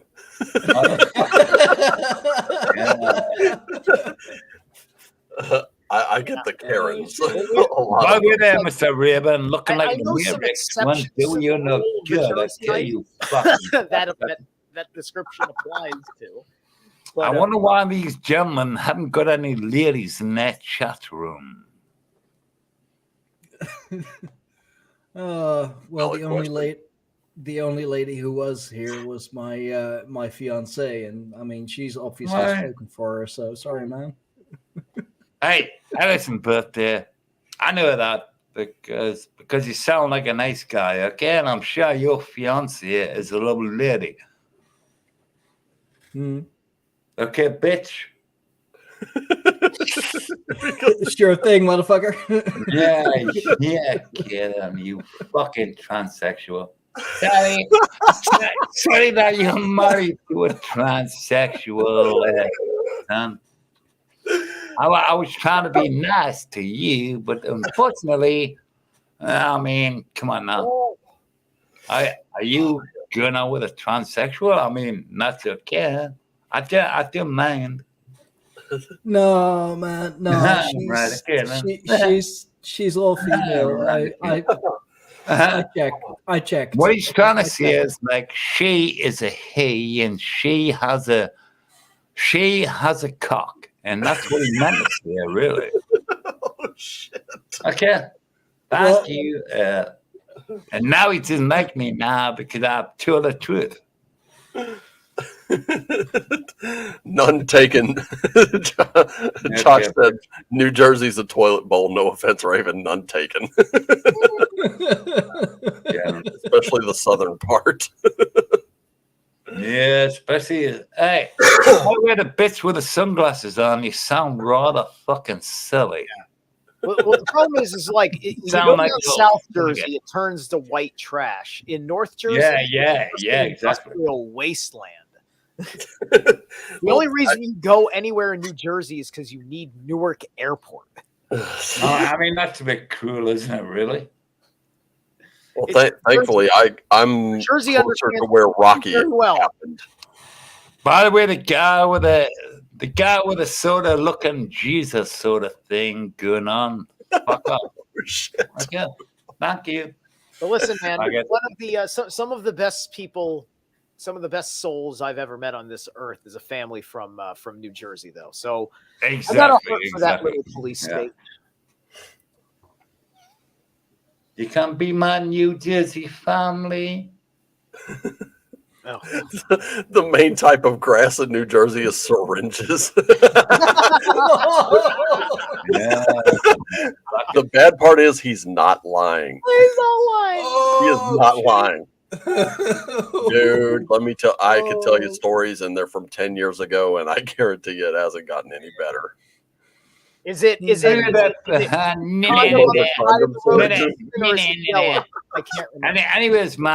Anyways, my birthday boy, I think you're a good guy. And you're the guy, Mr. Ribbon, and you're the guy who looks like a transsexual with the long hair. I think you're a good guy too. I'm gonna have to fuck off now and have a nice day, everybody. Yeah, okay, you too, man. Yeah, likewise. Surprise, motherfucker. Okay, well, he just comes in and nobody got hurt that time. Oh my god, dude, that shit was amazing. What was that about? I have no idea. I don't know. You should do stand-up comedy. You should go. Dude, he just look. This was like that part in the Edda where Loki comes in and just roasts the gods left and right. Only when Loki did it, it wasn't funny. Yeah. I mean, he has a legit YouTube account. I looked him up real quick, and he has a legit YouTube account. It's fucking hell, what's his name again? Jimmy Rizzo. Jimmy Rizzo, yeah. That was crazy, but it was awesome. Yeah. Sounds like a mobster, Jimmy Rizzo. Hey, my name is Jimmy Rizzo. Hey, yo! I'm here to tell you, you don't ever fuck around in this neighborhood, kid. You understand me? Because you fuck around in this neighborhood. I know you played at the Jesus Christ Superstar on stage. Are you ready to meet the real one? Look, that story comes from here. Fucking 3.3K subscribers, everything, StreamYard, live shows. Dude, he came to add legitimacy to our channel. Dude is legit though. What's he about? I don't know. Fucking StreamYard podcasts. StreamYard. That's what he does. That's what he does. He does a lot of StreamYard. That's what he does. You know, StreamYard podcast live show. StreamYard podcast live show. Do you think he crashed our show because like he assimilated our show into his show? Because look at all these screenshots. Yeah, I think he probably That's did. What he does. I think he goes. I'm not even mad at him. And just does that in it. Fuck it. I don't care. It's cool. Yeah. Hey, look. Why not? Publicity's good publicity. Exactly. If we're gonna be open, let that kind of fun roll. You know. Dude, we're gonna have to meet all on his channel, 3.3K. Hey, you know, it's good. It's good for the tribe. It was good for a laugh. Dude, he came in like he was the Iron Sheik, and he had like we were all Hulk Hogan. Hulk Hogan, you're no good, low down, dirty, jabroni, howdy dirty motherfucker. I take you, I suplex you, put you in camel clutch, I break your back, fuck your ass, and make you humble. Have a good day. Go fuck yourself. You know. I mean, he probably is a professional troll because you know, as you said, like, his content, it's all other people. He comes in, he drops a couple of F-bombs, couple of MF bombs, and talks a load of shit and walks off again. Walks out. I mean, I ain't even mad about that, you know. Right. Oh my god, I would love to see him do that on Twitter. I mean, maybe he's the Kavasir. Maybe he just needed to come in and douse us with some humor. It's like that's what you guys need here. I'm off to another magical land to save the day. That is true. Very true. No, not a lot of pagans know how to talk about the Kavasir in context. Well, I actually like I don't know. Like I posted this to the tribe chat. A couple nights ago, where I found like this 3-hour documentary on the history of Viking culture, and one of the things that came up, I wasn't even 25 minutes into this documentary, and already they were talking gaming, and the reason that the military units were so good and why their tactics worked so well was because they had these games. Like one was called in English it was called King's Throne, and it was a Swedish game, and your king was under siege and you had to defend him. And I was like, I'll be damned, these dudes were playing like a chess analog and basically RPGs even back then. And I'm like, I guess I must have tapped into some kind of ancestral DNA that if you've ever seen people in the nerd community play Warhammer, like you know, that's you running it out in the mental battlefield. Like Warhammer, like Odin's fingerprints are all over the very concept of Warhammer, the way you have to measure everything out because of your awareness of distances or whatever. Like, you know, in the battlefield, it's just like, you know, the Viking era was very much against like crossbows and arrows and things by and large. So, you know, throwing things was like spears and rocks and stuff, right? So it's like, okay, how do I get my man within like X amount of yards? Because that's how far he can throw. I need to get him in range, and kill, right? And so you have to figure out these maneuvers looking on from a high place. Yeah, I mean, in considering, like, one of the things that I noticed, especially with Robert Eggers depicting this in The Northman, I was seriously impressed. Oh, you had the ritual the night before. Then they're preparing to go in. They were in Russia, you know, right there on the banks of the Volga, because they were in the Ukraine. Yeah. Because it wasn't just the Rusland. It was Garthareki. Right. Yeah. Garthareki specifically was the eastern outer kingdom, the guarded kingdom in the east. That was just all of the Slavic lands was Garthareki. And then this was literally right near Kiev. This would be Kiev Rus. Yeah. So the spear comes out, Amleth catches it, spins around and throws it right back like a boss. Then he just takes off the wolf pelt. And you see all the berserkers just rush in, causing all kind of chaos. He points that bearded axe, and he's to Valhalla, and when the camera, like, I love the direction in this, because the camera focused not on, like, there was them, and then there was Amleth, and it followed him closely, and it was like, I don't know if it was all one shot, but it certainly looked that way. If it was cut to look that way, that was great cuts. And he pins a guy to the wall because he's busy making surgical strikes, and he's got that sword to his throat, and then he just walks that sword and cuts that guy's throat. I'm like, I mean, they show you just how brutal their fighting styles were. And I was really in amazement, because, believe it or not, Stein and I have talked about this in the past. I was actually like making notes for a Greyhorn Pagans RPG that was going to be, you know, set around that area. And I looked at Mifrog and I was like, I can do this better. I could just do this better. No doubt about it. And I had problems with that. And I was like, I'm going to do this better. I found out Troll Lord Games has already done it. I was like, I'm looking at their like, if you go to Troll Lord Games, go to like For the Player, and they have the mythology books, and you look at that, man, Brian Young did a fantastic job on Codex Nordica and Codex Germania. That's where I was going to focus first. Then they have Codex Keltarum, which that needs no explanation. Codex Classicum is the Greek. Codex Sonarum, which is coming, is ancient China. Codex Slavorum was all the Slavic stuff. And I'm just sitting, like, I have all those books. I got Codex Sonarum on the way.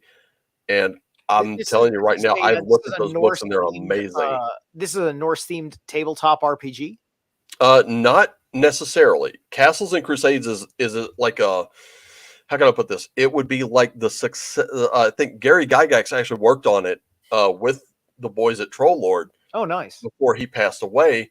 And he called it the actual successor to Advanced D&D Second Edition. And that's the one I grew up on. So I downloaded the you can get the Player's Handbook, the Monsters and Treasures Guide, and if you go to their Bag of Holding section, there's even more stuff you can get absolutely free, and you have everything you need to play the game pretty much for life. But you know what? Hang tight. I'll grab a couple books and I'll show you. This is going to blow your head clean off when you see this. It's wild. Let me tell you something. You'll love this story then, because now we're talking gaming like that. Mm-hmm. I've had the blessings of meeting some pretty ill people in my life. I mentioned Triple H. I got to smoke a vape with I forget his name, but the artist who worked with Gary Gygax, the guy who drew the dragon on the cover of the original box. It's got to be either there's Clyde Caldwell, Frank. I don't know if Frank Mintzer did any art. Errol Otis did some, and he's still around. He's still doing artwork. Right. Like I went to Gen Con. I went to Gen Con and I was working as one of the vendors, and we were both back. It was just hangout time because we were waiting for our trucks to get their assignment numbers to go load stuff. So we're working, right? So we're just sitting there, just having a chill conversation. I'm smoking with one of the gods of modern gaming. He made the artwork on the bottom. Like, this is fucking awesome. And he's cool. Right? Yeah. So, yeah. And let me tell you, the art went a long way, because those artists, some of them aren't around anymore, but some of them still are. I know Errol Otis, if you look up his artwork, he does kind of like this. He did the art for the basic and expert rule sets that were written a long time ago. This is before the Mintzer era, where Frank Mintzer came in, and then there was the red basic and expert rule sets, and then he coupled that with there was basic, expert, companion, masters, and immortal. That's known as BECME, and the original is known as BX. And those, in fact, I think Stein, when we did our first interview about gaming, one of the images he grabbed, where it was the knight in front of the dragon, and he's got his shield up, he's got his sword out, he's ready to throw down with this massive beast, which if I saw it, I'd be like, I have just shit me armor, you know. and he's just staring it down like, man, motherfucker, this is a Wednesday for me. And that is from the Mintzer basic rules box set.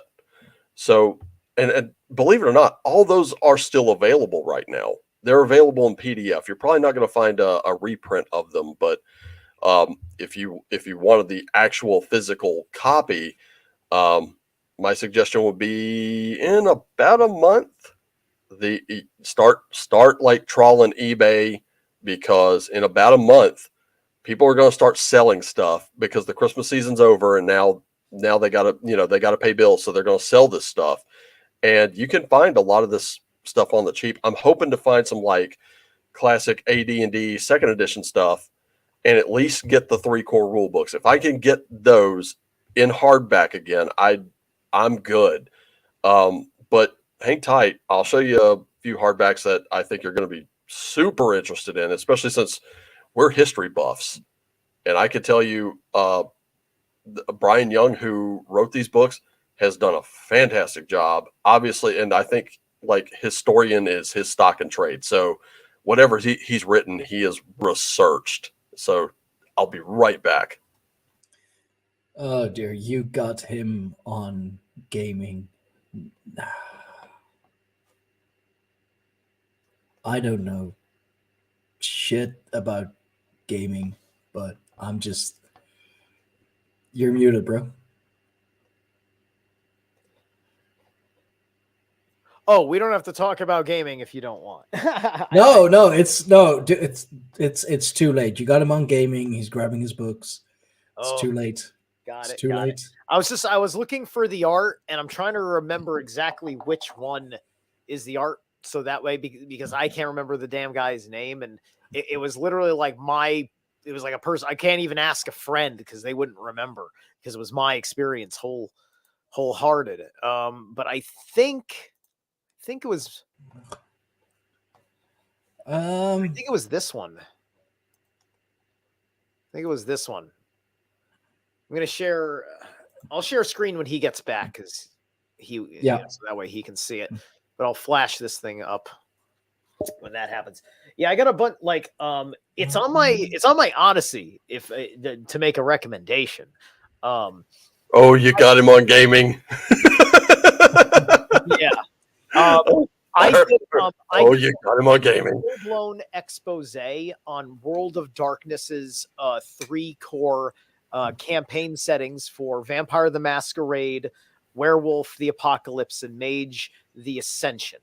Clyde Caldwell I gave a full-blown de-occulting esoteric overview of the world and the basic factions and what they represent in the real world. Mm-hmm. I'm looking through the thumbnails, but I may have changed it. I wanted to show you real quick. I believe that this is the art piece that was his. I'm going to do the share screen again so you can see it, and then maybe you can tell me which artist it is. Share screen, Windows, this one. All right, can you see that? Yeah, that was the one I used. Yeah, that was the image he used. Let me make sure before I see. No, I changed the thumbnails into something better, but that was the initial one that I used. I recognize it. All right. Let's see, who was that? I think Dungeons and Dragons Basic, Frank Minter. I think Caldwell might have done that. Oh, wait, nope, never mind. That's Eric Holmes. We'll see. Might be here. Holmes, Mulvey, Minter. Get off. Okay, whatever. Let's see. All right, so, but it doesn't tell me who the artist is. Wow, shoot. Because I know like that there's one I'm looking at. It's a red book with basic rules, and it has this green dragon and a wizard. That's Errol Otis unmistakably. I want to say that was Jeff Easley that did the box, but here we go. Frank Minter 1983 version. And looks like Minter. Oh, he's in Springfield, Pennsylvania. Nice. Okay. So let's see.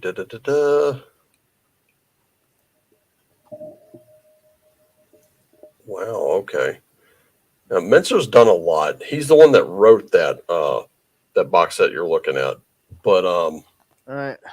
I think it might have been either Easley or Caldwell who did that box set. But well, it wasn't Errol Otis. I see one picture of him here. Errol Otis's art is a little weird, and I of course love that. Like I love his brand of weird, really.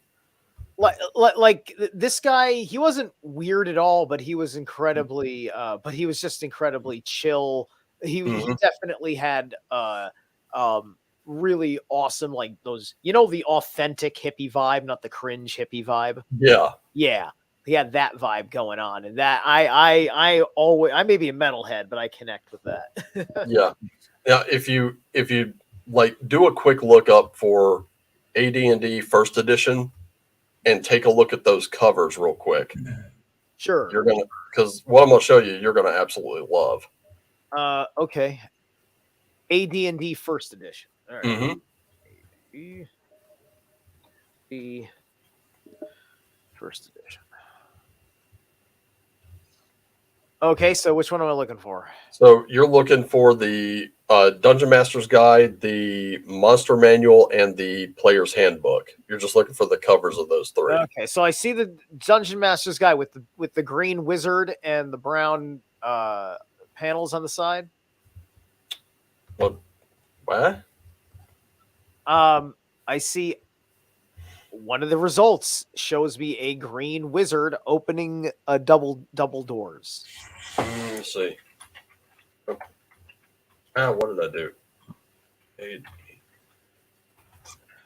It'd be too frustrating for me to go and share screen again. That's okay. I got it. Let's see. Okay, let me go images. And I see the one you're talking about. Okay, that's not it. Okay. But there's one with a devil. There's a devil with like a saber in his hand that says Dungeon Master's Guide. Yeah, that one. Okay, that one. Get ready for this because switch back here off this tab. They did tribute covers. And this is the what they call Dungeon Master and AD&D. They call Castle Keeper in this game, and they did a tribute cover of that one. Oh, nice. Then the Player's Handbook has a similar tribute cover, and this is going to be the most noticeable. The Monsters and Treasures Guide also did a tribute cover to that one too. Cool. Yeah, very, very interesting stuff. Oh, I like there's a Tarrasque in the background. That was cool. Yeah. How are you on how are you on Pathfinder? How do you feel about Pathfinder? I did not I've looked at it. I didn't connect with it. I couldn't get into it. Like there's something about it that when I looked at it, it just I don't know. Like oh my god, I love it. Like what did you look at both the rule book and the campaign for the Inner Sea? And how I've looked at it several times. I've even looked at it online. It was just the core rule book. And that's really where you need the world to give you the perspective of what that core rule book's giving you. Oh, dude, because it's the world you want to play in. It's a high fantasy version of this world. There's a high fantasy nation that basically it's Israel. There's a high fantasy nation that's basically Russia. And so like it's offshoots of Slavic mythology makes up what that world is. Mm-hmm. There's an America type of country, and that's a little bit more it lives kind of in that colonial period. They have like a certain kind of magic tech in their realm, and then there's this empire that's run by lawful evil devils, and that's the British Empire. And then there's another empire which is older than them, because that empire broke off of that empire. They represent Rome. It's all this cool shit in there, and it's all the world in this beautiful mythological tapestry. And that is the thing that made me go, Pathfinder's amazing, because you can tell this world history story in a mythological context. And I created this kick-ass guy from the American universe who he was like a half dragon. He was kind of like a secret. He was like the secret agent protector of the country, kind of like Thomas Jeffersonian in ideals, but also had military tactical genius like Washington. Because my friends were all talking about creating an epic level game, so we were starting at like level 20 with advanced classes, right? Yeah. So I made this super patriot character. And then within a year, Donald Trump announced his campaign for presidency. And I said, did I just manifest this? But this from a populist point of view, right? I saw him as you know, I saw him and I said, yeah, populism. I'm good with it, right? But this is like, I connected with Castles and Crusades. Like, I don't know what it was that made me connect more with this than Pathfinder. I'm actually open to playing Pathfinder, but the people I know who play it, some of them have told me they get lost in their character sheet, and I'm like, oh, that's something I can't stand, But this is one of the reasons. It's a fairly similar character sheet to D&D. I don't know what they're going about. Very cool. This isn't all of them. This is just kind of like the ones I really wanted. But yeah. I've got Celtic, Norse, Germanic, Greek. What else? Slavic. I can set this in an ancient real world kind of way. That's really where I wanted to go with it. And is that second or first edition? This is pretty sure it's second edition. Because I don't think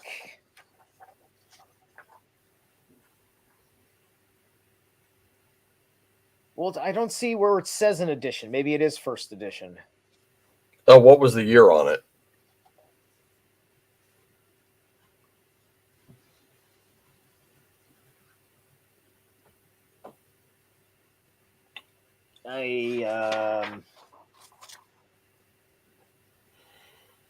My search engine is slow. Yeah, you got that manual search engine. Yeah. Don't wait for me. I'm like, there's fine print and this is low light. Yeah, that's the only downside to most RPG books is a lot of low light, and you've got really fine print. I just got one in today called Skate Wizards. It does not have fine print. It's a little independent zine, and it looks like a lot of fun. 2009. 2009. 2009. Yeah. That's probably first edition. I would say. Okay. First edition then. Let's okay. see. First edition, I had no problem first edition at all, right? Yeah. So like in this book, they don't throw you like any kind, like too much historical backdrop when you're choosing a race or whatever, right? Yeah. That's being left to referring to how the world operates in the Inner Sea World Guide. I don't have a physical copy of that. And I may have deleted the PDF I used to have of it because I haven't played in years. And I said, I'll fucking download this again next time I need it. Right? Yeah.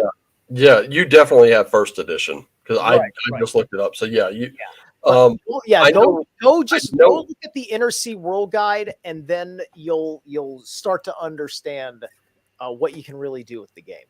Yeah. I've got a guy on Twitter who he makes terrain, and he has this he did this one bit of terrain that was like, oh my gosh, I would love to see this in a movie, to be honest with you. Like, this guy's super creative, and he had these like Cenobite like characters and stuff like that, and I was like, dude, yo, that's pretty amazing stuff. But he's a Pathfinder first edition guy. Like, he really doesn't play much of anything else, and like from him I get some pretty good info about first edition. It's second edition that I guess that was the one I looked at because it was more recent. I just could not connect with it. It's kind of like way too much, way too soon, I guess. I don't know. But Dungeon Crawl Classics was a book that was equally as big, and I connected with that one too because it's 1970s rules. Half of the book is spells. Another like half of that half is just like rules and character creation, and then you got some fluff in there, and it's an easy read. So, how are you on World of Darkness, White Wolf Publishing back in the day? Oh man, I loved it when I played it. I did get to play Vampire the Masquerade extensively. That was the one I think I had the most experience in, and I was playing second edition of that because that was the one that I picked up. I also picked up Mage the Ascension and a whole lot of Wraith the Oblivion books. Hey, I tried to pitch Wraith to my group, to the group I was playing with. I was like, and at first nobody's like interested, and I'm like, you guys, half of you are bitching about your, some long dead characters. Here, you can bring those characters back into play, and still nothing. I could not get them sold on this game whatsoever. So I enjoyed Vampire the Masquerade. It was fun. A lot of intrigue there. It was mostly a story game. More role play, as in playing an actual role, a little improvisational theater at the table, than rolling dice kind of role play. So I've done an equal mixture of both, and I find I'm an old theater kid, so I kind of enjoy all of it. Really, just the ability to get out of my own head for a little while, get out of reality, and venture around in worlds either I create or somebody else created. There's just nothing like it. Yep. I'm trying to find.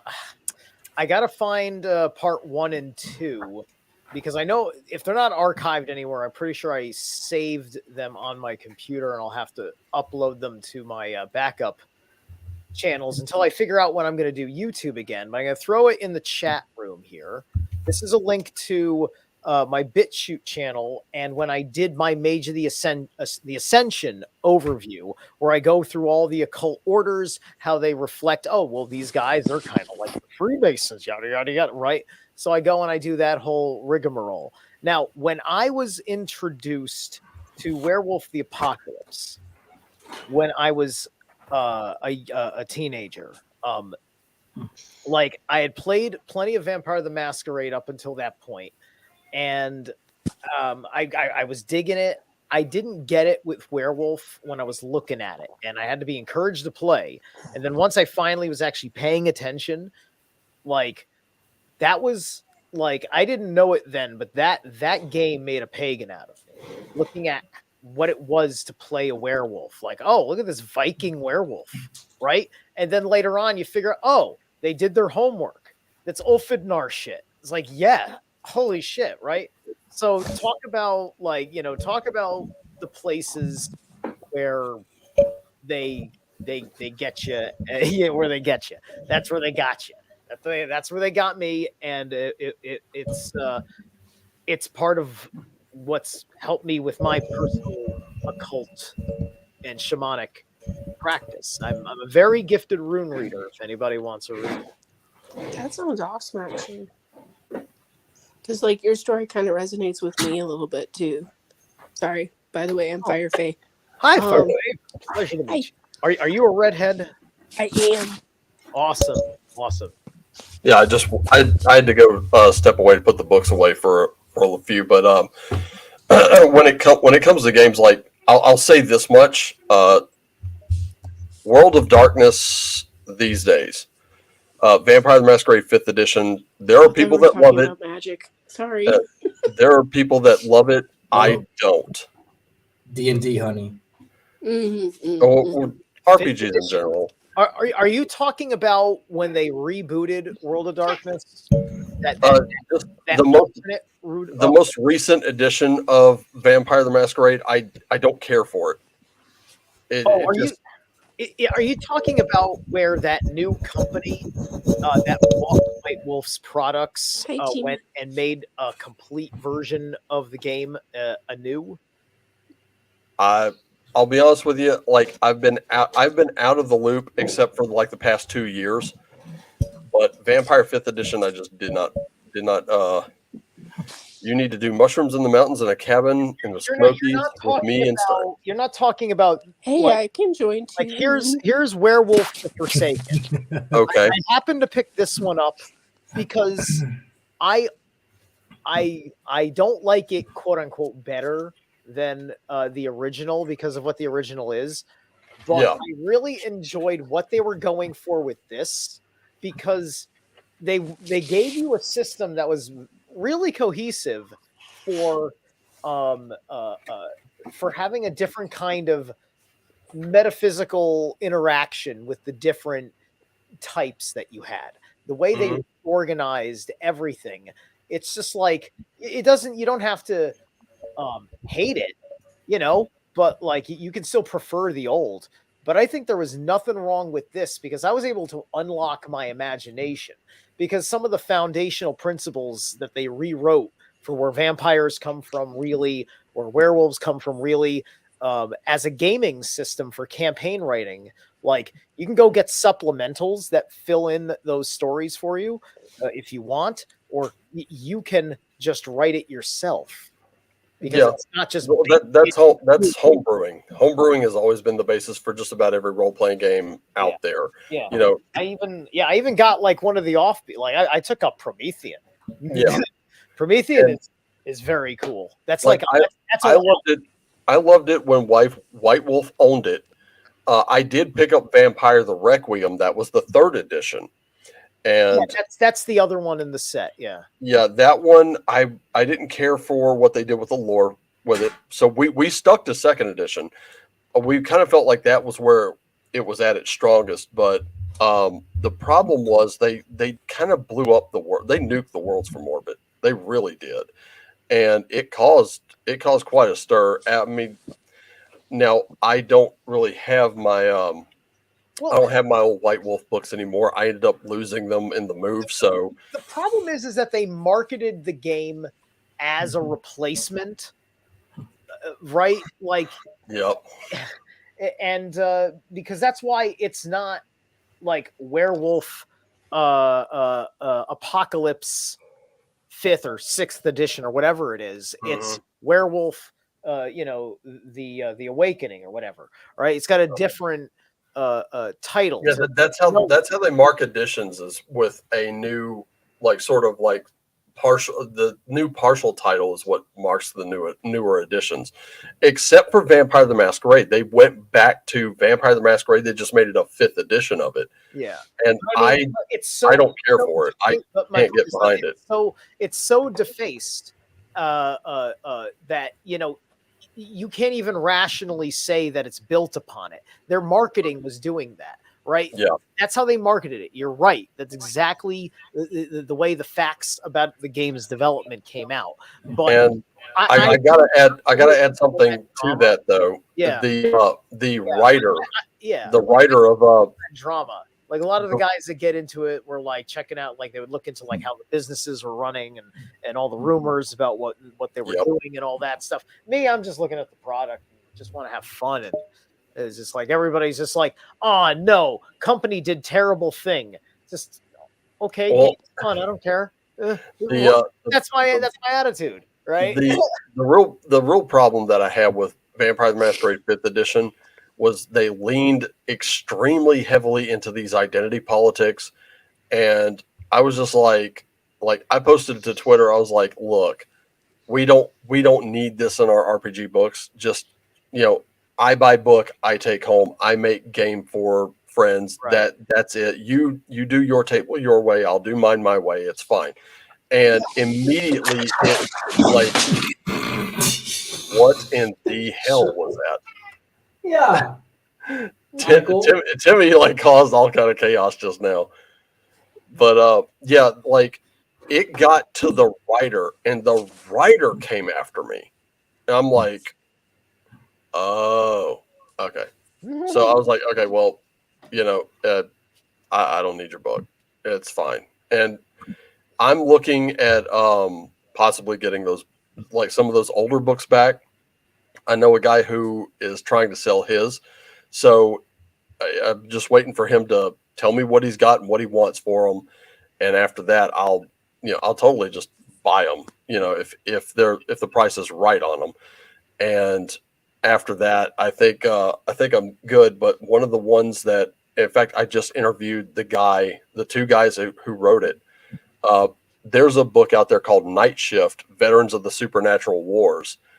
It runs on a system called Ogres, which is an old school, almost BX kind of a rule set. Kind of built on it. You can see its DNA in there. And that particular game, what I really love about it is it does have that White Wolf feel to it. It has everything like it stirred memories of those days when I first picked up Vampire the Masquerade and the Player's Guide. Is it a D10 system? No, actually. As a matter of fact, I have it right here on my desk hutch. I'll just pull it out. It's this one. Okay. And this one has like it takes on more of an investigation type angle in some places, but like you're literally playing. It's almost like the Hunter games from White Wolf, almost, but you're not really obligated to play a hunter. If you get the Knight Companion book, you also have Celestials and Infernals, angels and demons, and of course with the books like the Player's Handbook and the Knight Companion, they really expand the types of characters you can play. And Tim Brannon was saying like what he was going for with this book was he wanted a game where you could play, like if you saw a movie that was dark and kind of strange, that sort of like Kolchak the Night Stalker type of stuff, only a little more serious, like The Prophecy, Highlander, John Carpenter's Vampires, so on and so forth. You could take this rule set and play it. And Jason said he never got to meet these people doing it, but one person had run a sort of like Highlander-ish kind of game. Another group was running like a Prophecy style game, and another had taken Night Shift and ran a Scooby-Doo game. Using that. I was like, it speaks to the versatility of it. And you don't have to have separate books for everything. You just need one book, maybe the companion and the Player's Handbook, and they've got adventures for it, like a Faustian Dilemma. I got that one. And you're set. I mean, that's like you can still use that White Wolf stuff and pull it in. Yeah. But my favorite setting is coming. It's on the way right now. And Stein, I think you'll get a kick out of this. It's called World War II Operation White Box. And it uses original Dungeons and Dragons rules. So, and having looked through the rule set they're using, it's super simple. There's nothing to it. I've also got another book called Night Witches, which, if you're familiar with that bit of history, I'm actually going to try to incorporate that. So like say, Faye, if you wanted to join and you wanted to play a combat role and you still want to play a female character, you can totally do that. You'll just be playing a Russian bomber pilot and one of the most badass women on the planet at the time. Because let me tell you, we talked about that a little on one of the podcasts we did, right? I love these kind of historical games, and Shadows of Esterin. You need to check this game out. This what is game, that? This is it's kind of like a World of Darkness type system, but it's Celtic mythology. Oh, sick! Yeah. This is called Zero Prologue. It's the cheapest book that they sell because this is a very, very expensive game. It's got like hardcovers, like the art inside of it is ridiculous. Wow, they blew at least half their budget on that artwork. Oh no, dude! Like they had an impressive display on table, right? So like they're real good.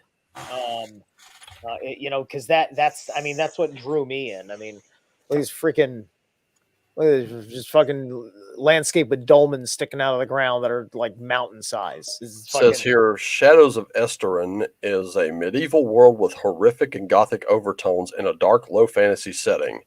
Drawing inspiration from Celtic myths, this universe has a subtle, fantastic side hidden under a bleak, realistic surface. Oh my goodness, I gotta check this out. I didn't even know this existed, and it's a D10 system apparently. Okay, it actually is a D10 system, yeah. Because this book gives you very little to work with. I mean, this book practically is here just as like preface to actually playing any particular game. Yeah. It's got some rules in it, maybe.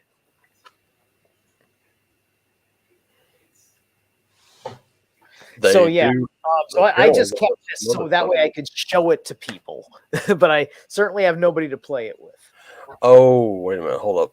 I'm seeing nothing but Oh, okay. Okay. So this is a transmedia thing. So it exists through various media, a tabletop role-playing game, music, board games, and even video games. So this is not just it's not just a role-playing game. Apparently it's music. Wow. Holy smokes. We're still talking about Shadows of Esteren. Yeah, I'm looking at the website I haven't right paid now. attention in a million years. I just love the world that they've created. Well, I mean, judging from the art that you showed me, it's I mean, that's a beautiful book. It is. And that's probably that's nothing compared to like everything else.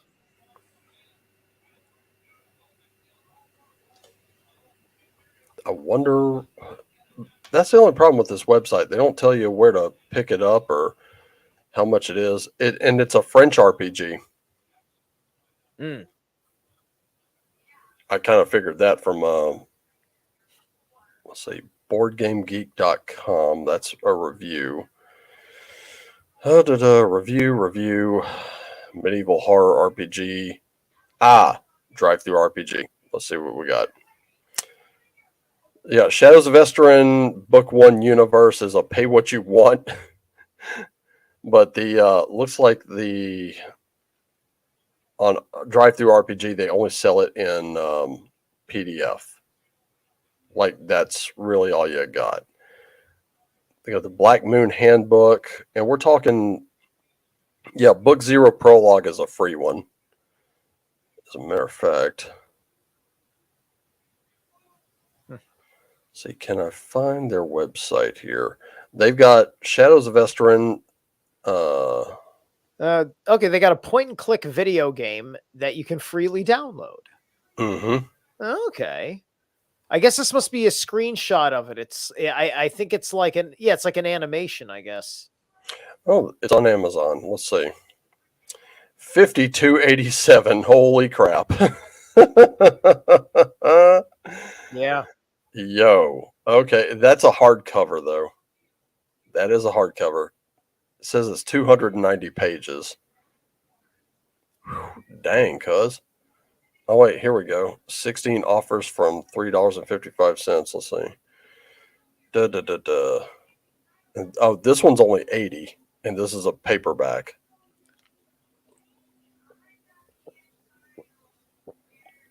And that was, you're right. That's book 0. So book 0 is a prologue. That's only about 80 pages. Yep. And then this one here, book 1, the universe, that one's like, actually I can get it. There's like 3 new ones for like $44.95. Oh, that's from Noble Knight Games, of course. God, Noble Knight Games really gets around.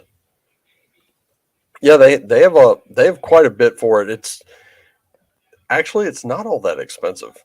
If you consider like most your RPG books these days go for about in hardcover, they could get up there, especially if you're buying D&D, and that's like $50 if you're buying it retail.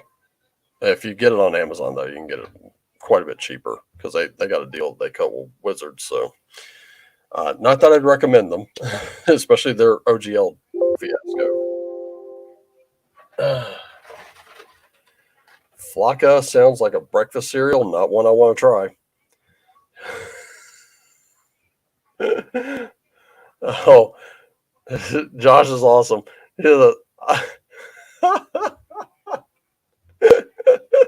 Oh my gosh.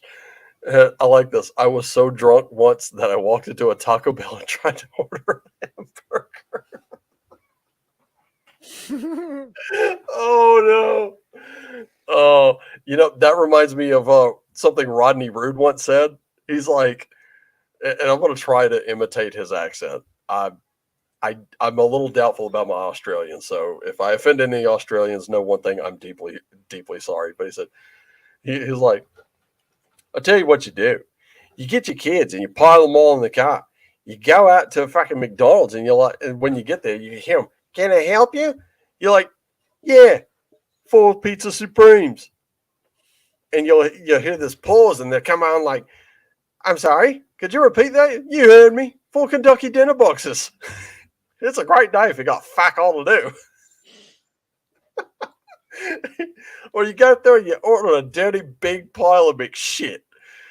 Then when you get your food, you go around the corner for a little while, come back, and then when you hear, "May I take your order?" Yeah, 4 Big Macs were missing. They're always going to come back with, "Are you sure I did that order? Are you calling me a fucking McLawyer?" And then you pinch the kids, get them to cry, and cause even more confusion. And they got to give them to you. It's like, geez. Right now, if you got fuck all else to do. That was a good Australian accent. I don't know how your impression was, but your accent was good.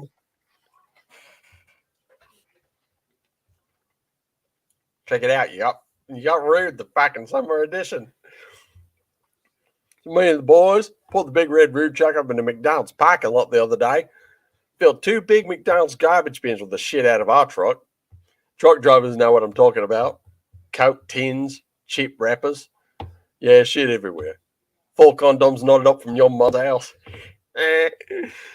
Manager comes out, he's like, "What are you doing?" I said, "We're putting our McRabbits in your fucking McBeans. That's what we're McDoing. And as soon as we McFinish, me and the McRoadies are going to go into nice clean McToilets and pop a big McShit into them. Give you back a couple McNuggets, you McFuck.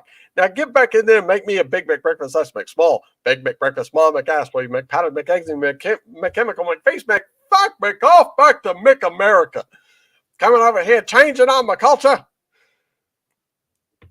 Go to McDonald's and ask them how many fries are in a medium fry, then ask them for a bun with only 11 sesame seeds.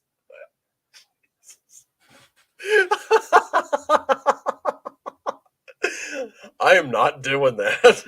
I used to think shit like that was funny, and then I've seen like some of the shit those guys have to take, and I'm like, yeah, I'm not contributing to that. Not even for my own fucking amusement.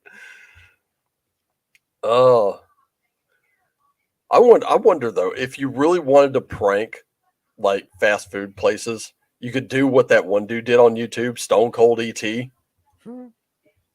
Oh, you haven't seen this, Stein? Oh my God, you, the wrestling fan, have not seen this. Holy shit! So this dude rolls up to, like, he's got a camera on the whole time in the car. Rolls up on the drive-through. Here they come. Welcome to McDonald's. How can I help you? And he's got this ET mask on, and he's there going, "I'll tell you what you can do. You can get me a damn Big Mac." "What?" I said, "A Big Mac." "What? Large fries?" "What?" Yep, there it is. Stone Cold ET is here to whip somebody's ass. Oh, this dude cracks me. No, like, seriously, play one of those videos. You are going to crack the fuck up. This guy absolutely kills me with what he does. I'll check it out. I'll check it out for sure. Wait, are you serious? You've got to be kidding me. 1 hamburger and small fry for everybody in the car. That's a thing? They do that? No shit. Hey man, if they do it, fuck. It's not like it's gonna put a dent in their profit margins, that's for sure. Hell, that's the only way I'd eat McDonald's, if it were free. Like, fuck no, I'm paying for it. If I get it for free, yeah, they write it off. Well, they probably write it off like with a lot of the other stuff they write off as waste. I knew someone who actually was an assistant manager at a McDonald's, and let me tell you, the stories I heard, like I said, I've seen some of the shit they go through, and I'm like, yeah, I'm not contributing to that. That's just not even a thing. Like I have mad respect for those people who I don't know how they do it. I really don't. I will say this. It's probably less stressful than working in a pharmacy. That was, jeez. That drive-through is the absolute worst. I do not want to ever go back. I look at pharmacy drive-through like I look at being fat. I don't ever want to be that again. No, thank you. No, spank you. I'll just happily make pretty pictures.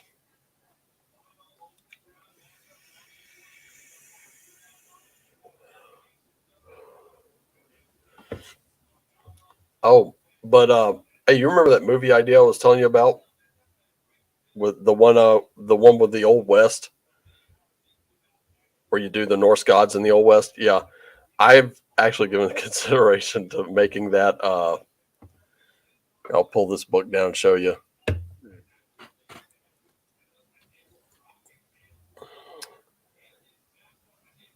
I've thought about doing it for this game.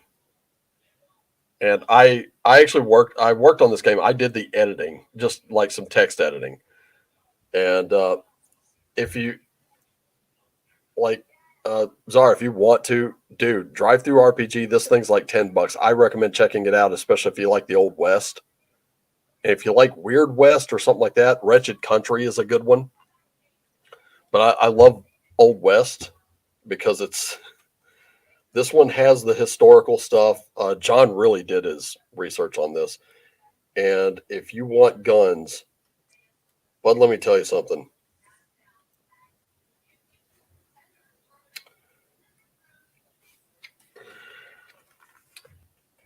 He's got them. Lots. This is like Old West John Wick. There's a ton of. We need lots of guns. Yes, you will have lots and lots of guns to sort through. Well, I thought about that. Like Thor has a thing for big bore pistols. Red hair, short tempered. I don't know what name I would give him. I actually turned Loki into Luke, a guy who has a reputation for not being a guy you want to sit at the card table with. Thor, nobody can prove he's cheating, but he's probably cheating. Well, why don't you just call him Don? Don? Call Thor Don. I could do that. One of his names is Donner.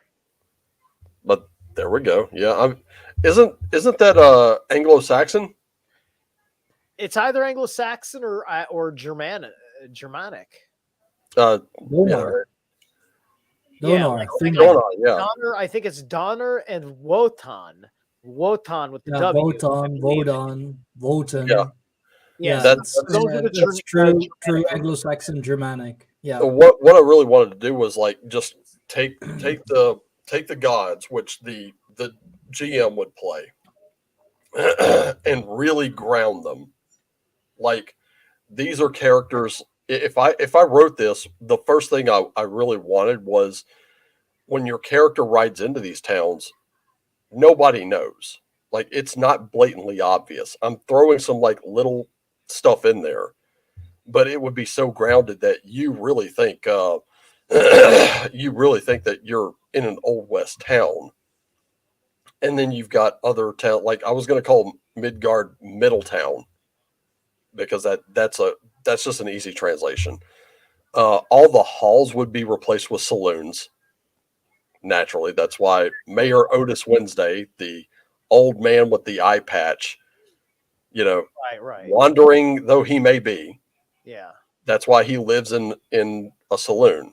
Yeah, and with the John Wick motif, that works nicely because Mr. Wednesday was also in John Wick. Yeah, that's right. I didn't even make that connection. Yeah. I totally forgot about that. Yeah. And there was all in I think American it was Gods.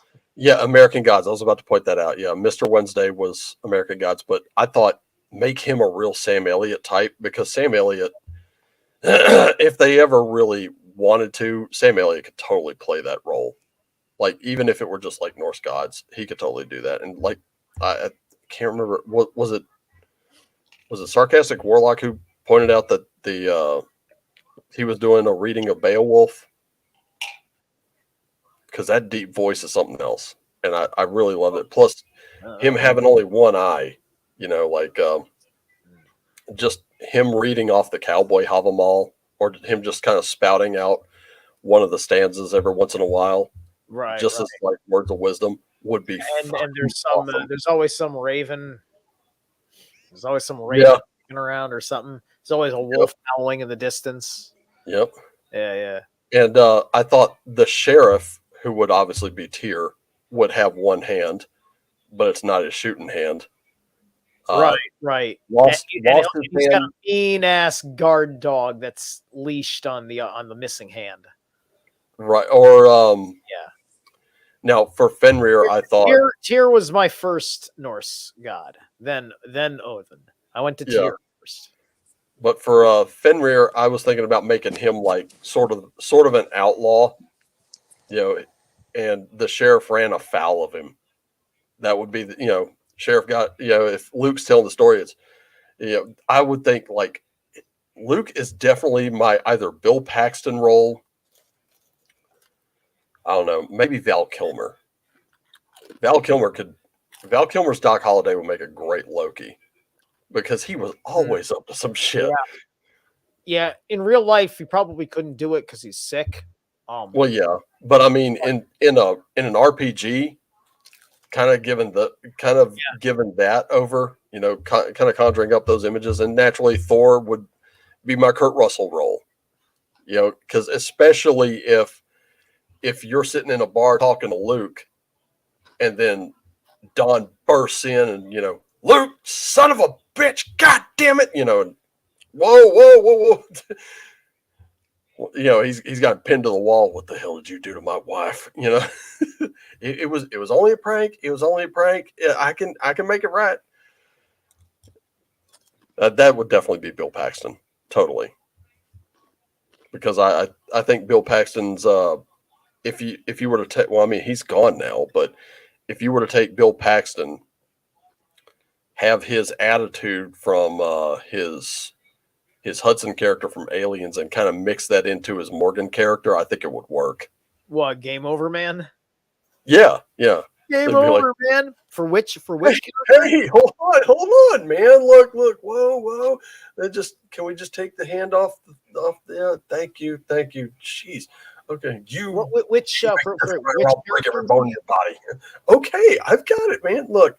I know some guys. I got to go out of town, and it's going to take me a while, but I'll totally make this right, dude. I'll totally make it right, man. Listen, bro, you're in North Jersey, right? No, South Jersey. Oh, you're in South. I'm a train ride away from Philadelphia. Oh, okay. Nice. Next time I'm in Bumblefuck, I should give you a fucking call, because once in a while I go down to Bumblefuck to see this family, because they're one of the best peoples in the universe, and they're down that way. They're all the way in the south end, all the way south. So very close to Philly, because that's what one of them does for work. Yeah, let's see. As a matter of fact, Cherry Hill is probably the closest major city I'm close to. Like, I could probably literally walk into. In fact, I could literally walk to Cherry Hill.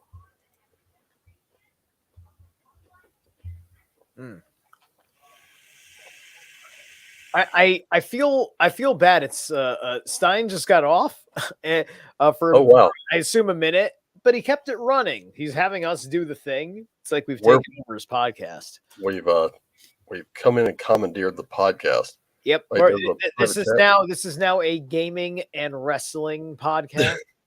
Oh, he said, have fun talking to RBGs, boys. Firefay and I will be right back. Maybe. All right, so they're gonna go spend some time getting laid because the nerds are getting lost in fantasy land. And we started with actual history, but right. the importance of it, I think, is is not lost on us. I mean, there's a reason chess has endured as long as it has. There's a reason backgammon has endured as long as it has.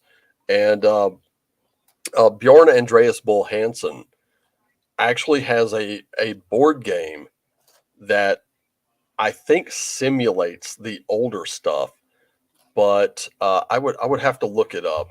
I can't remember what it was called. I was thinking about grabbing it too, but I don't know anybody who would play it with me because this kind of requires doing it in person.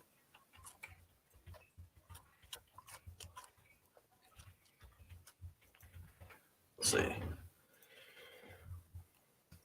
Okay, so he's got novels, Vikings of the North, merchandise.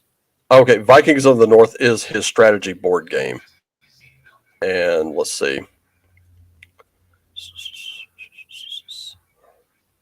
Wonder if they... Oh, direct links. So there's one for Norway and one for Denmark. So it's not even available stateside yet. I will update the list as soon as the game is made available in more countries, but already you can send an email to announce your interest in buying this Vikings of the North in your language. Okay, so he said, some time ago I was approached by Alga Spell. They wanted me to make a strategy board game based on Viking Age sea battle and conquest. I liked the idea and said yes. Now, a few months later, I can tell you I did not regret that decision. I've had the pleasure of working with some very talented people as a consultant on the authenticity part. I must say I'm impressed with the result. To be honest, I never really liked board games that much, but this one really fascinates me. We can sit for hours playing. It only takes a few minutes to get started, and there are layers and depth to this game that you will probably not find anywhere else. Very cool stuff. I wonder if there are any photos of the actual game and how it plays. There's a bunch of YouTube videos here. Good for him, man. And this is on his blog here. I'll pop that into the chat. I think everyone should see. Well, actually, I can't because I'm not in the chat. Imagine Odin's spear melted down into a 6-shooter. Gugnir melted down into a 6-shooter. Yeah. I don't think it would have to be melted down. I would say that would be more of a rifle. Gugnir would probably be more of a rifle, I would think. Yeah, Gugnir is definitely going to be a long arm. It's as a spear. Something like a 6-shooter. You're up close like that. That would be like you'd be talking about like a quick draw. I'd say Freyr would have the 6-shooter because he has the sword that fights on its own. Yeah. In fact, if you want to have fun, because that's a thing, do it like Who Framed Roger Rabbit, and the gun actually has its own spirit, and it can float and point and aim like a drone. Yeah, that would be more. If I were to do that kind of a setting, I think it would be more for this game. And if the artwork looks familiar, it's because the same guy, John Torres, the basic expert, did the artwork for this one as well. And as you can see, I mean, these are not big books at all. And like this one, I like that because it does have a bit of a fantasy setting. Like right here, they have you can use a deck of playing cards and use those for like random encounters, but they have stuff in here like, let's see here.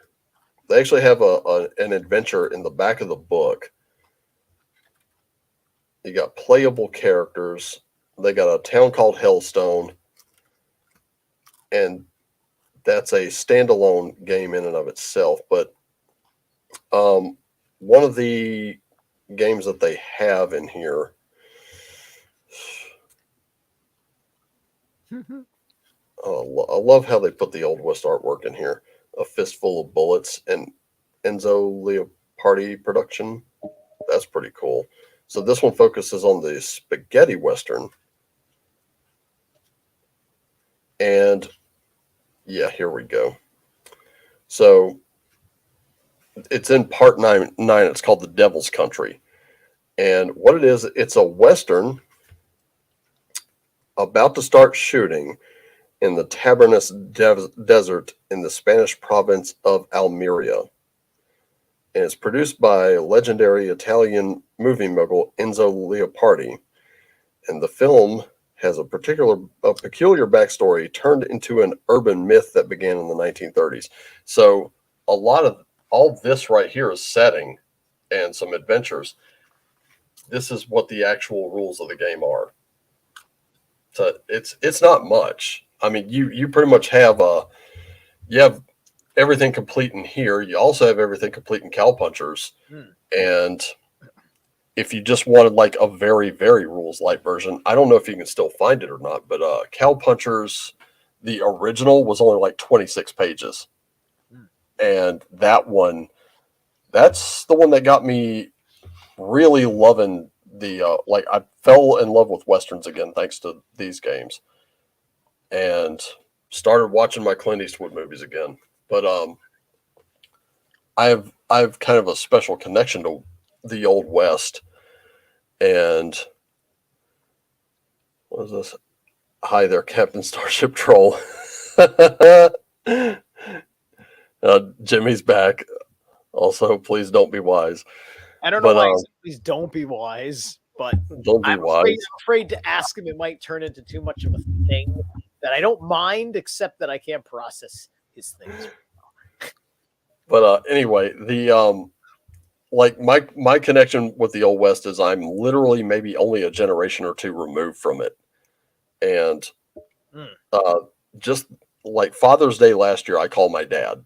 And, you know, I'm in the middle of reading the Robert E. Howard Conan novels because I've never really read Howard's Conan too much. I'd read a story here or there, didn't really get to read too much. But anyway, I was like, this year I'm reading them.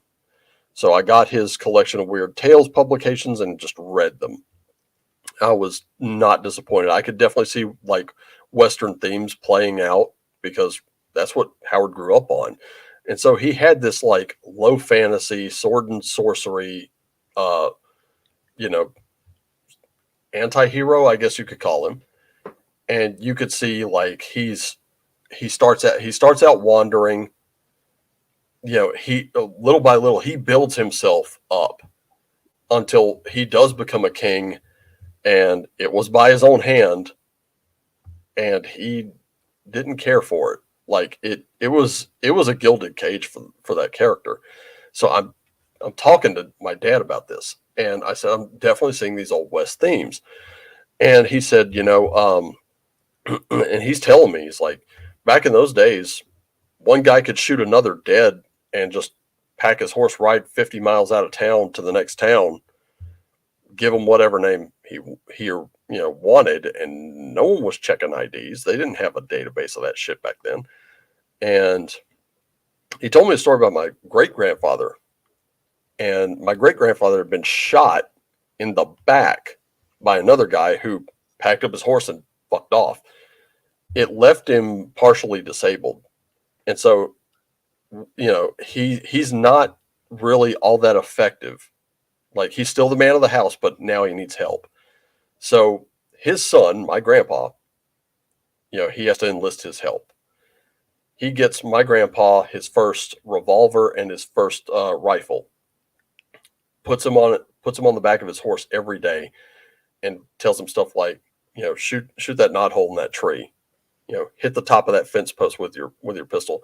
And my grandfather at the time, you know, he's never shot anything in his life. Now the recoil is kind of insane to him, but over time he gets it. He's able to, you know, handle it well and becomes a really good shot. And at 18 years old, he buys his first shotgun. And this was like one of the first pump action shotguns on the market. So he got one of those. And about a year later, and I'm telling you, he was 18, then 19. I kind of missed the fact that at the time he got his first guns, he was 12 years old. So what were we doing at 12 years old? Probably just like, we didn't care about anything but maybe Thundercats or something like that back then, especially if you're as old as me. So he's at 12 years old, learning how to shoot, becomes a great shot by the time he's 18. So it's 6 years later. Now he's proficient, gets his first pump action shotgun. And, one night there's a knock he's 19 years old. There's a knock at the door, and it's kind of late at night, probably about this time of night. So my great grandpa gets up, which means he gets up. Oh, nice. Oh, wow. And what are we? Oh, yeah. 30 that is nice. Savage. Oh, Savage. Oh, Savage makes some great firearms. And I'm a southpaw, so I'm very lucky to have a left-handed bolt action rifle. Oh, nice. Okay. Yeah. So he gets up, and both he and my great grandpa are now answering the door, and there's this lady standing there, and she's like telling him, "Hey, that guy that shot you has been spotted back in town. You might want to be kind of careful." And my great grandpa decides, did you see? He's like, has anyone seen him go into, go to his house? And, of course she doesn't know.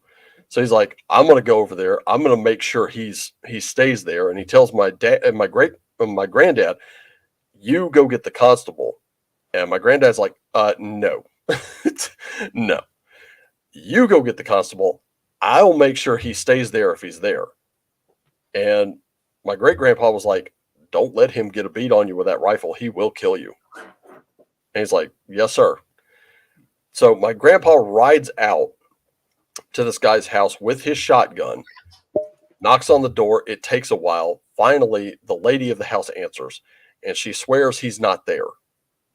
And he's like, look, he's been spotted coming in. If he comes with me, he just goes to the constable, he answers for this, and that's it. That's all we want. He saw movement from behind her shoulder. He moved her out of the way, picked up his shotgun, and just let off 2 blasts. And all he saw was like something crumple. After that, he hopped on his horse and took off. Caught up with the constable and my great grandpa, and he's like, I shot him. And the constable's like, well, is he dead? He's like, I don't know. It all happened really, really quickly. So he's like, okay, well, let's go back and see what's going on. So they all 3 of them are now going back. They get there. She's freaking out. Constable goes in, kicks the rifle out of the way. As it turns out, the movement he saw was this guy coming into view. He was going to shoot him, like he was going to shoot past his own wife, if not shoot through her, and take my grandpa off the census permanently. And my grandpa just moved her out of the way and blasted him to shit. So he was in fact dead. And he called my great grandpa over. He's like, hey, is this the guy who shot you? And he's like, yeah, that's him. I can't forget his face. And literally at the scene, it was ruled self-defense. And he's like, well, I guess I got to get the Undertaker down here. And they had the Undertaker come and pick this guy up. I'm like, and this is still in Louisiana around that time period. I was like, damn, that's brutal. I'm only like, you have my grandpa who was in that. My dad, who is a baby boomer, and then you have me. And I'm like, yo, I'm only maybe a generation removed from that. That's wild to me. I mean, that's a pretty savage age to have to grow up. And knowing, like, I think violence really wasn't that prevalent, even in the wildest days of the Wild West. Only like 5 people were actually ever killed, but something like that could happen. I mean, you know, pop, ride 50 miles out. Hey, I'm Jimmy so-and-so. How you doing? And you could live out the rest of your days as long as you didn't have a bounty hunter trying to find you.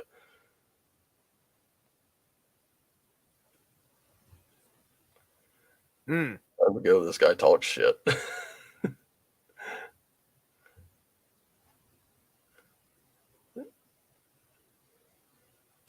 He gets up. Careful shit. Eyes. Yeah, that's something else. Like me, like my family, on my father's side. Mm-hmm.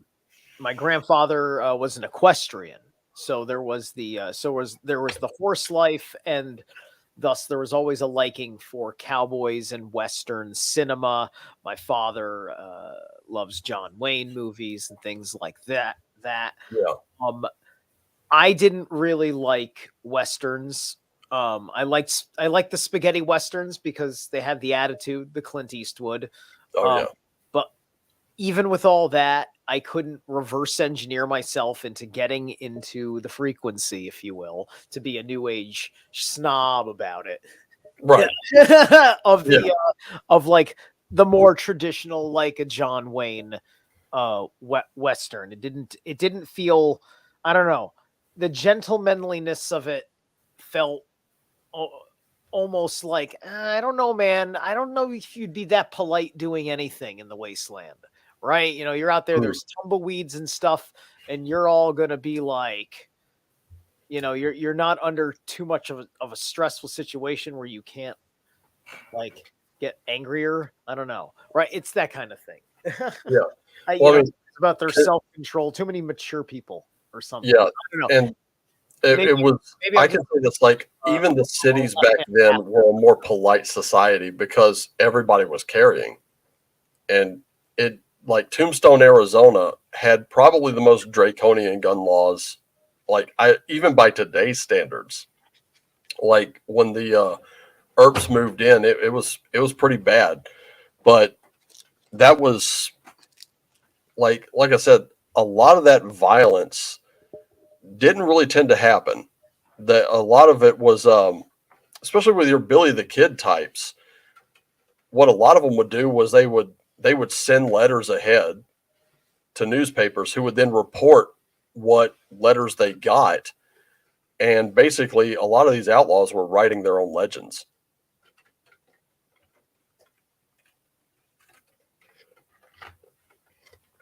Yeah.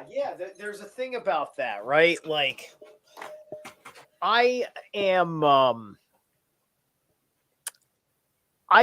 I took a look into the conspiracy research about what they call Tartaria, although I didn't believe the narrative or what they said, all of the historical anomalies that they're calling Tartaria was specifically this concept of Tartaria, but I did realize, wait a minute, there seemed to be something about that age that's a little offbeat. And one of the first things you come to understand is through that research is that, the Wild West as romanticized was largely bullshit. You know, like these guys were shit talkers. And then like probably just every other petty crime got named after them, and they got turned into a legend because everybody was Billy the Kid, because Billy the Kid was a thing that you did, right? It's just like with that, it's like it was a cult. It was a cult of people that were like doing their thing as a rebel concept. And certainly you can use that in propaganda if you are interested in making government bigger to fool people into making more laws and rules in society. because you just can't go and outright take care of the problem like men. Because it's because there's a lot of that trickster energy going along with that, right? So what I think is really going on with the Midwest in this period of time is that I think that there was something way different about this country before the Civil War, that when the Unionists won, they wiped out the part that was in the North and the South that they were abandoning, along with what of the Southern ideals that the war was really about were about. And so then after the war, you've got the Wild West, or really as the war was ramping up, because order was breaking down, right? So there would have been all sorts of new kinds of crimes from people that got screwed over in the divide of the country. And the only thing they could think to do while the country was ripping itself apart was go into becoming an outlaw, because, you know, they may have been breaking the law in one territory or state that they lived in, but they weren't in the other. It was not against the law, maybe, what they were doing, and it was maybe even something innocent, but then it just forced their hand, per se, right? So we go back to at least talking about that story to give us this idea of that's what it was like all over the country, when I think that maybe there was more technology of a different style that was in the more developed parts of the country. Yeah.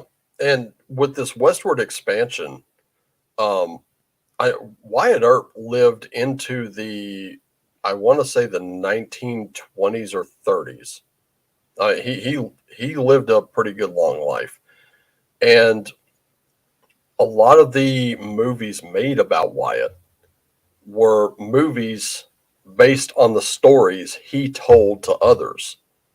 So considering, like, now if I share some kind of piece of information with you, you have the means to go check it out. And when you check out whatever piece of information I find or share with you, you'll find all kinds of information to either back it or to debunk it. It's going to be one or the other. But back then, that didn't exist. I mean, you had to kind of take Earp's word for it. You kind of had to take William Bonney or Billy the Kid's word for it.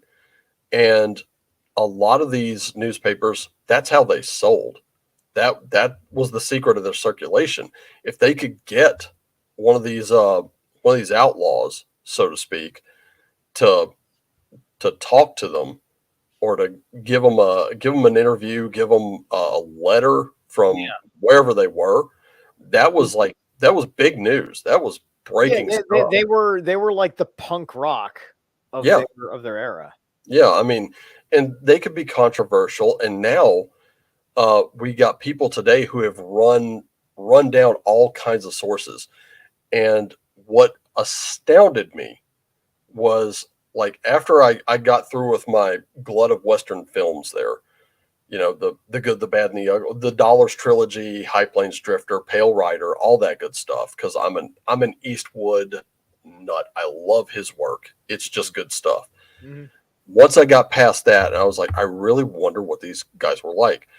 And, you know, I chased down some YouTube videos on it, and there was one guy who is a hardcore Western historian. That's what he does for a living. And some of the facts that came from him about Wyatt Earp blew my mind. And they gave, like, the movie Tombstone, when Ike Clanton keeps calling, I don't know if it was Wyatt he was calling this, but I'm pretty sure it might have been. It was either Wyatt or Virgil. He kept calling them pimps. I was like, well, why is he calling them that? Pimps? And it was because Wyatt, and I know Wyatt for sure. Wyatt had his share of a bit of a criminal history too.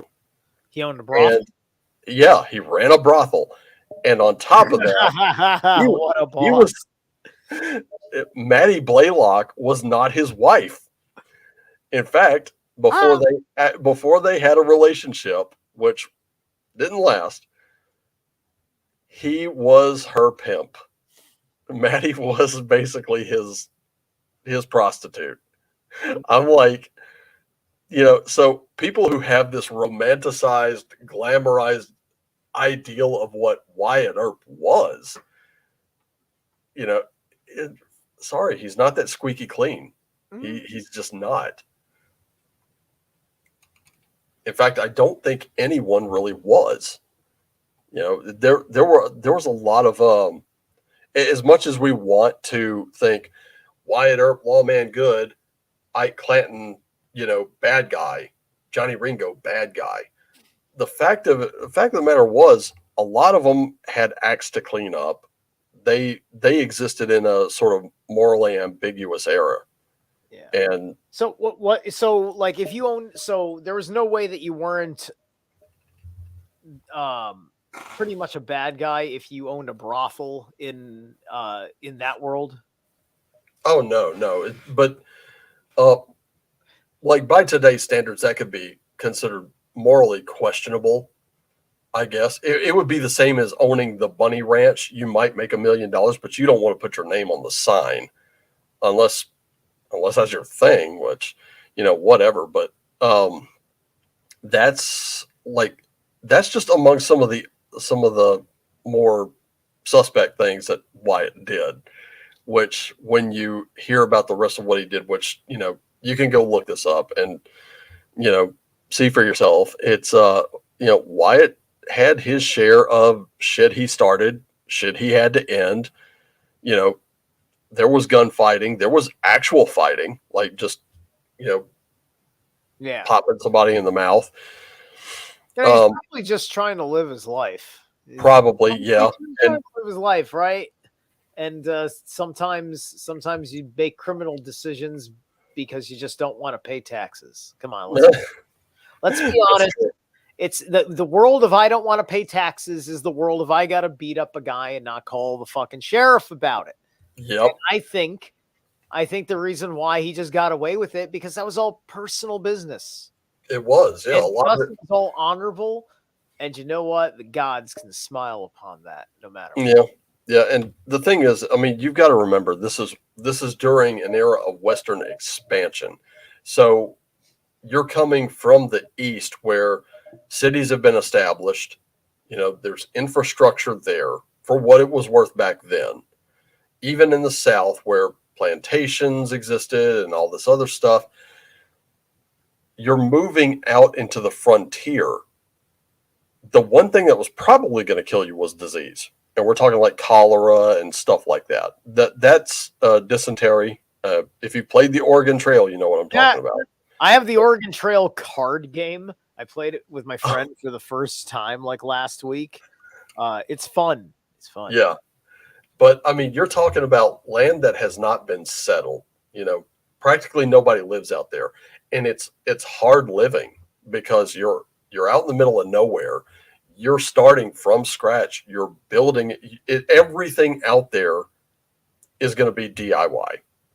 I mean, it's just that simple. So this took some sturdy type of people with a sturdy, mindset and a sturdy body to get out there and do it and to build out those towns, to build out that infrastructure. And then people could come live there. But mostly, it was also really agricultural, very hunter-gatherer type of living. So it required a lot of self-reliance. And children back then, if you had them, there was a good chance as soon as they were able-bodied, you were putting them to work, on the farm, whether it was raising pigs or raising crops or something like that. And then, there were some native tribes that were pretty hostile because let's face it, we were kind of encroaching on their territory there, and some of them had been driven from their homes. So naturally, there's a bit of an understandable grudge there.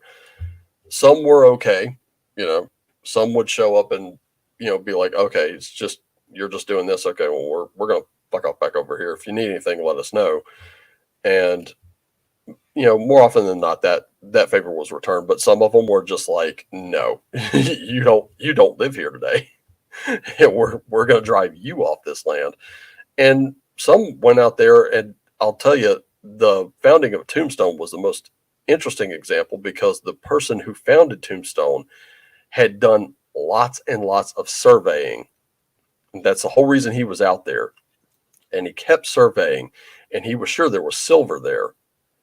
When he went to establish Tombstone, the guy who was doing his paperwork looked at him, and he's like, I don't care how much surveying you've done, all you're going to find out there is your tombstone. And he was like, okay.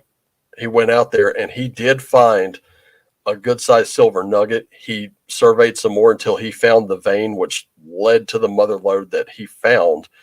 And that's part of how that town got built. That's how it got founded, was this silver mining that he was doing. It was a great place to build. That's a great place to build around. If you don't have water, silver can make some things happen. And of course, there were creeks and rivers and streams there, but here he is out in the middle of the Arizona desert, and he's slowly building this town. And someone, like, when they were going to put the town on the map, they were like, what do you want to call it? And he said, call it Tombstone. Just, the guy was right. I found my tombstone. And that's how the town got its name, which is one of those little things I find fascinating. Those little pieces of trivia. Very nice.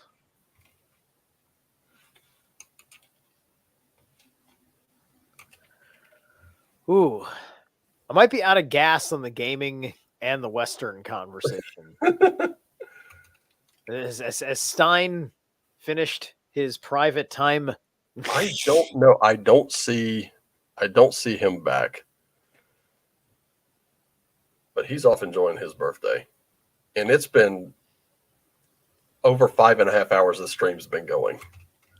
Yeah, I see. I saw the red number on the yard, and because I was here, I think at maybe the 3-hour mark. I can't believe I've been here as long as I've been here either.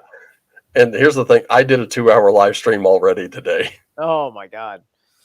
Yeah, no, I know what it's like to have like a workhorse live streaming freaking day. That's happened to me. I've done radio, internet radio before.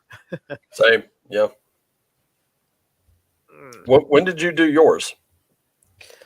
From like 2012 until like maybe like 2018.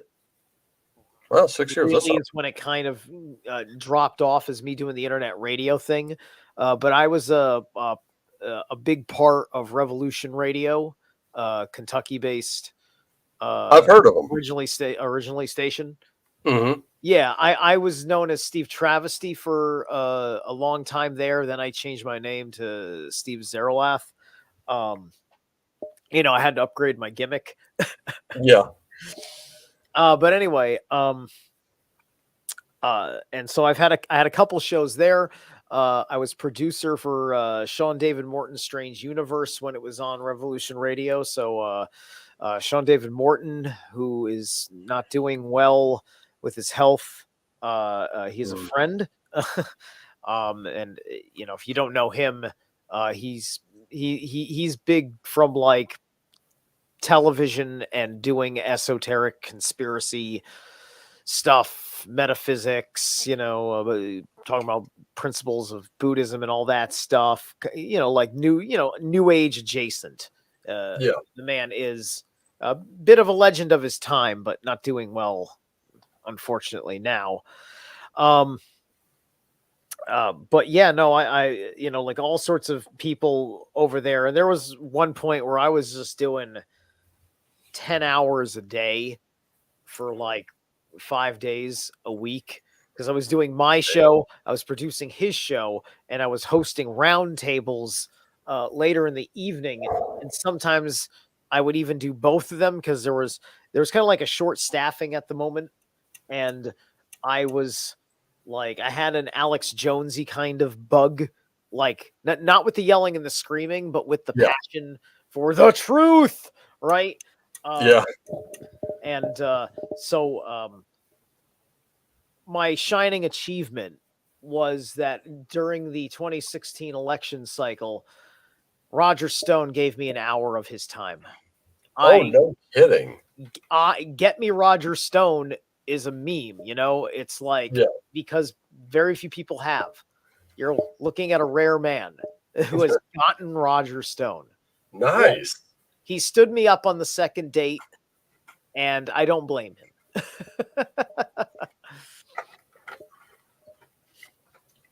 I think when I did it from, let's see, because I was supremely bored, and I knew two people who did it, and they were telling me that I should do it. And at first I was just like, nah, not really my style. And then I got bored enough to ask. I had a roommate who was doing it. His computer was there. His hard drives had all the music on it. I had a ton of music. I just hadn't ripped it. And I did have some on my hard drive, just not everything.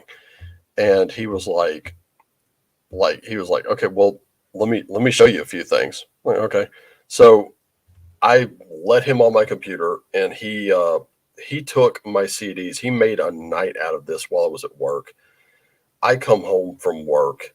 He's like, okay, dude, look at this. I'm like, okay, what do you got? He had ripped all of my CDs onto, like he had, I don't know what came over him, but he had torn his hard drive out of his computer, put it into mine as a secondary, wiped it clean, and put all my CDs onto this hard drive. And I'm like, where did you store this? You know, because at the time I really don't know anything. And he showed me how he did this. I'm like, you took the hard drive out of your computer and just wiped it? He's like, yeah, well, it's there. I'm not using the tower. We're all using this one. Now you got places to put stuff, so it's a secondary drive. I can get a new hard drive. It's no big deal. I'm like, oh, okay, if you say so, man. And he took me through. It was kind of like a fake Winamp that you could put online and make it stream. And it was a very small little program. I had like a desktop mic or two, or a little headset mic. And he was like, "Are you ready to try this now?" I was like, I don't know. Let me play with this thing and see what's going on. So I played with it for like about a week or so, and I'm listening to the others that are they're on this they were on this website called Hear the Pulse at the time, and I started there. By the time I got finished, like I don't know what was with the dude who ran it, but somehow I was always his go-to whenever someone fell out. And it got to where every night I was off, I was doing these 12-hour, start to finish shows. And I'm like, dude, I have got to get like at least a couple of days off. Like this cannot keep going on. And I for the most part, especially because I was in kind of an economically devastated disposition, which was part of my interest in conspiracies, because I was trying to stop the people that were making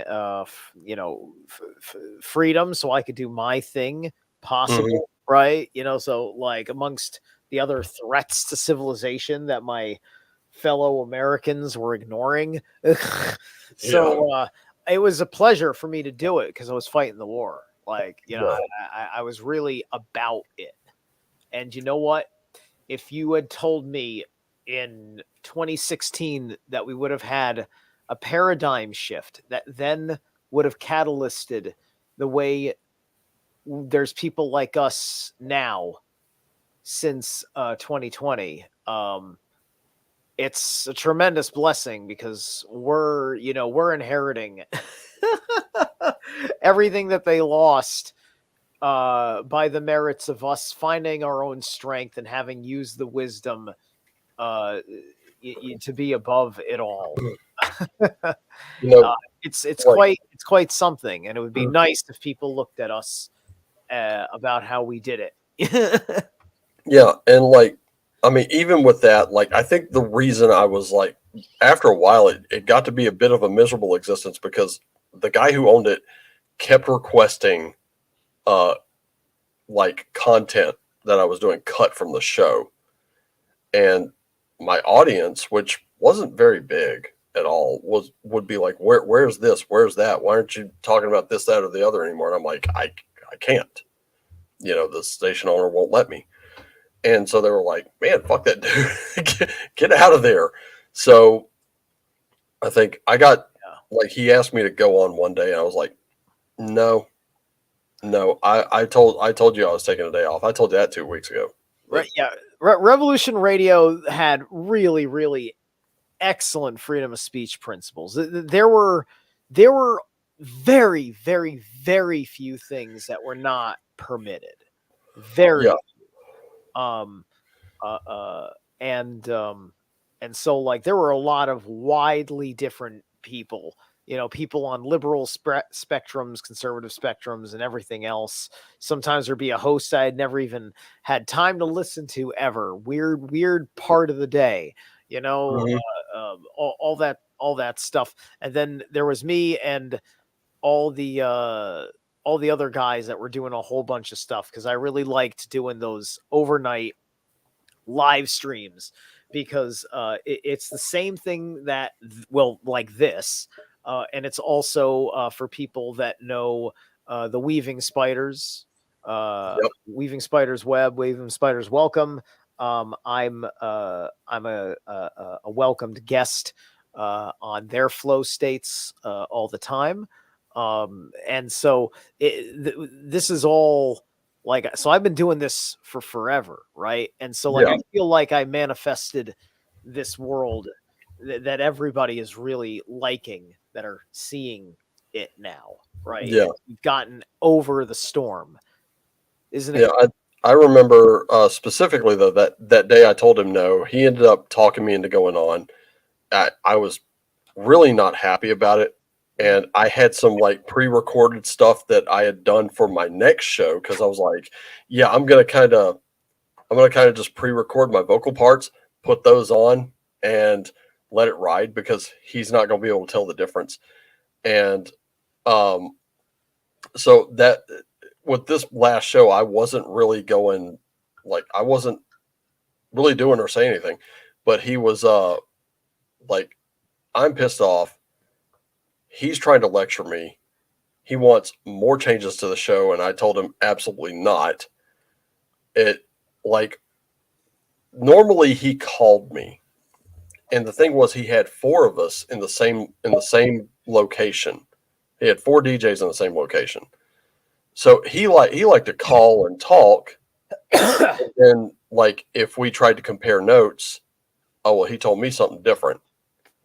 Well, now I've got him on my instant messenger, and it's going down. And sure enough, it got to the part where I literally told him, I quit. Fuck this. I'm out. Yeah. And I dropped stream, and I copied and pasted that entire conversation and saved it. And I was out. I was done. I was like, this is it. And I had to tell everybody who was listening, hey, he's got it now. I'm done. You know, I'm off this channel. So I started, like, stripping graphics off. Within a couple weeks, I actually had a new place to put the show, and it did way better there. I was a lot happier, and I was doing shows. They split, the channel split into sub channels. So they had, like, a rock station, they had a talk station, pop station, so on and so forth. Yeah. Country station. And, you know, I made the rounds on all of them because I was more interested in just kind of helping out wherever I could. And I didn't spend 12 hours at a time unless I wanted to. Like, I could just drop the stream in the middle of everything. And they had a server in Houston that would just kick on and start playing music and start playing bumpers and ads and segments from our own shows and stuff like that. as ads for our shows. So that was a much better setup. And I think the last time I did anything for the for that station, it was back in 2008. I came up here for a couple weeks just to kind of check the place out. When I came back, they had filled my time slot. And I was like, oh. And it was an honest mistake on their part. But I was like, you know what? Go ahead and keep what you got. I'm about to move like at the start of next year.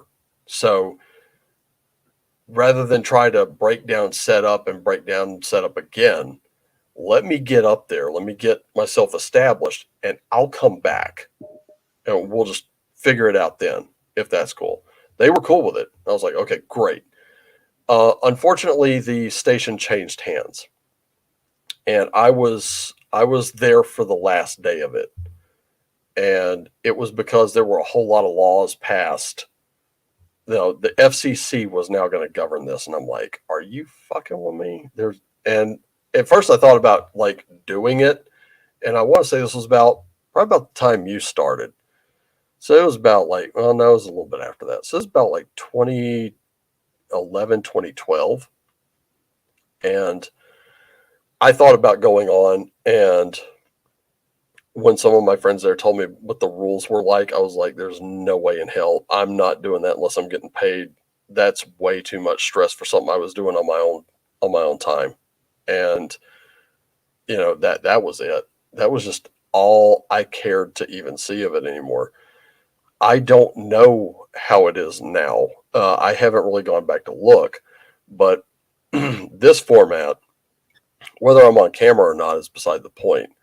This format, in my opinion, is just much better because it's much more flexible. At first, I actually wrote off podcasting. Like, I didn't think that was going to last.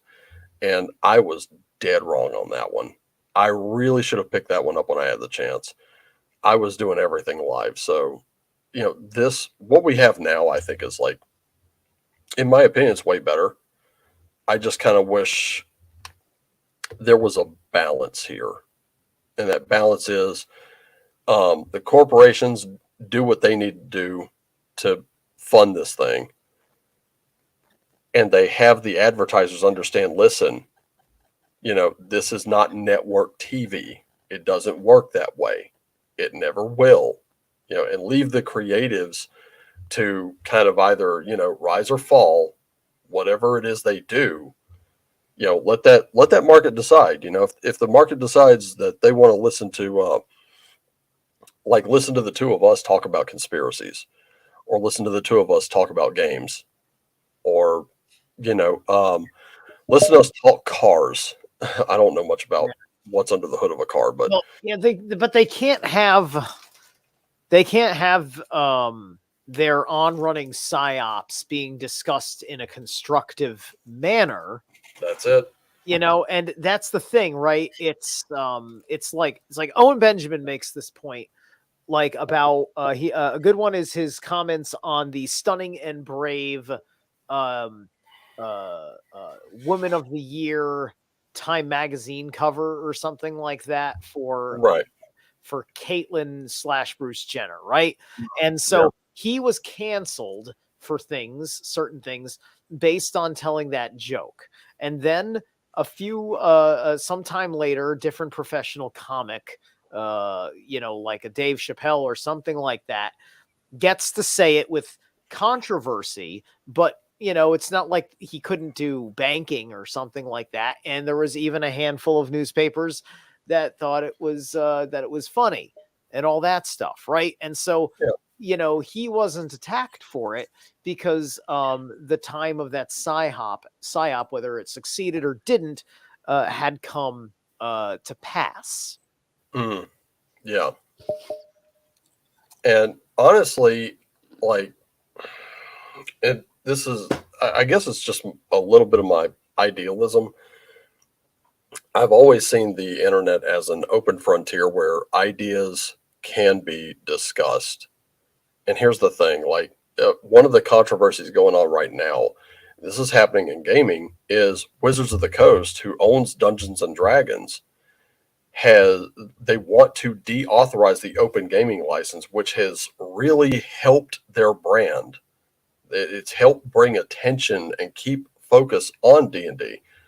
They want to like completely do away with that, and they want a new one because they feel like it's under monetized. And I'm like, no shit, it's a niche hobby. And they have a morality clause in there. And they are the sole arbiters of that morality clause. And I'm like, this is coming when the new one was leaked. It's called a morality clause. Yeah. Okay. No hateful, bigoted, blah, blah, blah content, that kind of thing. That morality clause, of which they're the sole arbiters. So now we as gamers, if like I write anything for them, in fact, I'll give you a better example. Splinterverse has a book called Dragonlance Companion. And they have other books as well, mostly centered around Dragonlance and its setting of Krynn. I think that book coincided with the release of Wizards of the Coast, Dragonlance Shadow of the Dragon Queen. I pre-ordered it. And I pre-ordered it because a friend of mine who got me into Dragonlance was super excited about it. And he tends to view things through rose-tinted glasses. But he's so optimistic about that setting. He loves that setting. And I've always been curious about it. So I went to him. He's the guy who has an encyclopedic knowledge about this thing. And the Dragonlance Companion, as I understand it, is a better book than Shadow of the Dragon Queen. And I've looked through Shadow of the Dragon Queen. It's an adventure. It's not a setting book. It gives you just enough background to where you can run that adventure and that's it. And if you really wanted to understand that setting in a gameplay sense, you would have to get AD&D First Edition's Dragonlance Adventures book, which you can get that print on demand, no problem. And it's really good. That'll give you all the background. But that was like there was kind of a disappointment when he read it, because he got to see it before I did. And he said, it's good, but it's not for us. It's not for the older guys. We kind of know what it is we're looking for. They didn't deliver on that. But it's okay. He was kind of disappointed. There wasn't any hate coming from him.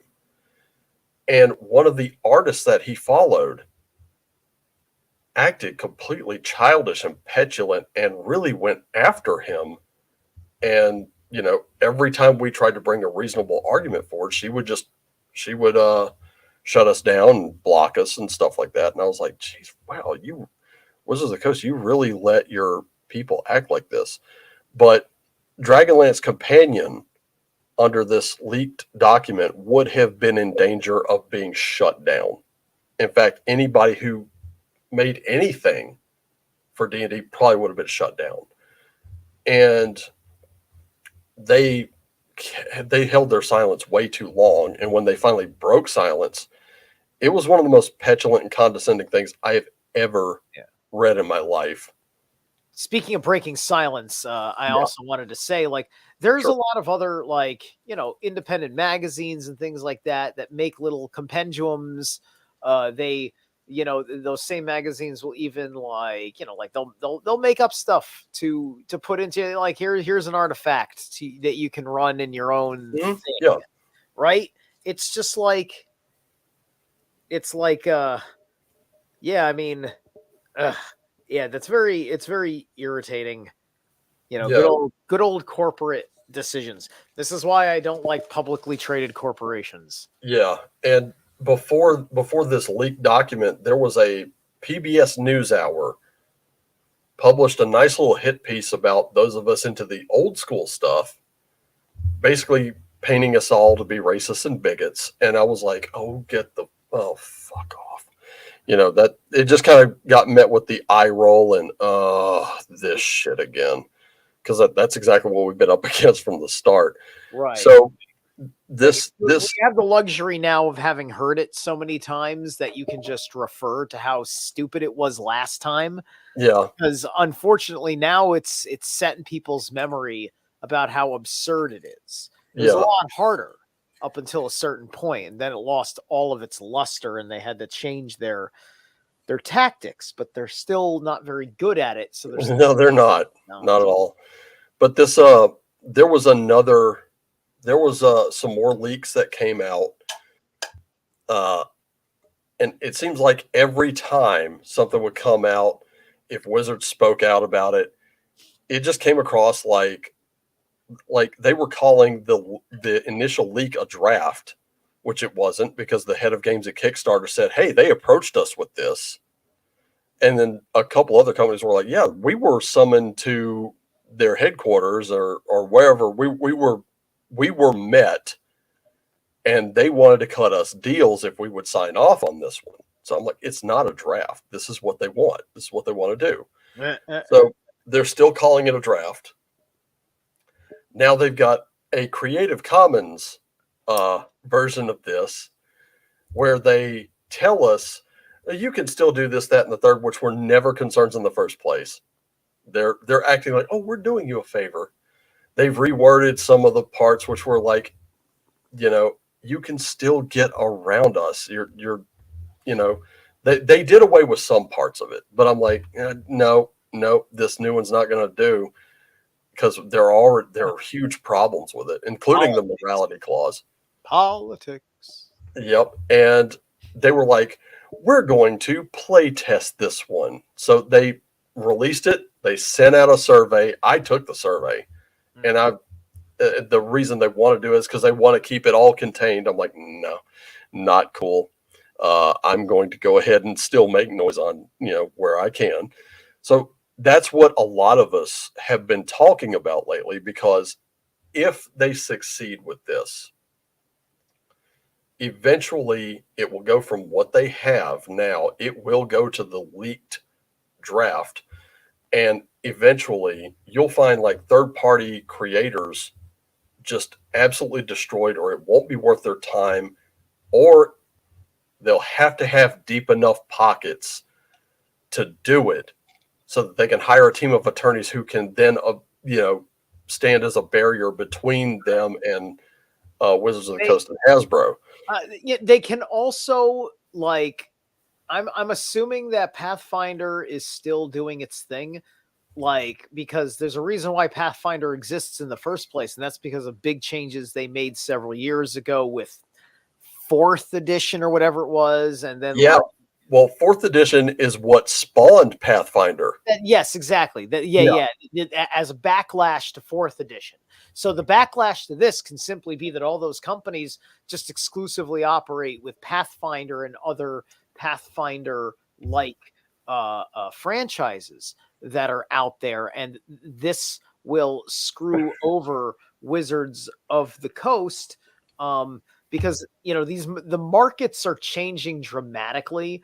And it's an absurdity that's based on peer pressure from all of the sensitive people that they've built on their business side of things, right? Mm-hmm. And it's just like, I had plenty of ideas before my friends went psycho about how you don't need to do things completely antiquarian to the right that's offending you, and also snub out people that sort of fit that description but mean you very well. Mm-hmm. But that's not what anybody wanted to happen. Everybody chose pain. Chose pain. Why? Do you need to play Soviet comrade revolutionary divine atheist game right now? Yeah, really. Like, we're trying to play Dungeons and Dragons and you're playing Rage Against the Machine. It's like you're playing pitchforks and torches. By the way, Rage Against the Machine make a lot of money with the machine.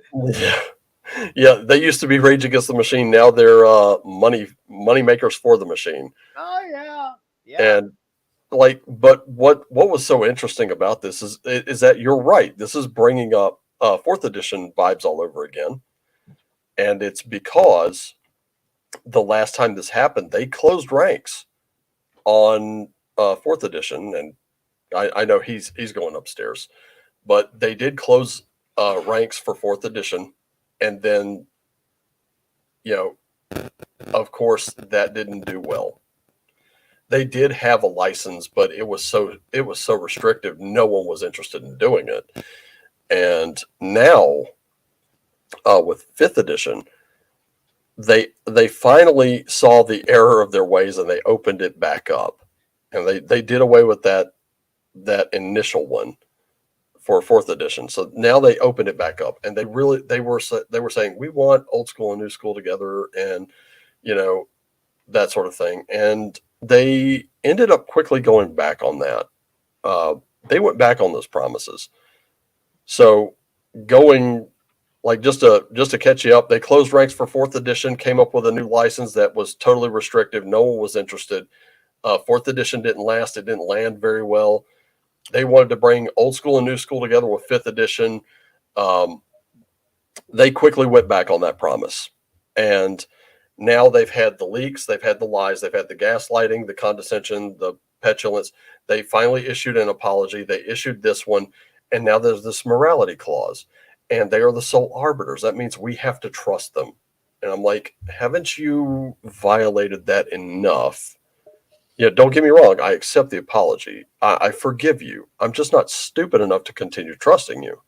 Right. And now with the 4th edition, that restrictive gaming license was such that the people who created Pathfinder, the law firm that helped Ryan Dancy write the initial open gaming license for 3rd edition and 3.5, those were the people who founded Pathfinder.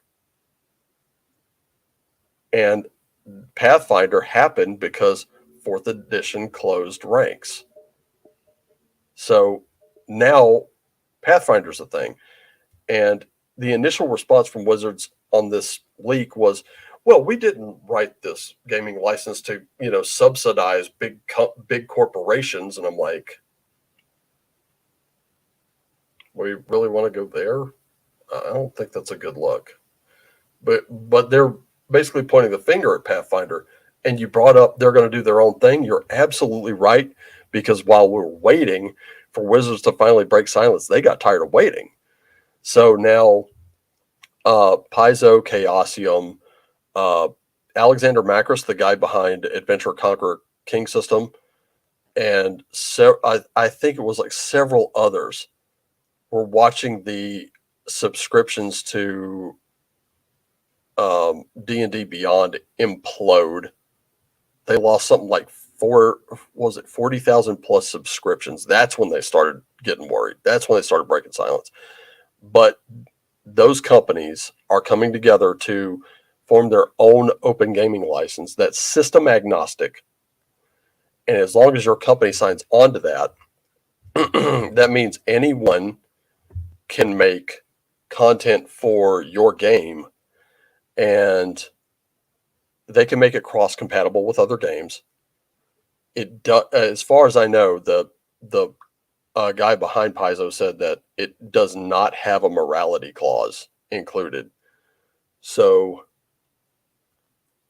oh boy, there's my co-host. I don't know what's going on with him, but anyway, long story short, yes, they're doing their own thing, and meanwhile, Wizards of the Coast is playing. So, yeah, I think you're absolutely right. If you look, and this is the one thing that came up in the podcast I did today, if you look at tabletop role-playing games as a whole, whether it's on Drive Through RPG, Lulu, DM's Guild, whatever, there is such a wealth of these games, and many of them are scrubbing any of the open game license content out just to put themselves, you know, kind of further within the boundaries so that Wizards won't be able to mess with them. Some of them are like, no, Wizards are going to have to come after us because we're not changing this. But some people are kind of looking to Paizo and those guys to see what it is they're doing, and they're probably going to jump on board with them. And quite honestly, is with the morality clause, my biggest issue with it is some of the wording in this new license. If, let's say, you and I produce a setting book or something like that for Wizards, we produce it for official D&D. What will then happen is, even if through no fault of our own, no intention of our own, we are accused of some form of racism, bigotry, hatred, intolerance, blah, blah, blah, blah, blah, then Wizards can revoke the license. We will have to pull our book, pulp any stock, like any physical stock, delete the PDFs. And in a few months, if Wizards decides to release that as their own without the little problematic part, they could totally do that and be like, oh, well, we've been working on something like this for months. And even if we can prove in a court of law that that's our work, they can still sell it. They may have to pay us money damages, but they can still sell it. And so you start to see where this starts to look like an end run around. They say we have to protect our IP. Don't you know? We have to protect it.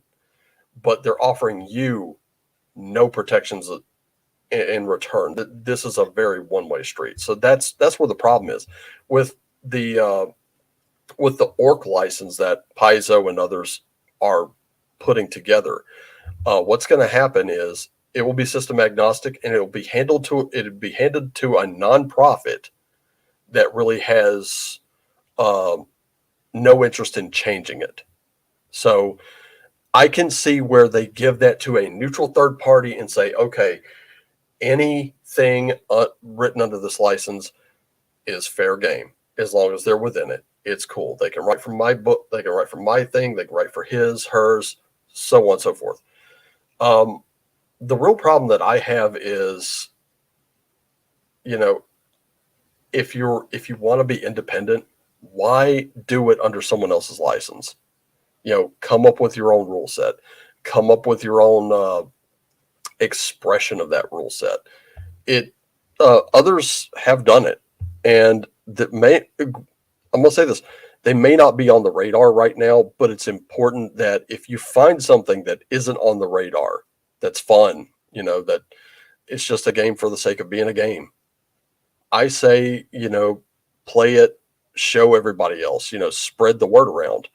As a matter of fact, I just got Skate Wizards in the mail today, and let me tell you, that looks like so much fun. It's a really great small little zine game that, it's just two guys, and it was on Bob the Builder's channel. I really recommend that you just look up Bob the Builder Skate Wizards and check it out.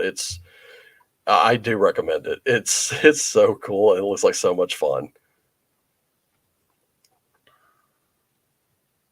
Nice. I was typing back and forth here with JB Art, who's the only person listening to us in the in the thing right now. Stein should come back. I think I may want to call it a night myself. And I think it would be good for him to come in and actually turn the power off. So You may may want to stop the live stream, especially if you decide to bounce because you have no one to bounce off of. Well, I'm probably going to go because quite honestly, it's like 10:15, and I'm like, you know what? I just kind of want to relax and watch something, and not have to take part. I've been taking part all day. Yeah, exactly. Yeah, we have a fun. I had a mind. It's been 6 hours. Can you please come in and turn the power off, dude? Okay, Stein's just popped up in the comments. Yeah, I see. All right, I so see. he lurks about. All right, so cool. I don't have to feel guilty about signing off. Raven, how can I get a hold of you? Because I'd like to talk shop sometime, because I got people that would be interested. But you may have to make the trip up this way. That's going to be a little difficult because, like I said, right now, this is something I really haven't shared. but I guess it's time. I kind of got into a car accident, and at first, insurance just wanted like $750 to fix the front end of my ride, which I was going to pay, and deductible, whatever. And I had kind of like my knee was kind of bruised up. That was like the worst injury I suffered, and of course my pride. But they decided to total the car, and I was like, really? So I'm having to. I'm gonna be out Tuesday, and I found a new one, but I'm gonna be out Tuesday to grab that one. Okay. And yeah, it's a situation, but well, yeah, there would obviously not be a rush per se. So right. You know, yeah, I'm just we're just talking right now. But anyway, yeah, dude. Yeah, so how can I get a hold of you? Actually, Raven Wolfgar at pm.me. That's my email address. So now everybody has it.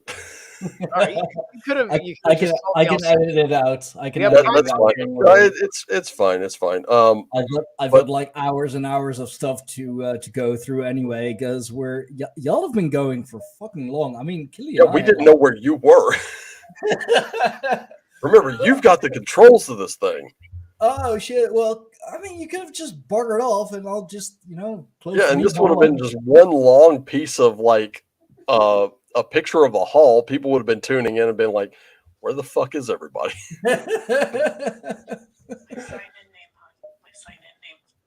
Alrighty. So, all right, man. Cool. I will. I'll shoot you an email. It was your name at pm.me. You said. Yep, that's the one.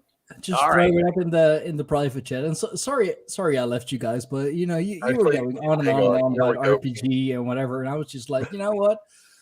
I want to have some time with my girl. So yep, that makes sense. Yeah. No doubt, dude. Yeah. And Stein, if you ever want to have an interesting conversation, you hit me up. Oh, dude, for sure. I mean, I'm having sarcastic. I guess he's going by sarcastic now again instead of sarcastic. I think this is something like that. Yeah.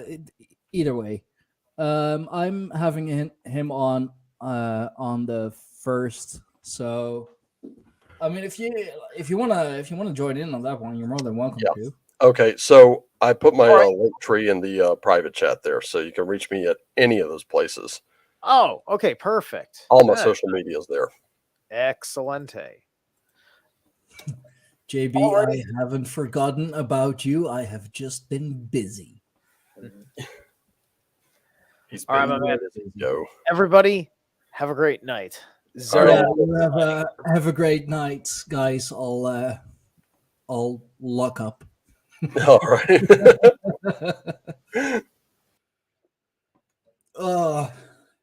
Sorry everybody, I poofed, but I was having a date night with my my girl, or girls, I should say. One female human, one female kitty, and Timmy. He's a Timmy. Yeah, thanks. JB, and seriously, next time just come into the hall. Oh, Jimmy, you're here still too. Okay, well, guys, I'm gonna wrap up. I hope Raven and Zelrith, whatever his name was. Hope they kept you entertained. And yeah, I'm gonna enjoy the rest of my birthday weekend. I thank you all, and yeah, until next time, guys. See ya.